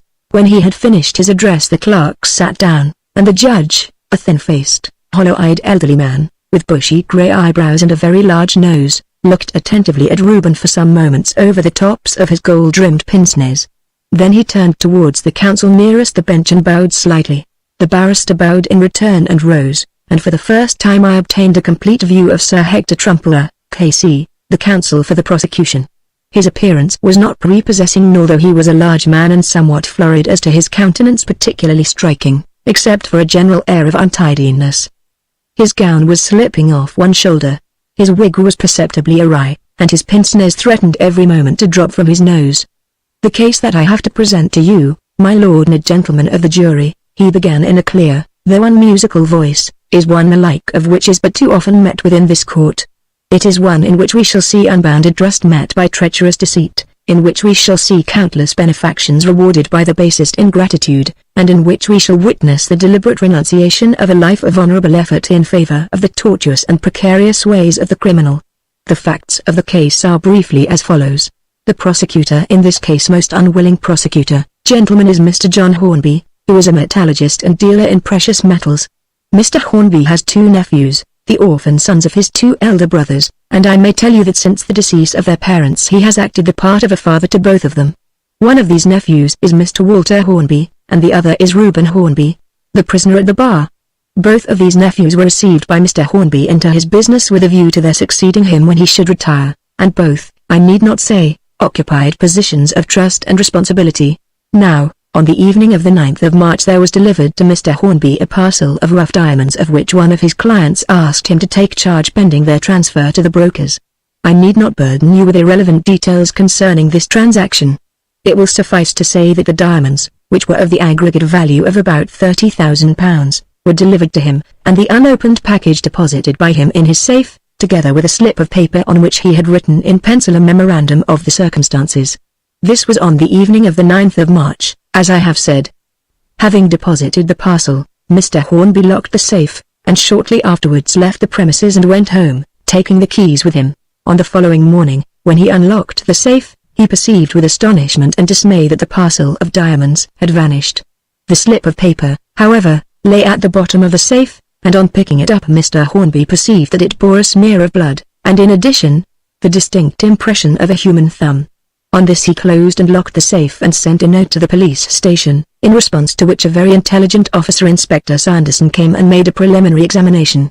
I need not follow the case further, since the details will appear in the evidence, but I may tell you that, in effect, it has been made clear, beyond all doubt, that the thumbprint on that paper was the thumbprint of the prisoner, Reuben Hornby.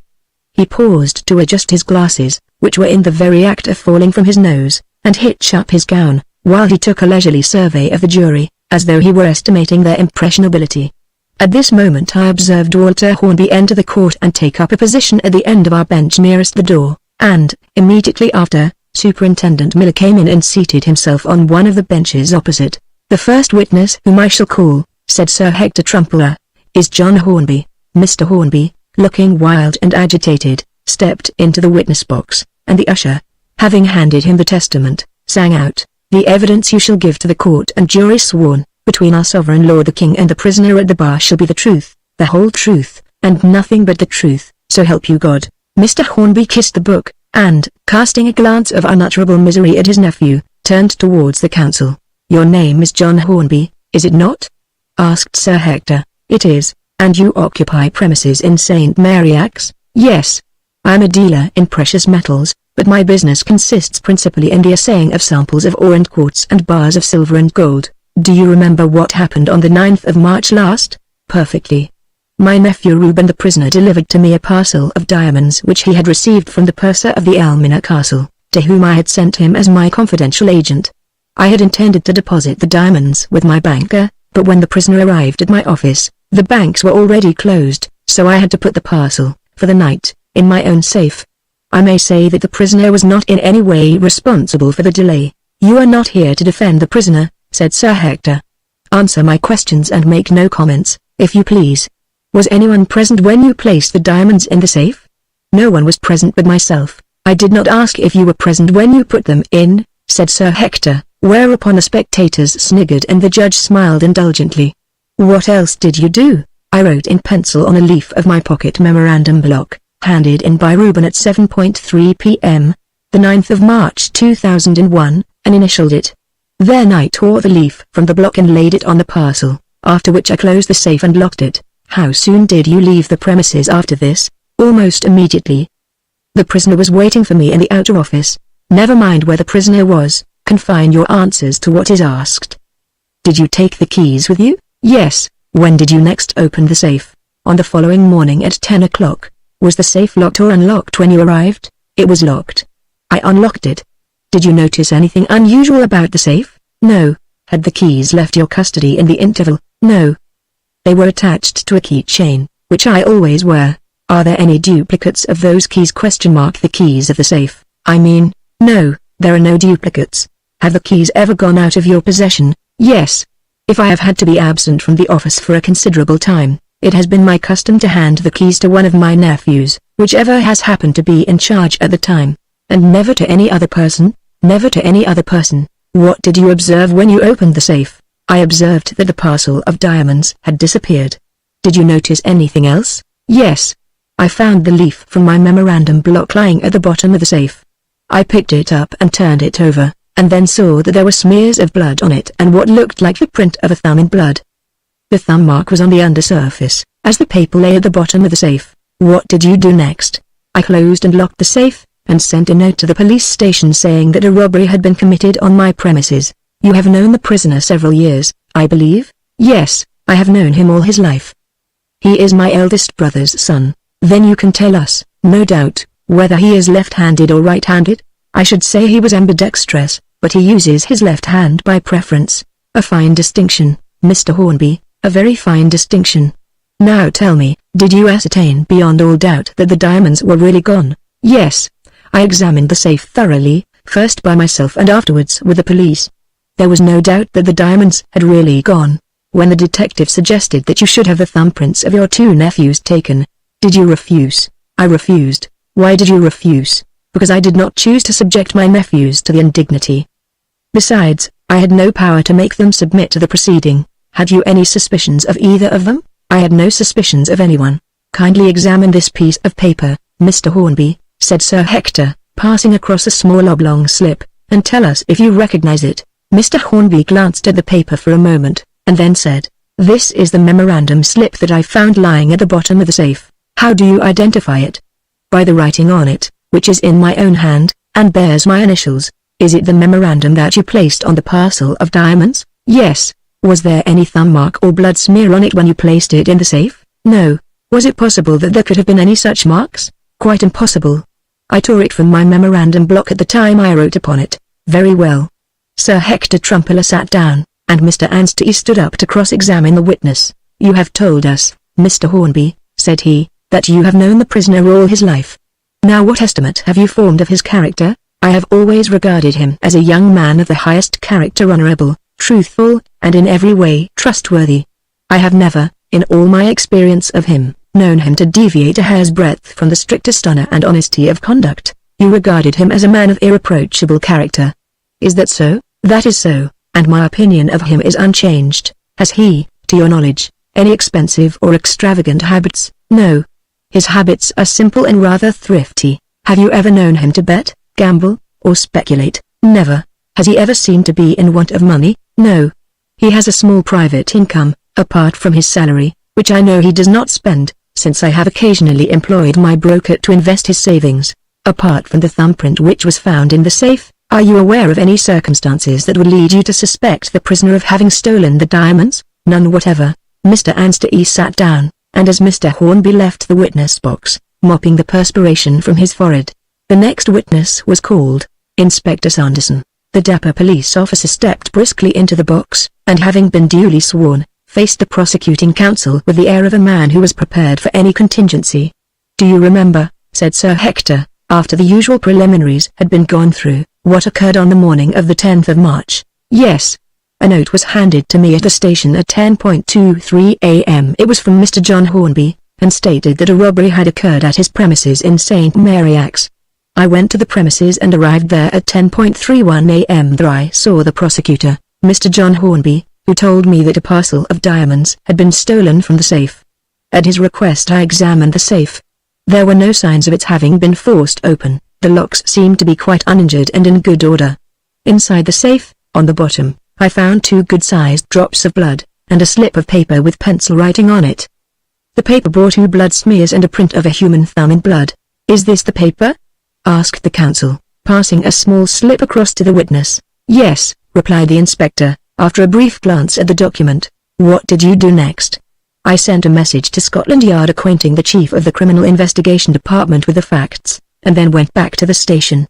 I had no further connection with the case. Sir Hector sat down, and the judge glanced askance to E. You tell us, said the latter, rising, that you observed 2 good-sized drops of blood on the bottom of the safe. Did you notice the condition of the blood, whether moist or dry?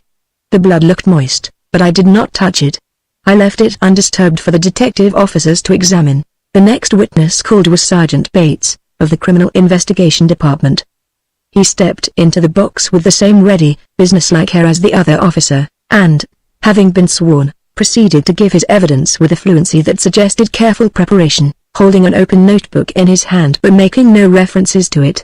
On the 10th of March, at 12:08 p.m., I received instructions to proceed to St. Mary Axe to inquire into a robbery that had taken place there. Inspector Sanderson's report was handed to me, and I read it in the cab on my way to the premises. On arriving at the premises at 12:30 p.m., I examined the safe carefully. It was quite uninjured, and there were no marks of any kind upon it. I tested the locks and found them perfect. There were no marks or indications of any picklock having been used. On the bottom of the inside I observed 2 rather large drops of a dark fluid. I took up some of the fluid on a piece of paper and found it to be blood. I also found, in the bottom of the safe, the burnt head of a wax match, and, on searching the floor of the office, I found, close by the safe, a used wax match from which the head had fallen. I also found a slip of paper which appeared to have been torn from a perforated block. On it was written in pencil, handed in by Reuben at 7:3 p.m. the 9th of March 2001. J.H. There were 2 smears of blood on the paper and the impression of a human thumb in blood. I took possession of the paper in order that it might be examined by the experts. I inspected the office doors and the outer door of the premises, but found no signs of forcible entrance on any of them.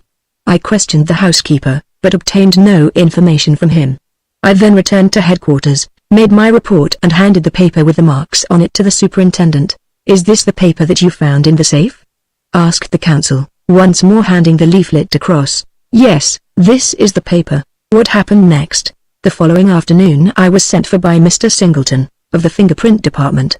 He informed me that he had gone through the files and had not been able to find any thumbprint resembling the one on the paper, and recommended me to endeavor to obtain prints of the thumbs of any persons who might have been concerned in the robbery.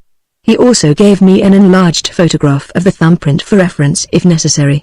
I accordingly went to St. Mary Axe and had an interview with Mr. Hornby, when I requested him to allow me to take prints of the thumbs of all the persons employed on the premises, including his 2 nephews.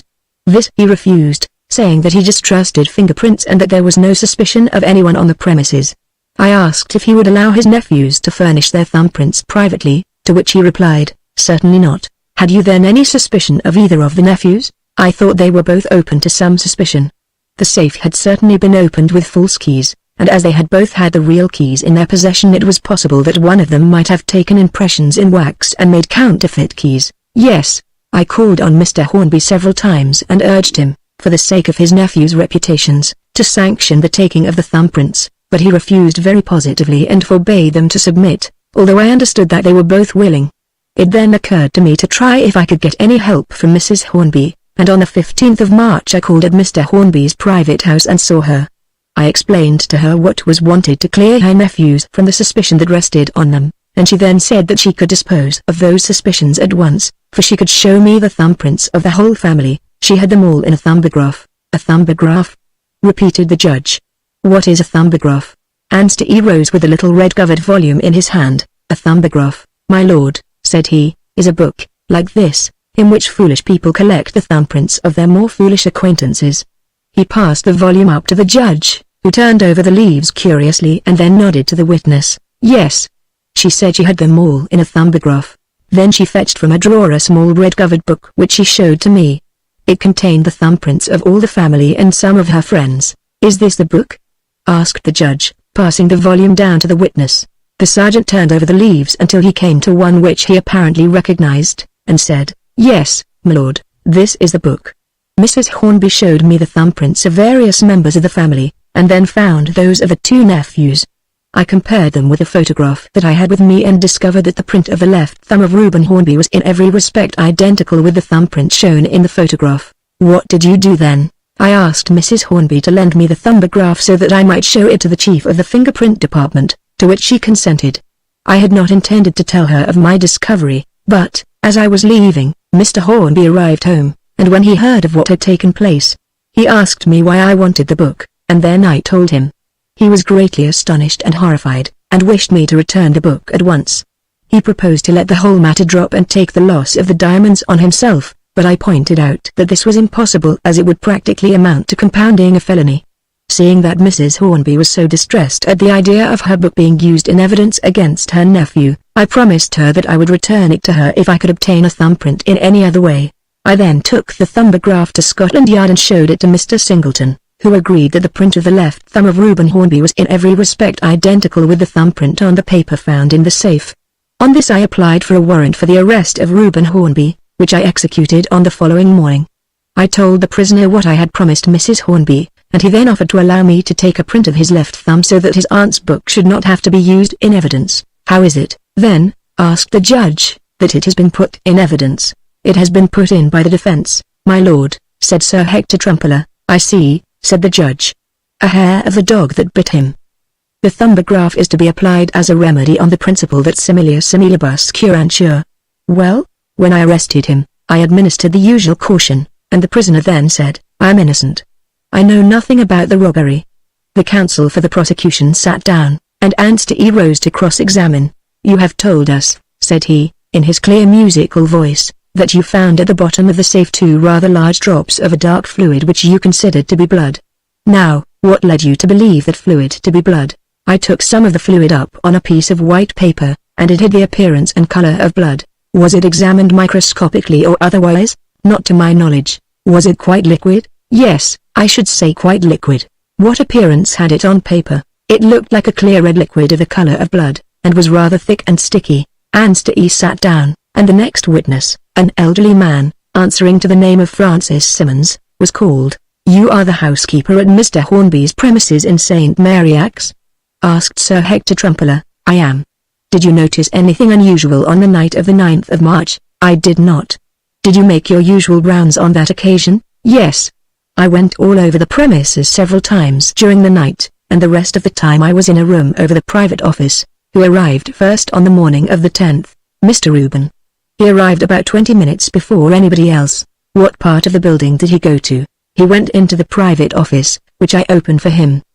He remained there until a few minutes before Mr. Hornby arrived, when he went up to the laboratory. Who came next? Mr. Hornby, and Mr. Walter came in just after him. The counsel sat down, and Mr. E proceeded to cross-examine the witness, who was the last to leave the premises on the evening of the 9th. I am not sure. Why are you not sure? I had to take a note and a parcel to a firm in Shoreditch. When I started, a clerk named Thomas Holker was in the outer office and Mr. Walter Hornby was in the private office. When I returned they had both gone. Was the outer door locked? Yes. Had Holker a key of the outer door? No. Mr. Hornby and his 2 nephews had each a key, and I have one. No one else had a key. How long were you absent? About 3/4 of an hour. Who gave you the note and the parcel? Mr. Walter Hornby. When did he give them to you? He gave them to me just before I started, and told me to go at once for fear the place should be closed before I got there. And was the place closed? Yes. It was all shut up, and everybody had gone. Mr. E resumed his seat. The witness shuffled out of the box with an air of evident relief, and the usher called out, Henry James Singleton. Mr. Singleton rose from his seat at the table by the solicitors for the prosecution and entered the box. Sir Hector adjusted his glasses, turned over a page of his brief, and cast a steady and impressive glance at the jury. I believe, Mr. Singleton, he said at length, that you are connected with the fingerprint department at Scotland Yard. Yes. I am one of the chief assistants in that department. What are your official duties? My principal occupation consists in the examination and comparison of the fingerprints of criminals and suspected persons. These fingerprints are classified by me according to their characters and arranged in files for reference. I take it that you have examined a great number of fingerprints. I have examined many thousands of fingerprints, and have studied them closely for purposes of identification. Kindly examine this paper, Mr. Singleton. Here the fatal leaflet was handed to him by the usher. Have you ever seen it before? Yes. It was handed to me for examination at my office on the 10th of March. There is a mark upon it, the print of a finger or thumb.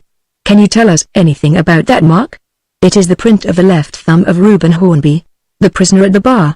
You are quite sure of that? I am quite sure. Do you swear that the mark upon that paper was made by the thumb of the prisoner? I do. Could it not have been made by the thumb of some other person? No, it is impossible that it could have been made by any other person. At this moment I felt Juliet lay a trembling hand on mine, and, glancing at her, I saw that she was deathly pale. I took her hand in mine and, pressing it gently, whispered to her, "Have courage, there is nothing unexpected in this." "Thank you," she whispered in reply, with a faint smile. "I will try, but it is also horribly unnerving. You consider," Sir Hector proceeded, "that the identity of this thumbprint admits of no doubt?" "It admits of no doubt whatever," replied Mr. Singleton. "Can you explain to us, without being too technical, how you have arrived at such complete certainty?" "I myself took a print of the prisoner's thumb, having first obtained the prisoner's consent after warning him that the print would be used in evidence against him, and I compared that print with the mark on this paper. The comparison was made with the greatest care and by the most approved method, point by point and detail by detail, and the two prints were found to be identical in every respect. Now it has been proved by exact calculations, which calculations I have personally verified, that the chance that the print of a single finger of any given person will be exactly like the print of the same finger of any other given person is as 1 to 64,000 millions. That is to say that, since the number of the entire human race is about 16,000 millions, the chance is about 1 to 4 that the print of a single finger of any one person will be identical with that of the same finger of any other member of the human race. It has been said by a great authority, and I entirely agree with the statement, that a complete, or nearly complete, accordance between two prints of a single finger affords evidence requiring no corroboration that the persons from whom they were made are the same. Now, these calculations apply to the prints of ordinary and normal fingers or thumbs. But the thumb from which these prints were taken is not ordinary or normal. There is upon it a deep but clean linear scar, the scar of an old incised wound, and this scar passes across the pattern of the ridges, intersecting the latter at certain places and disturbing their continuity at others. Now this very characteristic scar is an additional feature, having a set of chances of its own. So that we have to consider not only the chance that the print of the prisoner's left thumb should be identical with the print of some other person's left thumb, which is as 1 to 64,000 millions, but the further chance that these two identical thumbprints should be traversed by the impression of a scar identical in size and appearance, and intersecting the ridges at exactly the same places and producing failures of continuity in the ridges of exactly the same character. But these two chances, multiplied into one another, yield an ultimate chance of about 1 to 4,000 trillions that the prisoner's left thumb will exactly resemble the print of some other person's thumb, both as to the pattern and the scar which crosses the pattern. In other words, such a coincidence is an utter impossibility. Sir Hector Trumpeter took off his glasses and looked long and steadily at the jury as though he should say, "Come, my friends, what do you think of that?" Then he sat down with a jerk and turned towards Anstey and Thorndyke with a look of triumph. "Do you propose to cross-examine the witness?" inquired the judge, seeing that the counsel for the defense made no sign. "No, my lord," replied Anstey. Thereupon Sir Hector Trumpeter turned once more towards the defending counsel, and his broad, red face was illumined by a smile of deep satisfaction. That smile was reflected on the face of Mr. Singleton as he stepped from the box, and, as I glanced at Thorndyke, I seemed to detect, for a single instant, on his calm and immovable countenance, the faintest shadow of a smile. Herbert John Nash, a plump, middle-aged man, of keen, though studious, aspect, stepped into the box, and Sir Hector rose once more. "You are one of the chief assistants in the fingerprint department, I believe, Mr. Nash?" "I am." "Have you heard the evidence of the last witness?" "I have." "Do you agree with the statements made by that witness?" "Entirely." "I am prepared to swear that the print on the paper found in the safe is that of the left thumb of the prisoner, Reuben Hornby." "And you are certain that no mistake is possible?" "I am certain that no mistake is possible." Again Sir Hector glanced significantly at the jury as he resumed his seat, and again Anstey made no sign beyond the entry of a few notes on the margin of his brief. "Are you calling any more witnesses?" asked the judge, dipping his pen in the ink. "No, my lord," replied Sir Hector. "That is our case." Upon this Anstey rose and, addressing the judge, said, "I call witnesses, my lord." The judge nodded and made an entry in his notes while Anstey delivered his brief introductory speech. "My lord and gentlemen of the jury, I shall not occupy the time of the court with unnecessary appeals at this stage. but shall proceed to take the evidence of my witnesses without delay. There was a pause of a minute or more, during which the silence was broken only by the rustle of papers and the squeaking of the judge's quill pen. Juliet turned a white, scared face to me and said in a hushed whisper, "This is terrible. That last man's evidence is perfectly crushing. What can possibly be said in reply? I am in despair. Oh, poor Reuben. He is lost, Dr. Jervis. He hasn't a chance now. Do you believe that he is guilty?" I asked. "Certainly not," she replied indignantly. "I am as certain of his innocence as ever." "Then," said I, "if he is innocent, there must be some means of proving his innocence." "Yes, I suppose so," she rejoined in a dejected whisper. "At any rate we shall soon know now." At this moment the usher's voice was heard calling out the name of the first witness for the defense. Edmund Hawford Rowe, a keen-looking, grey-haired man, with a shaven face and close-cut side whiskers, stepped into the box and was sworn in due form. "You're a doctor of medicine, I believe," said Anster E., addressing the witness, "and lecturer on medical jurisprudence at the South London Hospital?" "I am." "Have you had occasion to study the properties of blood?" "Yes. The properties of blood are of great importance from a medico-legal point of view. Can you tell us what happens when a drop of blood say from a cut finger falls upon a surface such as the bottom of an iron safe? A drop of blood from a living body falling upon any non-absorbent surface will, in the course of a few minutes, solidify into a jelly which will, at first, have the same bulk and color as the liquid blood. Will it undergo any further change?" "Yes. In a few minutes more the jelly will begin to shrink and become more solid so that the blood will become separated into two parts, the solid and the liquid. The solid part will consist of a firm, tough jelly of a deep red color, and the liquid part will consist of a pale yellow, clear, watery liquid. At the end, say, of 2 hours, what will be the condition of the drop of blood? It will consist of a drop of clear, nearly colorless liquid, in the middle of which will be a small, tough, red clot. Supposing such a drop to be taken up on a piece of white paper, what would be its appearance? The paper would be wetted by the colorless liquid, and the solid clot would probably adhere to the paper in a mass. Would the blood on the paper appear as a clear, red liquid? Certainly not. The liquid would appear like water, and the clot would appear as a solid mass sticking to the paper. Does blood always behave in the way you have described? Always, unless some artificial means are taken to prevent it from clotting. By what means can blood be prevented from clotting or solidifying? There are two principal methods. One is to stir or whip the fresh blood rapidly with a bundle of fine twigs. When this is done, the fibrin, the part of the blood that causes solidification, adheres to the twigs, and the blood that remains, though it is unchanged in appearance, will remain liquid for an indefinite time. The other method is to dissolve a certain proportion of some alkaline salt in the fresh blood, after which it no longer has any tendency to solidify. You have heard the evidence of Inspector Sanderson and Sergeant Bates? Yes. Inspector Sanderson has told us that he examined the safe at 10:31 a.m. and found 2 good-sized drops of blood on the bottom. Sergeant Bates has told us that he examined the safe 2 hours later, and that he took up one of the drops of blood on a piece of white paper. The blood was then quite liquid, and, on the paper, it looked like a clear, red liquid of the color of blood. What should you consider the condition and nature of that blood to have been? If it was really blood at all, I should say that it was either defibrinated blood, that is, blood from which the fibrin has been extracted by whipping, or that it had been treated with an alkaline salt. You are of opinion that the blood found in the safe could not have been ordinary blood shed from a cut or wound? I am sure it could not have been. Now, Dr. O, I am going to ask you a few questions on another subject. Have you given any attention to fingerprints made by bloody fingers? Yes. I have recently made some experiments on the subject. Will you give us the results of those experiments? My object was to ascertain whether fingers wet with fresh blood would yield distinct and characteristic prints. I made a great number of trials, and as a result found that it is extremely difficult to obtain a clear print when the finger is wetted with fresh blood. The usual result is a mere red blotch showing no ridge pattern at all, owing to the blood filling the furrows between the ridges. But if the blood is allowed to dry almost completely on the finger, a very clear print is obtained. Is it possible to recognize a print that has been made by a nearly dry finger? Yes, quite easily. The half-dried blood is nearly solid and adheres to the paper in a different way from the liquid, and it shows minute details, such as the mouths of the sweat glands, which are always obliterated by the liquid. Look carefully at this paper, which was found in the safe, and tell me what you see.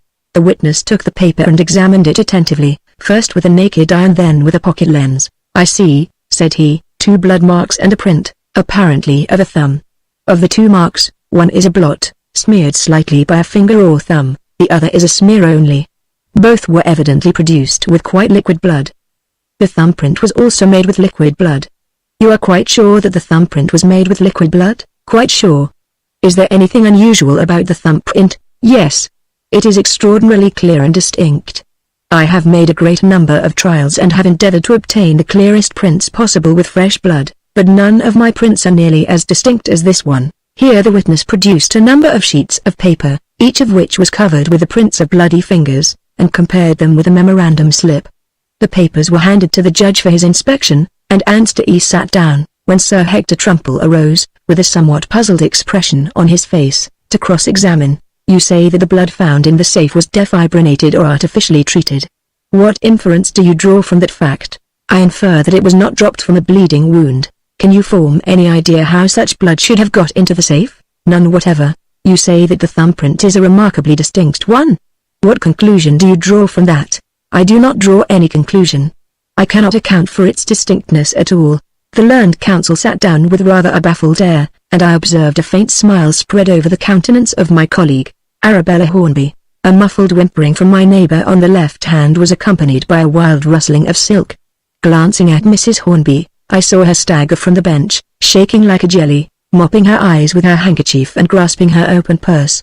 She entered the witness box, and, having gazed wildly round the court, began to search the multitudinous compartments of her purse. The evidence you shall give, sang out the usher, whereat Mrs. Hornby paused in her search and stared at him apprehensively. To the court and jury sworn, between our sovereign lord the king and the prisoner at the bar shall be the truth, Certainly, said Mrs. Hornby stiffly, aye. The whole truth, and nothing but the truth, so help you God. He held out the testament, which she took from him with a trembling hand and forthwith dropped with a resounding bang onto the floor of the witness box, diving after it with such precipitancy that her bonnet jammed violently against the rail of the box. She disappeared from view for a moment, and then rose from the depths with a purple face and her bonnet flattened and cocked over one ear like an artilleryman's forage cap. Kiss the book, if you please, said the usher, suppressing a grin by an heroic effort, as Mrs. Hornby, encumbered by her purse, her handkerchief and the testament, struggled to unfasten her bonnet strings. She clawed frantically at her bonnet, and, having dusted the testament with her handkerchief, kissed it tenderly and laid it on the rail of the box, whence it fell instantly onto the floor of the court. I am really very sorry, exclaimed Mrs. Hornby, leaning over the rail to address the usher as he stooped to pick up the book, and discharging onto his back a stream of coins, buttons and folded bills from her open purse. You will think me very awkward, I'm afraid. She mopped her face and replaced her bonnet rakishly on one side, as Mr. E rose and passed a small red book across to her. Kindly look at that book, Mrs. Hornby. I'd rather not, said she, with a gesture of repugnance. It is associated with matters of so extremely disagreeable a character. Do you recognize it? Do I recognize it? How can you ask me such a question when you must know? Answer the question, interposed the judge. Do you or do you not recognize the book in your hand? Of course I recognize it. How could I fail to? Then say so, said the judge. I have said so, retorted Mrs. Hornby indignantly. The judge nodded to Mr. E, who then continued, it is called a thumbograph, I believe. Yes, the name thumbograph is printed on the cover, so I suppose that is what it is called. Will you tell us, Mrs. Hornby, how the thumbograph came into your possession? For one moment Mrs. Hornby stared wildly at her interrogator, then she snatched a paper from her purse, unfolded it, gazed at it with an expression of dismay, and crumpled it up in the palm of her hand. You are asked a question, said the judge. Oh. Yes, said Mrs. Hornby. The committee of the society know, that is the wrong one. I mean Walter, you know at least. I beg your pardon, said Mr. E, with polite gravity. You are speaking of the committee of some society, interposed the judge. What society were you referring to? Mrs. Hornby spread out the paper and, after a glance at it, replied. The Society of Paralyzed Idiots, your worship, whereat a rumble of suppressed laughter arose from the gallery. But what has that society to do with the thumbograph? Inquired the judge. Nothing, your worship. Nothing at all. Then why did you refer to it? I am sure I don't know, said Mrs. Hornby, wiping her eyes with the paper and then hastily exchanging it for her handkerchief. The judge took off his glasses and gazed at Mrs. Hornby with an expression of bewilderment. Then he turned to the counsel and said in a weary voice, proceed, if you please, Mr. Mr. E. Can you tell us, Mrs. Hornby, how the thumbograph came into your possession? said the latter in persuasive accents. I thought it was Walter, and so did my niece. But Walter says it was not, and he ought to know, being young and having a most excellent memory, as I had myself when I was his age, and really, you know, it can't possibly matter where I got the thing. But it does matter, interrupted Aunt E. We wish particularly to know. If you mean that you wish to get one like it, we do not, said Aunt E. We wish to know how that particular thumbograph came into your possession. Did you, for instance, buy it yourself, or was it given to you by someone? Walter says I bought it myself. But I thought he gave it to me, but he says he did not, and you see.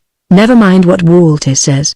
What is your own impression? Why, I still think that he gave it to me, though, of course, seeing that my memory is not what it was. You think that Walter gave it to you? Yes, in fact I feel sure he did, and so does my niece. Walter is your nephew, Walter Hornby? Yes, of course. I thought you knew. Can you recall the occasion on which the thumbograph was given to you? Oh yes, quite distinctly. We had some people to dinner, some people named Kelly, not the Dorsetshire Kellys, you know, although they are exceedingly nice people, as I have no doubt the other Kellys are, too, when you know them, but we don't. Well, after dinner we were a little dull and rather at a loss, because Juliet, my niece, you know, had cut her finger and couldn't play the piano excepting with the left hand, and that is so monotonous as well as fatiguing, and the Kellys are not musical, excepting Adolphus, who plays the trombone, but he hadn't got it with him, and then, fortunately, Walter came in and brought the thumbograph and took all our thumbprints and his own as well, and we were very much amused, and Matilda Kelly, that is the eldest daughter, but one said that Reuben jogged her elbow, but that was only an excuse. Exactly, interrupted Aunt E. And you recollect quite clearly that your nephew Walter gave you the thumbograph on that occasion? Oh, distinctly, though, you know, he is really my husband's nephew. Yes. And you are sure that he took the thumbprints? Quite sure. And you are sure that you never saw the thumbograph before that? Never. How could I? He hadn't brought it.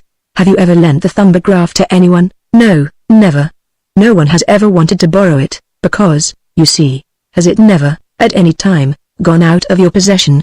Oh, I wouldn't say that. In fact, I have often thought, though I hate suspecting people, and I really don't suspect anybody in particular, you know. But it certainly was very peculiar and I can't explain it in any other way. You see, I kept the thumbograph in a drawer in my writing table, and in the same drawer I used to keep my handkerchief bag. In fact I do still, and it is there at this very moment, for in my hurry and agitation, I forgot about it until we were in the cab, and then it was too late, because Mr. Lawley— Yes. You kept it in a drawer with your handkerchief bag. That was what I said. Well, when Mr. Hornby was staying at Brighton he wrote to ask me to go down for a week and bring Juliet Miss Gibson, you know, with me.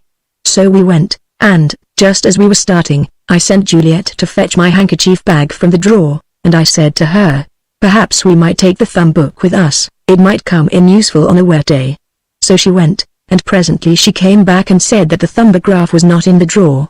Well, I was so surprised that I went back with her and looked myself, and sure enough the drawer was empty.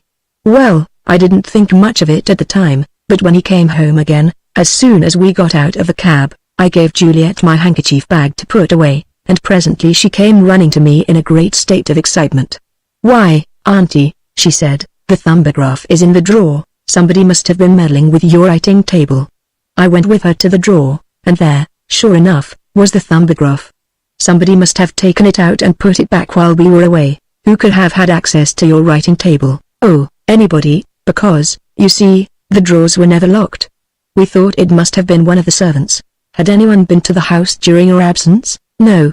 Nobody, except, of course, my two nephews, and neither of them had touched it, because we asked them, and they both said they had not. Thank you.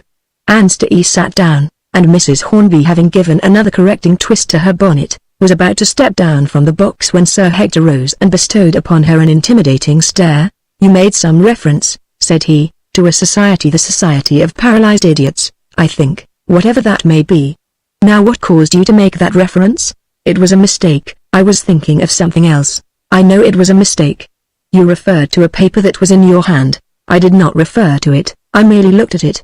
It is a letter from the Society of Paralyzed Idiots. It is nothing to do with me really, you know, I don't belong to the society, or anything of that sort. Did you mistake that paper for some other paper? Yes, I took it for a paper with some notes on it to assist my memory. What kind of notes? Oh, just the questions I was likely to be asked. Were the answers that you were to give to those questions also written on the paper? Of course they were. The questions would not have been any use without the answers. Have you been asked the questions that were written on the paper? Yes, at least, some of them. Have you given the answers that were written down?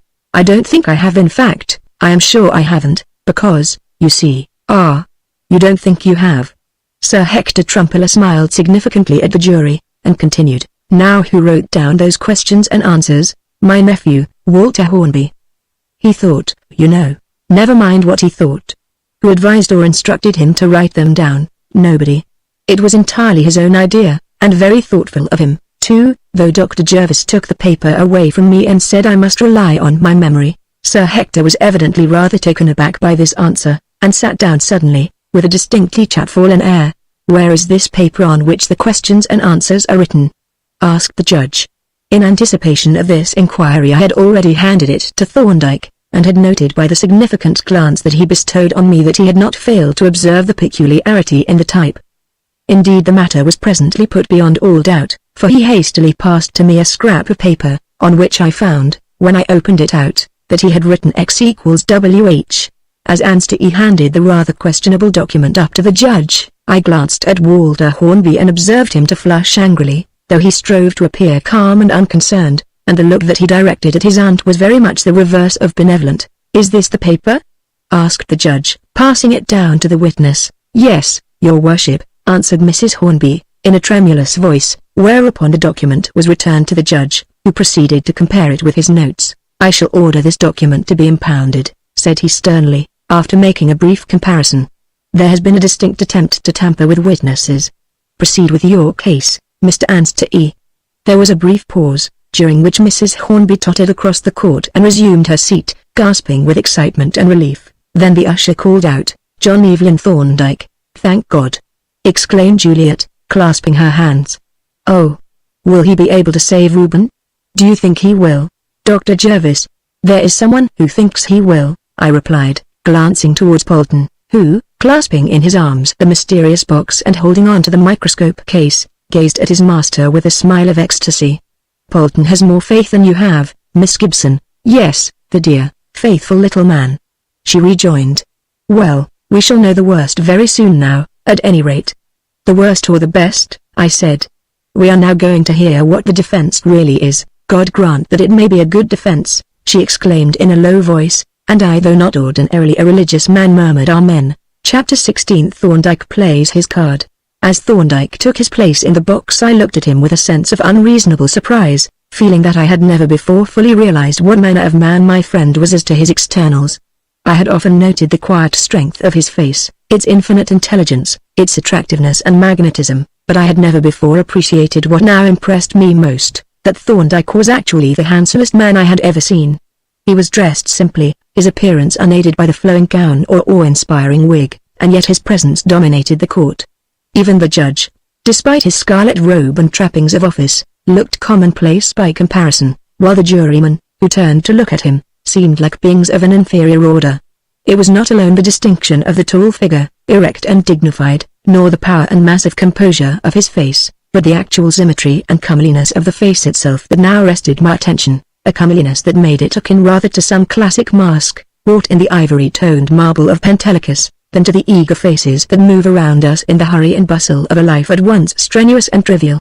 You are attached to the medical school at St. Margaret's Hospital, I believe, Dr. Thorndyke? Said Answer E. Yes. I am the lecturer on medical jurisprudence and toxicology. Have you had much experience of medico-legal inquiries? A great deal.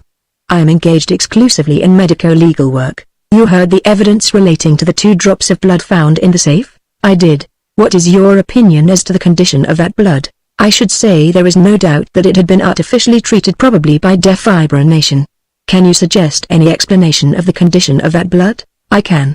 Is your explanation connected with any peculiarities in the thumbprint on the paper that was found in the safe? It is. Have you given any attention to the subject of fingerprints? Yes. A great deal of attention. Be good enough to examine that paper. Here the usher handed to Thorndyke the memorandum slip. Have you seen it before? Yes. I saw it at Scotland Yard. Did you examine it thoroughly? Very thoroughly. The police officials gave me every facility and, with their permission, I took several photographs of it. There is a mark on that paper resembling the print of a human thumb? There is. You have heard 2 expert witnesses swear that that mark was made by the left thumb of the prisoner, Reuben Hornby? I have. Do you agree to that statement? I do not. In your opinion, was the mark upon that paper made by the thumb of the prisoner? No. I am convinced that it was not made by the thumb of Reuben Hornby. Do you think that it was made by the thumb of some other person? No. I am of opinion that it was not made by a human thumb at all. At this statement the judge paused for a moment, pen in hand, and stared at Thorndyke with his mouth slightly open, while the 2 experts looked at one another with raised eyebrows. By what means do you consider that the mark was produced? By means of a stamp, either of India rubber or, more probably, of chromicized gelatine. Here Polton, who had been, by degrees, rising to an erect posture, smote his thigh a resounding thwack and chuckled aloud, a proceeding that caused all eyes, including those of the judge, to be turned on him. If that noise is repeated, said the judge, with a stony stare at the horrified offender who had shrunk into the very smallest space that I have ever seen a human being occupy, I shall cause the person who made it to be removed from the court. I understand, then, pursued Anstey, that you consider the thumbprint, which has been sworn to as the prisoner's, to be a forgery. Yes. It is a forgery, but is it possible to forge a thumbprint or a fingerprint? It is not only possible, but quite easy to do. As easy as to forge a signature, for instance? Much more so, and infinitely more secure. A signature, being written with a pen, requires that the forgery should also be written with a pen, a process demanding very special skill and, after all, never resulting in an absolute facsimile. But a fingerprint is a stamped impression, the fingertip being the stamp, and it is only necessary to obtain a stamp identical in character with the fingertip, in order to produce an impression which is an absolute facsimile, in every respect, of the original, and totally indistinguishable from it. Would there be no means at all of detecting the difference between a forged fingerprint and the genuine original? None whatever, for the reason that there would be no difference to detect. But you have stated, quite positively, that the thumbprint on this paper is a forgery. Now, if the forged print is indistinguishable from the original, how are you able to be certain that this particular print is a forgery? I was speaking of what is possible with due care, but, obviously, a forger might, through inadvertence, fail to produce an absolute facsimile, and then detection would be possible. That is what has happened in the present case. The forged print is not an absolute facsimile of the true print. There is a slight discrepancy. But, in addition to this, the paper bears intrinsic evidence that the thumbprint on it is a forgery. We will consider that evidence presently. Dr. Thorndyke. To return to the possibility of forging a fingerprint, can you explain to us, without being too technical, by what methods it would be possible to produce such a stamp as you have referred to? There are 2 principal methods that suggest themselves to me. The first, which is rather crude though easy to carry out, consists in taking an actual cast of the end of the finger. A mold would be made by pressing the finger into some plastic material, such as fine modeling clay or hot sealing wax, and then, by pouring a warm solution of gelatine into the mold, and allowing it to cool and solidify, a cast would be produced which would yield very perfect fingerprints. But this method would, as a rule, be useless for the purpose of the forger, as it could not, ordinarily, be carried out without the knowledge of the victim, though in the case of dead bodies and persons asleep or unconscious or under an anesthetic, it could be practiced with success, and would offer the advantage of requiring practically no technical skill or knowledge and no special appliances. The second method, which is much more efficient, and is the one, I have no doubt, that has been used in the present instance, requires more knowledge and skill. In the first place it is necessary to obtain possession of, or access to, a genuine fingerprint. Of this fingerprint a photograph is taken, or rather, a photographic negative, which for this purpose requires to be taken on a reversed plate, and the negative is put into a special printing frame, with a plate of gelatine which has been treated with potassium bichromate, and the frame is exposed to light. Now gelatin treated in this way, chromicized gelatine, as it is called, has a very peculiar property. Ordinary gelatine, as is well known, is easily dissolved in hot water, and chromicized gelatine is also soluble in hot water as long as it is not exposed to light, but on being exposed to light, it undergoes a change and is no longer capable of being dissolved in hot water.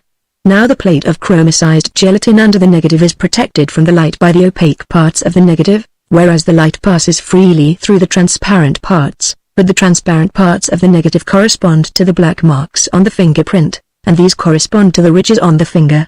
Hence it follows that the gelatin plate is acted upon by light only on the parts corresponding to the ridges, and in these parts the gelatin is rendered insoluble, while all the rest of the gelatin is soluble. The gelatin plate, which is cemented to a thin plate of metal for support, is now carefully washed with hot water, by which the soluble part of the gelatin is dissolved away, leaving the insoluble part, corresponding to the ridges, standing up from the surface.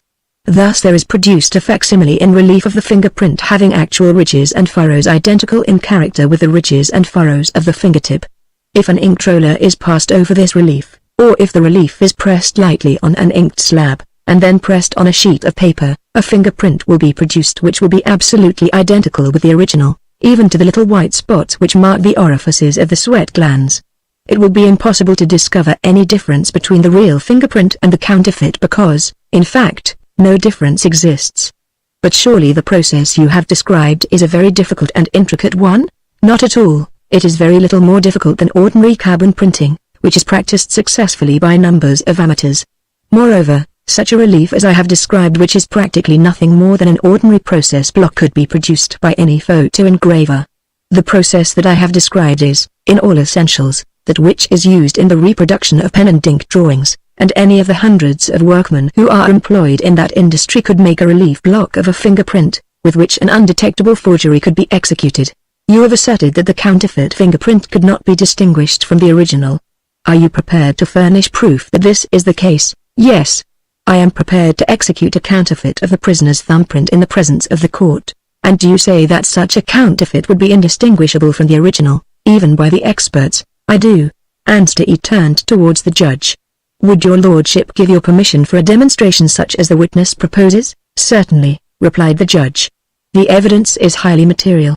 How do you propose that the comparison should be made? He added, addressing Thorndyke. I have brought, for the purpose, my lord, answered Thorndyke, some sheets of paper, each of which is ruled into 20 numbered squares. I propose to make on 10 of the squares counterfeits of the prisoner's thumb mark, and to fill the remaining 10 with real thumb marks. I propose that the experts should then examine the paper and tell the court which are the real thumbprints and which are the false. That seems a fair and efficient test, said his lordship. Have you any objection to offer, Sir Hector? Sir Hector Trumpler hastily consulted with the two experts, who were sitting in the attorney's bench, and then replied, without much enthusiasm, we have no objection to offer, my lord. Then, in that case, I shall direct the expert witnesses to withdraw from the court while the prints are being made. In obedience to the judge's order, Mr. Singleton and his colleague rose and left the court with evident reluctance, while Thorndyke took from a small portfolio 3 sheets of paper which he handed up to the judge. If your lordship, said he, will make marks in 10 of the squares on 2 of these sheets, one can be given to the jury and one retained by your lordship to check the 3rd sheet when the prints are made on it. That is an excellent plan, said the judge, and, as the information is for myself and the jury, it would be better if you came up and performed the actual stamping on my table in the presence of the foreman of the jury and the counsel for the prosecution and defense. In accordance with the judge's direction, Thorndyke stepped up on the dais, and Anstey, as he rose to follow, leaned over towards me. You and Polton had better go up too, said he. Thorndyke will want your assistance, and you may as well see the fun. I will explain to his lordship. He ascended the stairs leading to the dais and addressed a few words to the judge, who glanced in our direction and nodded, whereupon we both gleefully followed our counsel, Polton carrying the box and beaming with delight. The judge's table was provided with a shallow drawer which pulled out at the side and which accommodated the box comfortably, leaving the small tabletop free for the papers. When the lid of the box was raised, there were displayed the copper inking slab, a small roller and the 24 pawns which had so puzzled Polton, and on which he now gazed with a twinkle of amusement and triumph. Are those all stamps? Inquired the judge, glancing curiously at the array of turned-wood handles. They are all stamps, my lord, replied Thorndyke, and each is taken from a different impression of the prisoner's thumb. But why so many? Asked the judge. I have multiplied them, answered Thorndyke, as he squeezed out a drop of fingerprint ink onto the slab and proceeded to roll it out into a thin film, to avoid the telltale uniformity of a single stamp.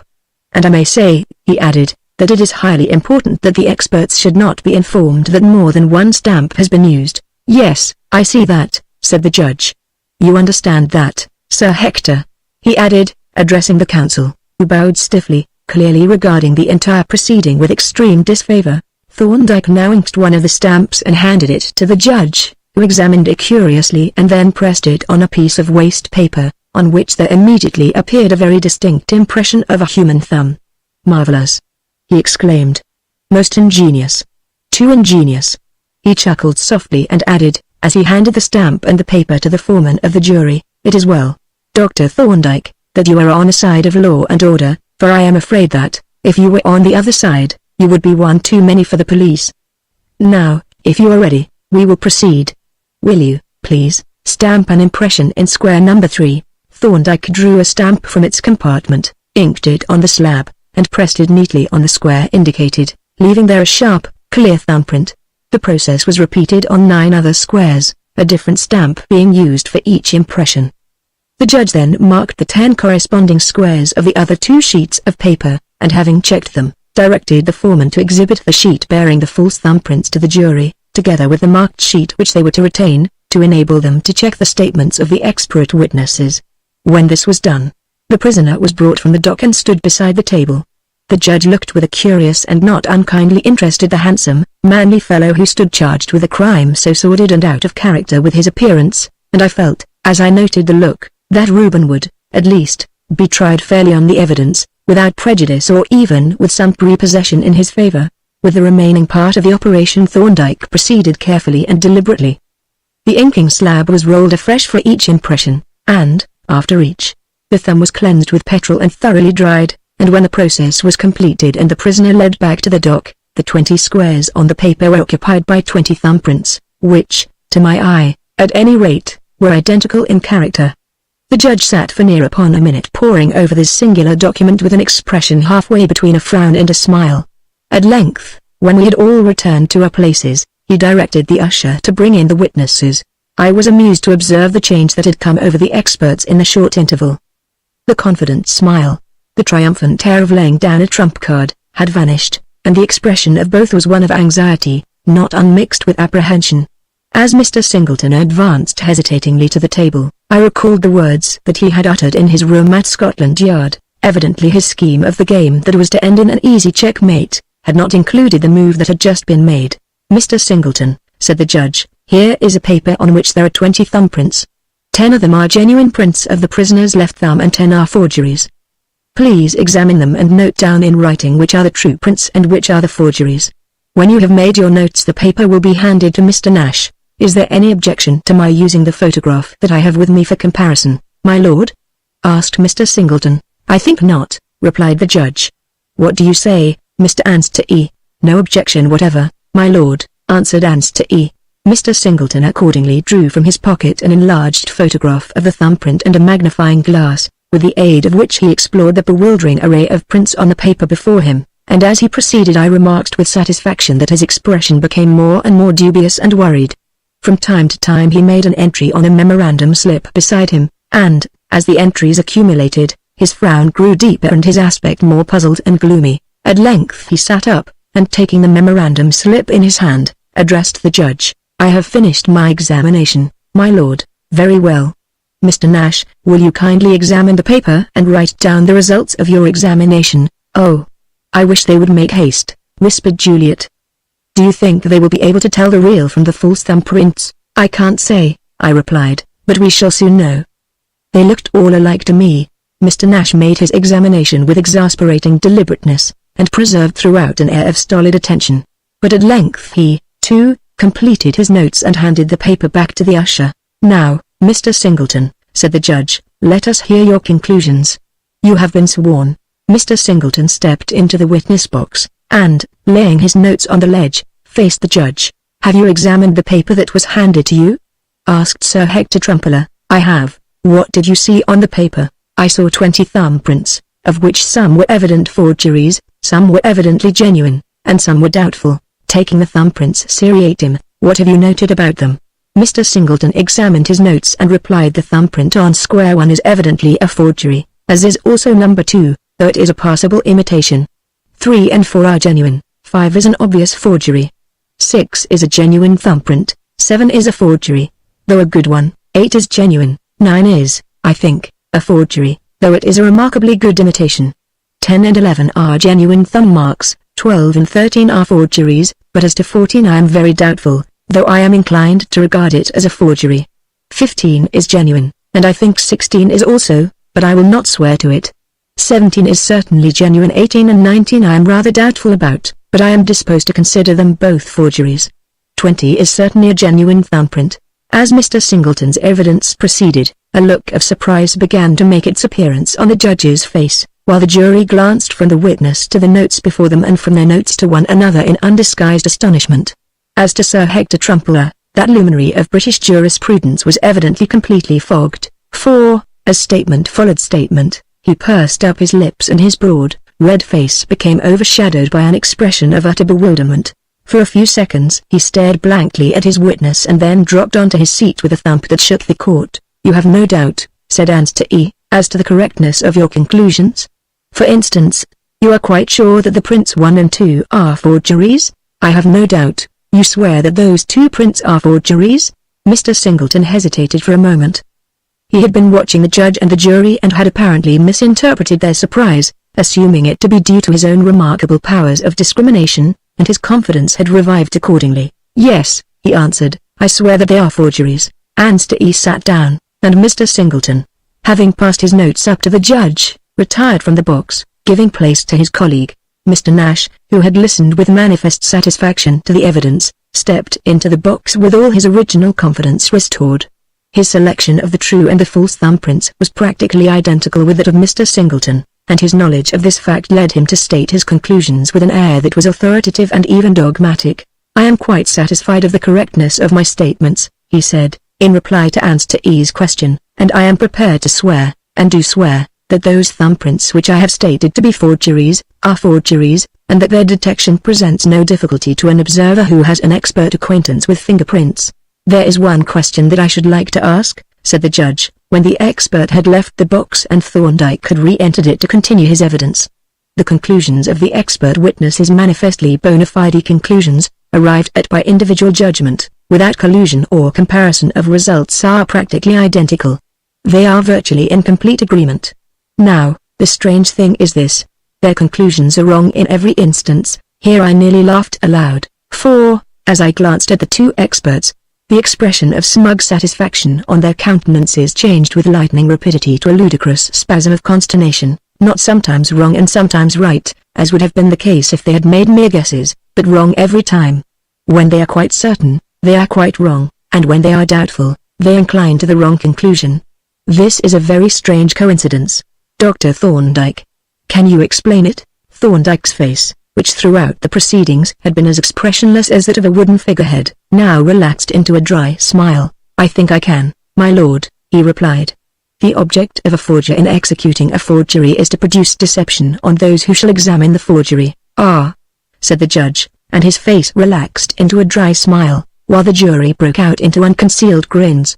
"It was evident to me," continued Thorndyke, "that the experts would be unable to distinguish the real from the forged thumbprints, and, that being so, that they would look for some collateral evidence to guide them. I, therefore, supply that collateral evidence. Now, if 10 prints are taken, without special precautions, from a single finger, it will probably happen that no 2 of them are exactly alike, for the finger being a rounded object of which only a small part touches the paper. The impressions produced will show little variations according to the part of the finger by which the print is made. But a stamp such as I have used has a flat surface like that of a printer's type, and, like a type, it always prints the same impression. It does not reproduce the fingertip, but a particular print of the finger, and so, if 10 prints are made with a single stamp, each print will be a mechanical repetition of the other 9. Thus, on a sheet bearing 20 fingerprints, of which 10 were forgeries made with a single stamp, it would be easy to pick out the 10 forged prints by the fact that they would all be mechanical repetitions of one another, while the genuine prints could be distinguished by the fact of their presenting trifling variations in the position of the finger. Anticipating this line of reasoning, I was careful to make each print with a different stamp, and each stamp was made from a different thumbprint, and I further selected thumbprints which varied as widely as possible when I made the stamps.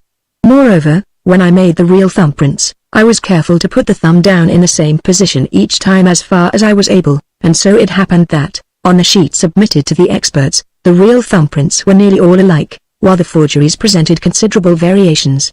The instances in which the witnesses were quite certain were those in which I succeeded in making the genuine prints repeat one another, and the doubtful cases were those in which I partially failed. Thank you, that is quite clear, said the judge, with a smile of deep content, such as is apartment to appear on the judicial countenance when an expert witness is knocked off his pedestal. We may now proceed, Mr. Answer E. You have told us, resumed Answer E, and have submitted proofs, that it is possible to forge a thumbprint so that detection is impossible.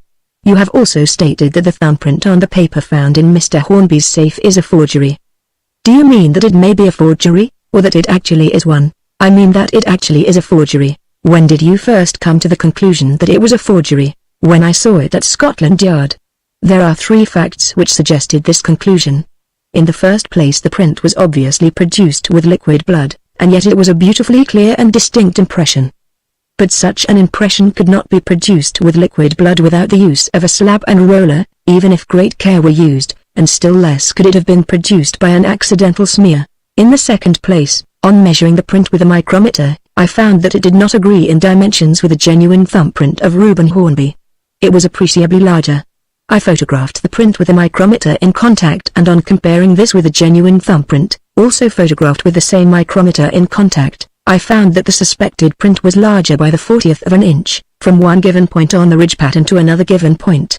I have here enlargements of the 2 photographs in which the disagreement in size is clearly shown by the lines of the micrometer.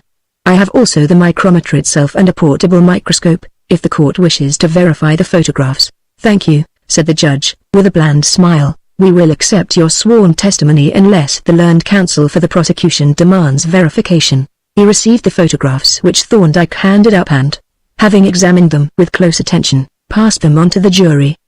The third fact, resumed Thorndyke, is of much more importance, since it not only proves the print to be a forgery, but also furnishes a very distinct clue to the origin of the forgery, and so to the identity of the forger. Here the court became hushed until the silence was so profound that the ticking of the clock seemed a sensible interruption. I glanced at Walter, who sat motionless and rigid at the end of the bench, and perceived that a horrible pallor had spread over his face, while his forehead was covered with beads of perspiration. On looking at the print closely, I noticed at one part a minute white mark or space.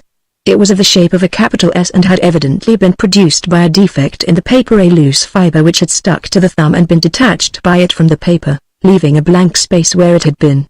But, on examining the paper under a low power of the microscope, I found the surface to be perfect and intact. No loose fiber had been detached from it, for if it had, the broken end or, at least, the groove in which it had lain, would have been visible. The inference seemed to be that the loose fiber had existed, not in the paper which was found in the safe, but in the paper on which the original thumb mark had been made. Now, as far as I knew, there was only one undoubted thumbprint of Reuben Hornby's in existence, the one in the thumbograph. At my request, the thumbograph was brought to my chambers by Mrs. Hornby, and, on examining the print of Reuben Hornby's left thumb, I perceived on it a minute, S-shaped white space occupying a similar position to that in the red thumb mark, and when I looked at it through a powerful lens, I could clearly see the little groove in the paper in which the fiber had lain and from which it had been lifted by the inked thumb. I subsequently made a systematic comparison of the marks in the 2 thumbprints. I found that the dimensions of the mark were proportionally the same in each, that is to say, the mark in the thumbograph print had an extreme length of 26/1000ths of an inch and an extreme breadth of 14.5/1000ths of an inch, while that in the red thumb mark was 1/40th larger in each dimension, having an extreme length of 26.65/1000ths of an inch and an extreme breadth of 14.86/1000ths of an inch. That the shape was identical, as was shown by superimposing tracings of greatly enlarged photographs of each mark on similar enlargements of the other, and that the mark intersected the ridges of the thumbprint in the same manner and at exactly the same parts in the 2 prints. Do you say that having regard to the facts which you have stated, it is certain that the red thumb mark is a forgery? I do, and I also say that it is certain that the forgery was executed by means of the thumbograph. Might not the resemblances be merely a coincidence? No. By the law of probabilities which Mr. Singleton explained so clearly in his evidence, the adverse chances would run into untold millions. Here are 2 thumbprints made in different places and at different times, an interval of many weeks intervening. Each of them bears an accidental mark which is due not to any peculiarity of the thumb, but to a peculiarity of the paper. On the theory of coincidences, it is necessary to suppose that each piece of paper had a loose fiber of exactly identical shape and size, and that this fiber came, by accident, in contact with the thumb at exactly the same spot. But such a supposition would be more opposed to probabilities even than the supposition that two exactly similar thumbprints should have been made by different persons. And then there is the further fact that the paper found in the safe had no loose fiber to account for the mark. What is your explanation of the presence of defibrinated blood in the safe? It was probably used by the forger in making the thumbprint, for which purpose fresh blood would be less suitable by reason of its clotting. He would probably have carried a small quantity in a bottle, together with the pocket slab and roller invented by Mr. Galton. It would thus be possible for him to put a drop on the slab, roll it out into a thin film and take a clean impression with his stamp. It must be remembered that these precautions were quite necessary, since he had to make a recognizable print at the first attempt. A failure and a second trial would have destroyed the accidental appearance, and might have aroused suspicion. You have made some enlarged photographs of the thumbprints, have you not? Yes. I have here two enlarged photographs, one of the thumbograph print and one of the red thumbprint. They both show the white mark very clearly and will assist comparison of the originals, in which the mark is plainly visible through a lens. He handed the two photographs up to the judge, together with the thumbograph, the memorandum slip, and a powerful doublet lens with which to examine them. The judge inspected the two original documents with the aid of the lens and compared them with the photographs, nodding approvingly as he made out the points of agreement. Then he passed them on to the jury and made an entry in his notes. While this was going on, my attention was attracted by Walter Hornby. An expression of terror and wild despair had settled on his face, which was ghastly in its pallor and bedewed with sweat. He looked furtively at Thorndyke and, as I noted the murderous hate in his eyes, I recalled our midnight adventure in John Street in the mysterious cigar. Suddenly he rose to his feet, wiping his brow and steadying himself against the bench with a shaking hand. Then he walked quietly to the door and went out. Apparently, I was not the only onlooker who had been interested in his doings, for, as the door swung to after him, Superintendent Miller rose from his seat and went out by the other door. "Are you cross-examining this witness?" the judge inquired, glancing at Sir Hector Trumpeller. "No, my lord," was the reply. "Are you calling any more witnesses, Mr. Anstey?" "Only one, my lord," replied Anstey the prisoner, "whom I shall put in the witness box, as a matter of form, in order that he may make a statement on oath." Reuben was accordingly conducted from the dock to the witness box, and, having been sworn, made a solemn declaration of his innocence.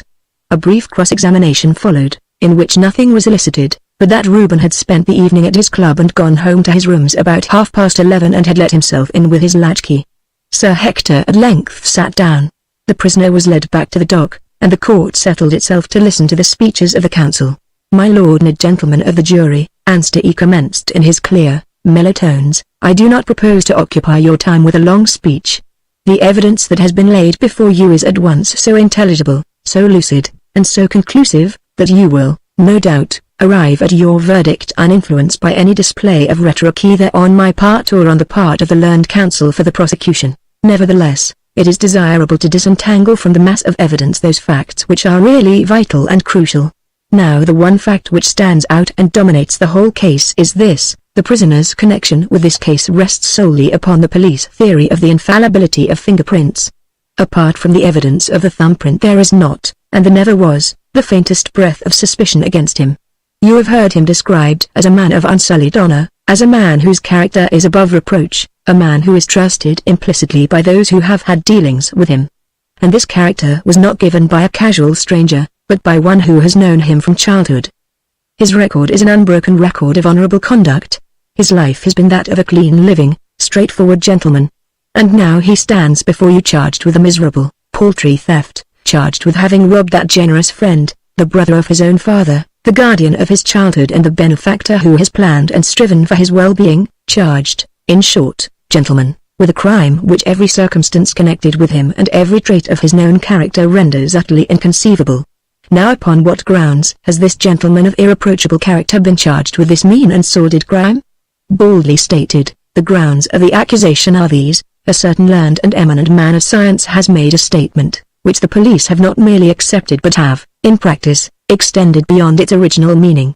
That statement is as follows: a complete, or nearly complete, accordance between two prints of a single finger affords evidence requiring no corroboration, that the persons from whom they were made are the same. That statement, gentlemen, is in the highest degree misleading, and ought not to have been made without due warning and qualification. So far is it from being true, in practice, that its exact contrary is the fact. The evidence of a fingerprint, in the absence of corroboration, is absolutely worthless. Of all forms of forgery, the forgery of a fingerprint is the easiest and the most secure, as you have seen in this court today. Consider the character of the high-class forger, his skill, his ingenuity, his resource. Think of the forged banknotes, of which not only the engraving, the design and the signature, but even the very paper with its private watermarks, is imitated with a perfection that is at once the admiration and the despair of those who have to distinguish the true from the false. Think of the forged check, in which actual perforations are filled up, of which portions are cut out bodily and replaced by indistinguishable patches. Think of these, and then of a fingerprint, of which any photo engraver's apprentice can make you a forgery that the greatest experts cannot distinguish from the original, which any capable amateur can imitate beyond detection after a month's practice. And then ask yourselves if this is the kind of evidence on which, without any support or corroboration, a gentleman of honor and position should be dragged before a criminal court and charged with having committed a crime of the basest and the most sordid type. But I must not detain you with unnecessary appeals. I will remind you briefly of the salient facts. The case for the prosecution rests upon the assertion that the thumbprint found in the safe was made by the thumb of the prisoner. If that thumbprint was not made by the prisoner, there is not only no case against him but no suspicion of any kind. Now, was that thumbprint made by the prisoner's thumb? You have had conclusive evidence that it was not. That thumbprint differed in the size, or scale, of the pattern from a genuine thumbprint of the prisoner's. The difference was small, but it was fatal to the police theory. The two prints were not identical. But, if not the prisoner's thumbprint, what was it? The resemblance of the pattern was too exact for it to be the thumbprint of another person, for it reproduced not only the pattern of the ridges on the prisoner's thumb, but also the scar of an old wound. The answer that I propose to this question is, that it was an intentional imitation of the prisoner's thumbprint, made with the purpose of fixing suspicion on the prisoner, and so ensuring the safety of the actual criminal. Are there any facts which support this theory? Yes, there are several facts which support it very strongly. First, there are the facts that I have just mentioned. The red thumbprint disagreed with the genuine print in its scale or dimensions. It was not the prisoner's thumbprint, but neither was it that of any other person. The only alternative is that it was a forgery. In the second place, that print was evidently made with the aid of certain appliances and materials, and one of those materials, namely defibrinated blood, was found in the safe. In the third place, there is the coincidence that the print was one which it was possible to forge. The prisoner has 10-digit 8 fingers and 2 thumbs. But there were in existence actual prints of the 2 thumbs, whereas no prints of the fingers were in existence, hence it would have been impossible to forge a print of any of the fingers. So it happens that the red thumbprint resembled one of the 2 prints of which forgery was possible. In the fourth place, the red thumbprint reproduces an accidental peculiarity of the thumbograph print. Now, if the red thumbprint is a forgery, it must have been made from the thumbograph print, since there exists no other print from which it could have been made. Hence we have the striking fact that the red thumbprint is an exact replica including accidental peculiarities of the only print from which a forgery could have been made. The accidental S-shaped mark in the thumbograph print is accounted for by the condition of the paper. The occurrence of this mark in the red thumbprint is not accounted for by any peculiarity of the paper, and can be accounted for in no way, excepting by assuming the one to be a copy of the other. The conclusion is thus inevitable that the red thumbprint is a photomechanical reproduction of the thumbograph print. But there is yet another point. If the red thumbprint is a forgery reproduced from the thumbograph print, the forger must at some time have had access to the thumbograph. Now, you have heard Mrs. Hornby's remarkable story of the mysterious disappearance of the thumbograph and its still more mysterious reappearance. That story can have left no doubt in your minds that some person had surreptitiously removed the thumbograph and, after an unknown interval, secretly replaced it. Thus the theory of forgery receives confirmation at every point, and is in agreement with every known fact, whereas the theory that the red thumbprint was a genuine thumbprint, is based upon a gratuitous assumption, and has not had a single fact advanced in its support. Accordingly, gentlemen, I assert that the prisoner's innocence has been proved in the most complete and convincing manner, and I ask you for a verdict in accordance with that proof. As Anstey resumed his seat, a low rumble of applause was heard from the gallery.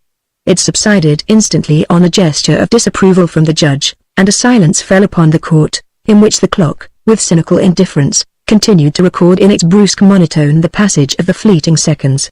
"He is saved, Dr. Jervis. Oh. Surely he is saved. Juliet exclaimed in an agitated whisper. They must see that he is innocent now. Have patience a little longer, I answered. It will soon be over now. Sir Hector Trumpeller was already on his feet and, after bestowing on the jury a stern hypnotic stare, he plunged into his reply with a really admirable air of conviction and sincerity. My lord and gentlemen of the jury, the case which is now before this court is one, as I have already remarked, in which human nature is presented in a highly unfavorable light. But I need not insist upon this aspect of the case, which will already, no doubt, have impressed you sufficiently. It is necessary merely for me, as my learned friend has aptly expressed it, to disentangle the actual facts of the case from the web of casuistry that has been woven around them. Those facts are of extreme simplicity. A safe has been opened and property of great value abstracted from it. It has been opened by means of false keys. Now there are two men who have, from time to time, had possession of the true keys, and thus had the opportunity of making copies of them. When the safe is opened by its rightful owner, the property is gone, and there is found the print of the thumb of one of these two men. That thumbprint was not there when the safe was closed. The man whose thumbprint is found is a left-handed man, the print is the print of a left thumb. It would seem, gentlemen, as if the conclusion were so obvious that no sane person could be found to contest it, and I submit that the conclusion which any sane person would derive at their only possible conclusion is, that the person whose thumbprint was found in the safe is the person who stole the property from the safe. But the thumbprint was, admittedly, that of the prisoner at the bar, and therefore the prisoner at the bar is the person who stole the diamonds from the safe. It is true that certain fantastic attempts have been made to explain away these obvious facts. Certain far-fetched scientific theories have been propounded and an exhibition of legerdemain has taken place which, I venture to think, would have been more appropriate to some place of public entertainment than to a court of justice. That exhibition has, no doubt, afforded you considerable amusement. It has furnished a pleasing relaxation from the serious business of the court. It has even been instructive, as showing to what extent it is possible for plain facts to be perverted by misdirected ingenuity. But unless you are prepared to consider this crime as an elaborate hoax, as a practical joke carried out by a facetious criminal of extraordinary knowledge, skill and general attainments, you must, after all, come to the only conclusion that the facts justify, that the safe was opened and the property abstracted by the prisoner. Accordingly, gentlemen, I ask you, having regard to your important position as the guardians of the well-being and security of your fellow citizens, to give your verdict in accordance with the evidence, as you have solemnly sworn to do, which verdict, I submit, can be no other than that the prisoner is guilty of the crime with which he is charged. Sir Hector sat down, and the jury, who had listened to his speech with solid attention, gazed expectantly at the judge, as though they should say, "Now, which of these two are we to believe?"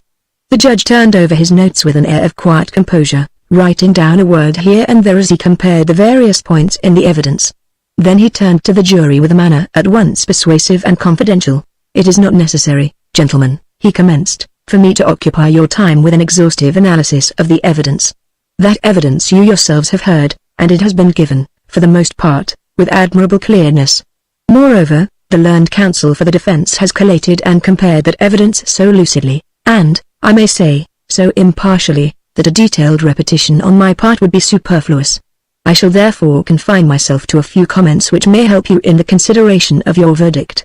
I need hardly point out to you that the reference made by the learned counsel for the prosecution to far-fetched scientific theories is somewhat misleading. The only evidence of a theoretical character was that of the fingerprint experts. The evidence of Dr. Rowe and of Dr. Thorndyke dealt exclusively with matters of fact. Such inferences as were drawn by them were accompanied by statements of the facts which yielded such inferences. Now, an examination of the evidence which you have heard shows, as the learned counsel for the defense has justly observed, that the entire case resolves itself into a single question, which is this: was the thumbprint that was found in Mr. Hornby's safe made by the thumb of the prisoner, or was it not? If the thumbprint was made by the prisoner's thumb, then the prisoner must, at least, have been present when the safe was unlawfully opened. If the thumbprint was not made by the prisoner's thumb, there is nothing to connect him with the crime. The question is one of fact upon which it will be your duty to decide, and I must remind you, gentlemen, that you are the sole judges of the facts of the case, and that you are to consider any remarks of mine as merely suggestions which you are to entertain or to disregard according to your judgment. Now let us consider this question by the light of the evidence. This thumbprint was either made by the prisoner or it was not. What evidence has been brought forward to show that it was made by the prisoner? Well, there is the evidence of the ridge pattern. That pattern is identical with the pattern of the prisoner's thumbprint, and even has the impression of a scar which crosses the pattern in a particular manner in the prisoner's thumbprint. There is no need to enter into the elaborate calculations as to the chances of agreement. The practical fact, which is not disputed, is that if this red thumbprint is a genuine thumbprint at all, it was made by the prisoner's thumb. But it is contended that it is not a genuine thumbprint, that it is a mechanical imitation, in fact a forgery. The more general question thus becomes narrowed down to the more particular question: is this a genuine thumbprint or is it a forgery? Let us consider the evidence. First, what evidence is there that it is a genuine thumbprint? There is none. The identity of the pattern is no evidence on this point, because a forgery would also exhibit identity of pattern. The genuineness of the thumbprint was assumed by the prosecution, and no evidence has been offered. But now what evidence is there that the red thumbprint is a forgery? First, there is the question of size. Two different sized prints could hardly be made by the same thumb. Then there is the evidence of the use of appliances. Safe robbers do not ordinarily provide themselves with inking slabs and rollers with which to make distinct impressions of their own fingers. Then there is the accidental mark on the print, which also exists on the only genuine print that could have been used for the purpose of forgery, which is easily explained on the theory of a forgery, but which is otherwise totally incomprehensible. Finally, there is the strange disappearance of the thumbograph and its strange reappearance. All this is striking and weighty evidence, to which must be added that adduced by Dr. Thorndyke as showing how perfectly it is possible to imitate a fingerprint. These are the main facts of the case, and it is for you to consider them. If, on careful consideration, you decide that the red thumbprint was actually made by the prisoner's thumb, then it will be your duty to pronounce the prisoner guilty, but if, on weighing the evidence, you decide that the thumbprint is a forgery, then it will be your duty to pronounce the prisoner not guilty. It is now past the usual luncheon hour, and, if you desire it, you can retire to consider your verdict while the court adjourns. The jurymen whispered together for a few moments, and then the foreman stood up. "We have agreed on our verdict, my lord," he said. The prisoner, who had just been led to the back of the dock, was now brought back to the bar. The grey-wigged clerk of the court stood up and addressed the jury. "Are you all agreed upon your verdict, gentlemen?" "We are," replied the foreman. "What do you say, gentlemen? Is the prisoner guilty or not guilty?" "Not guilty," replied the foreman, raising his voice and glancing at Reuben.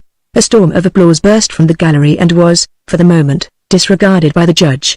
Mrs. Hornby laughed aloud, a strange, unnatural laugh, and then crammed her handkerchief into her mouth, and so sat gazing at Reuben with the tears coursing down her face, while Juliet laid her head upon the desk and sobbed silently. After a brief space the judge raised an admonitory hand, and, when the commotion had subsided, addressed the prisoner, who stood at the bar, calm and self-possessed, though his face bore a slight flush. "Reuben Hornby, the jury, after duly weighing the evidence in this case, have found you to be not guilty of the crime with which you were charged. With that verdict I most heartily agree.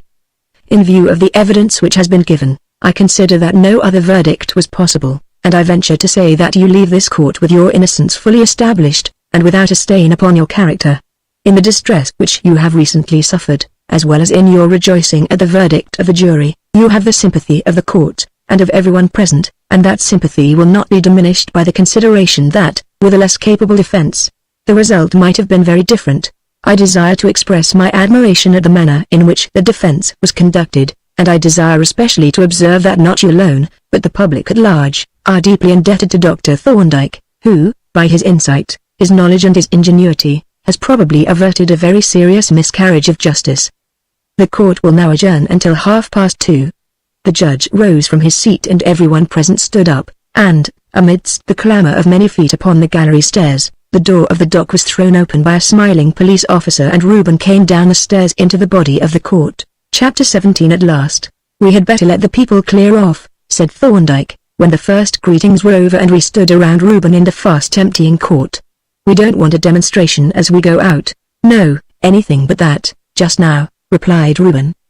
He still held Mrs. Hornby's hand, and one arm was passed through that of his uncle, who wiped his eyes at intervals, though his face glowed with delight. "I should like you to come and have a little quiet luncheon with me at my chambers, all of us friends together," continued Thorndyke. "I should be delighted," said Reuben, "if the program will include a satisfactory Washington." "You will come, and to eat?" asked Thorndyke. "What have you got for lunch?" demanded Answer E, who was now disrobed and in his right mind, that is to say, in his usual whimsical, pseudo-frivolous character. That question savours of gluttony, answered Thorndyke. Come and see. I will come and eat, which is better, answered Answer E, and I must run off now, as I have to look in at my chambers. How shall we go? Asked Thorndyke, as his colleague vanished through the doorway. Polton has gone for a four-wheeler. But it won't hold us all. It will hold 4 of us, said Reuben, and Dr. Jervis will bring Juliet, won't you, Jervis? The request rather took me aback, considering the circumstances, but I was conscious, nevertheless, of an unreasonable thrill of pleasure and answered with alacrity, if Miss Gibson will allow me, I shall be very delighted. My delight was, apparently, not shared by Juliet, to judge by the uncomfortable blush that spread over her face. She made no objection, however, but merely replied rather coldly, well, as we can't sit on the roof of the cab, we had better go by ourselves. The crowd having by this time presumably cleared off, we all took our way downstairs. The cab was waiting at the curb, surrounded by a group of spectators, who cheered Reuben as he appeared at the doorway, and we saw our friends enter and drive away. Then we turned and walked quickly down the Old Bailey towards Ludgate Hill. Shall we take a hansom? I asked. No, let us walk, replied Juliet. A little fresh air will do us good after that musty, horrible court. It all seems like a dream, and yet what a relief, oh! What a relief it is. It is rather like the awakening from a nightmare to find the morning sun shining, I rejoined. Yes, that is just what it is like, she agreed, but I still feel dazed and shaken. We turned presently down New Bridge Street, towards the Embankment, walking side by side without speaking, and I could not help comparing, with some bitterness, our present stiff and distant relations with the intimacy and comradeship that had existed before the miserable incident of our last meeting. You don't look so jubilant over your success as I should have expected, she said at length, with a critical glance at me, but I expect you are really very proud and delighted, aren't you?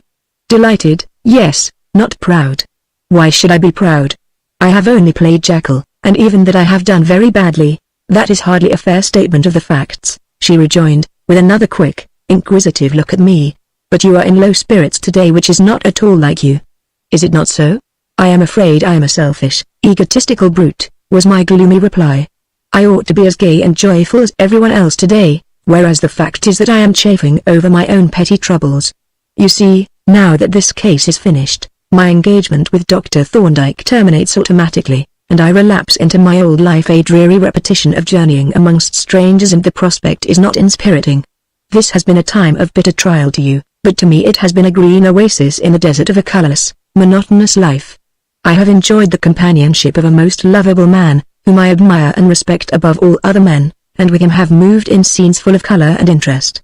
And I have made one other friend whom I am loath to see fade out of my life, as she seems likely to do. If you mean me, said Juliet, I may say that it will be your own fault if I fade out of your life. I can never forget all that you have done for us, your loyalty to Reuben, your enthusiasm in his cause, to say nothing of your many kindnesses to me. And, as to your having done your work badly, you wrong yourself grievously. I recognized in the evidence by which Reuben was cleared today how much you had done, in filling in the details, towards making the case complete and convincing. I shall always feel that we owe you a debt of the deepest gratitude, and so will Reuben, and so, perhaps, more than either of us, will someone else. And who is that? I asked, though with no great interest. The gratitude of the family was a matter of little consequence to me. Well, it is no secret now, replied Juliet. I mean the girl whom Reuben is going to marry. What is the matter, Dr. Jervis? She added, in a tone of surprise. We were passing through the gate that leads from the Embankment to Middle Temple Lane, and I had stopped dead under the archway, laying a detaining hand upon her arm and gazing at her in utter amazement. The girl that Reuben is going to marry, I repeated. Why, I had always taken it for granted that he was going to marry you, but I told you, most explicitly, that was not so. She exclaimed with some impatience. I know you did, I admitted ruefully, but I thought, well, I imagined that things had, perhaps, not gone quite smoothly. And did you suppose that if I had cared for a man, and that man had been under a cloud, I should have denied the relation or pretended that we were merely friends? She demanded indignantly. I am sure you wouldn't, I replied hastily. I was a fool, an idiot, by Jove, what an idiot I have been. It was certainly very silly of you, she admitted, but there was a gentleness in her tone that took away all bitterness from the reproach. The reason of the secrecy was this, she continued, They became engaged the very night before Reuben was arrested, and, when he heard of a charge against him, he insisted that no one should be told unless, and until, he was fully acquitted. I was the only person who was in their confidence, and as I was sworn to secrecy, of course I couldn't tell you, nor did I suppose that the matter would interest you. Why should it? Imbecile that I am, I murmured. If I had only known. Well, if you had known, said she, what difference could it have made to you? This question she asked without looking at me, but I noted that her cheek had grown a shade paler. Only this, I answered. That I should have been spared many a day and night of needless self-reproach and misery. But why? She asked, still keeping her face averted.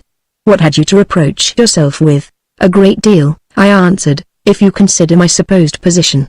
If you think of me as the trusted agent of a man, helpless and deeply wronged, a man whose undeserved misfortunes made every demand upon chivalry and generosity, if you think of me as being called upon to protect and carry comfort to the woman whom I regarded as, virtually, that man's betrothed wife, and then if you think of me as proceeding straightway, before I had known her 24 hours, to fall hopelessly in love with her myself, you will admit that I had something to reproach myself with. She was still silent, rather pale and very thoughtful, and she seemed to breathe more quickly than usual. Of course, I continued, you may say that it was my own lookout, that I had only to keep my own counsel, and no one would be any the worse. But there's the mischief of it. How can a man who is thinking of a woman morning, noon and night, whose heart leaps at the sound of her coming, whose existence is a blank when she is away from him, a blank which he tries to fill by recalling, again and again, all that she has said and the tones of her voice, and the look that was in her eyes when she spoke, how can he help letting her see, sooner or later, that he cares for her? And if he does, when he has no right to, there is an end of duty and chivalry and even common honesty. Yes, I understand now, said Juliet softly. Is this the way?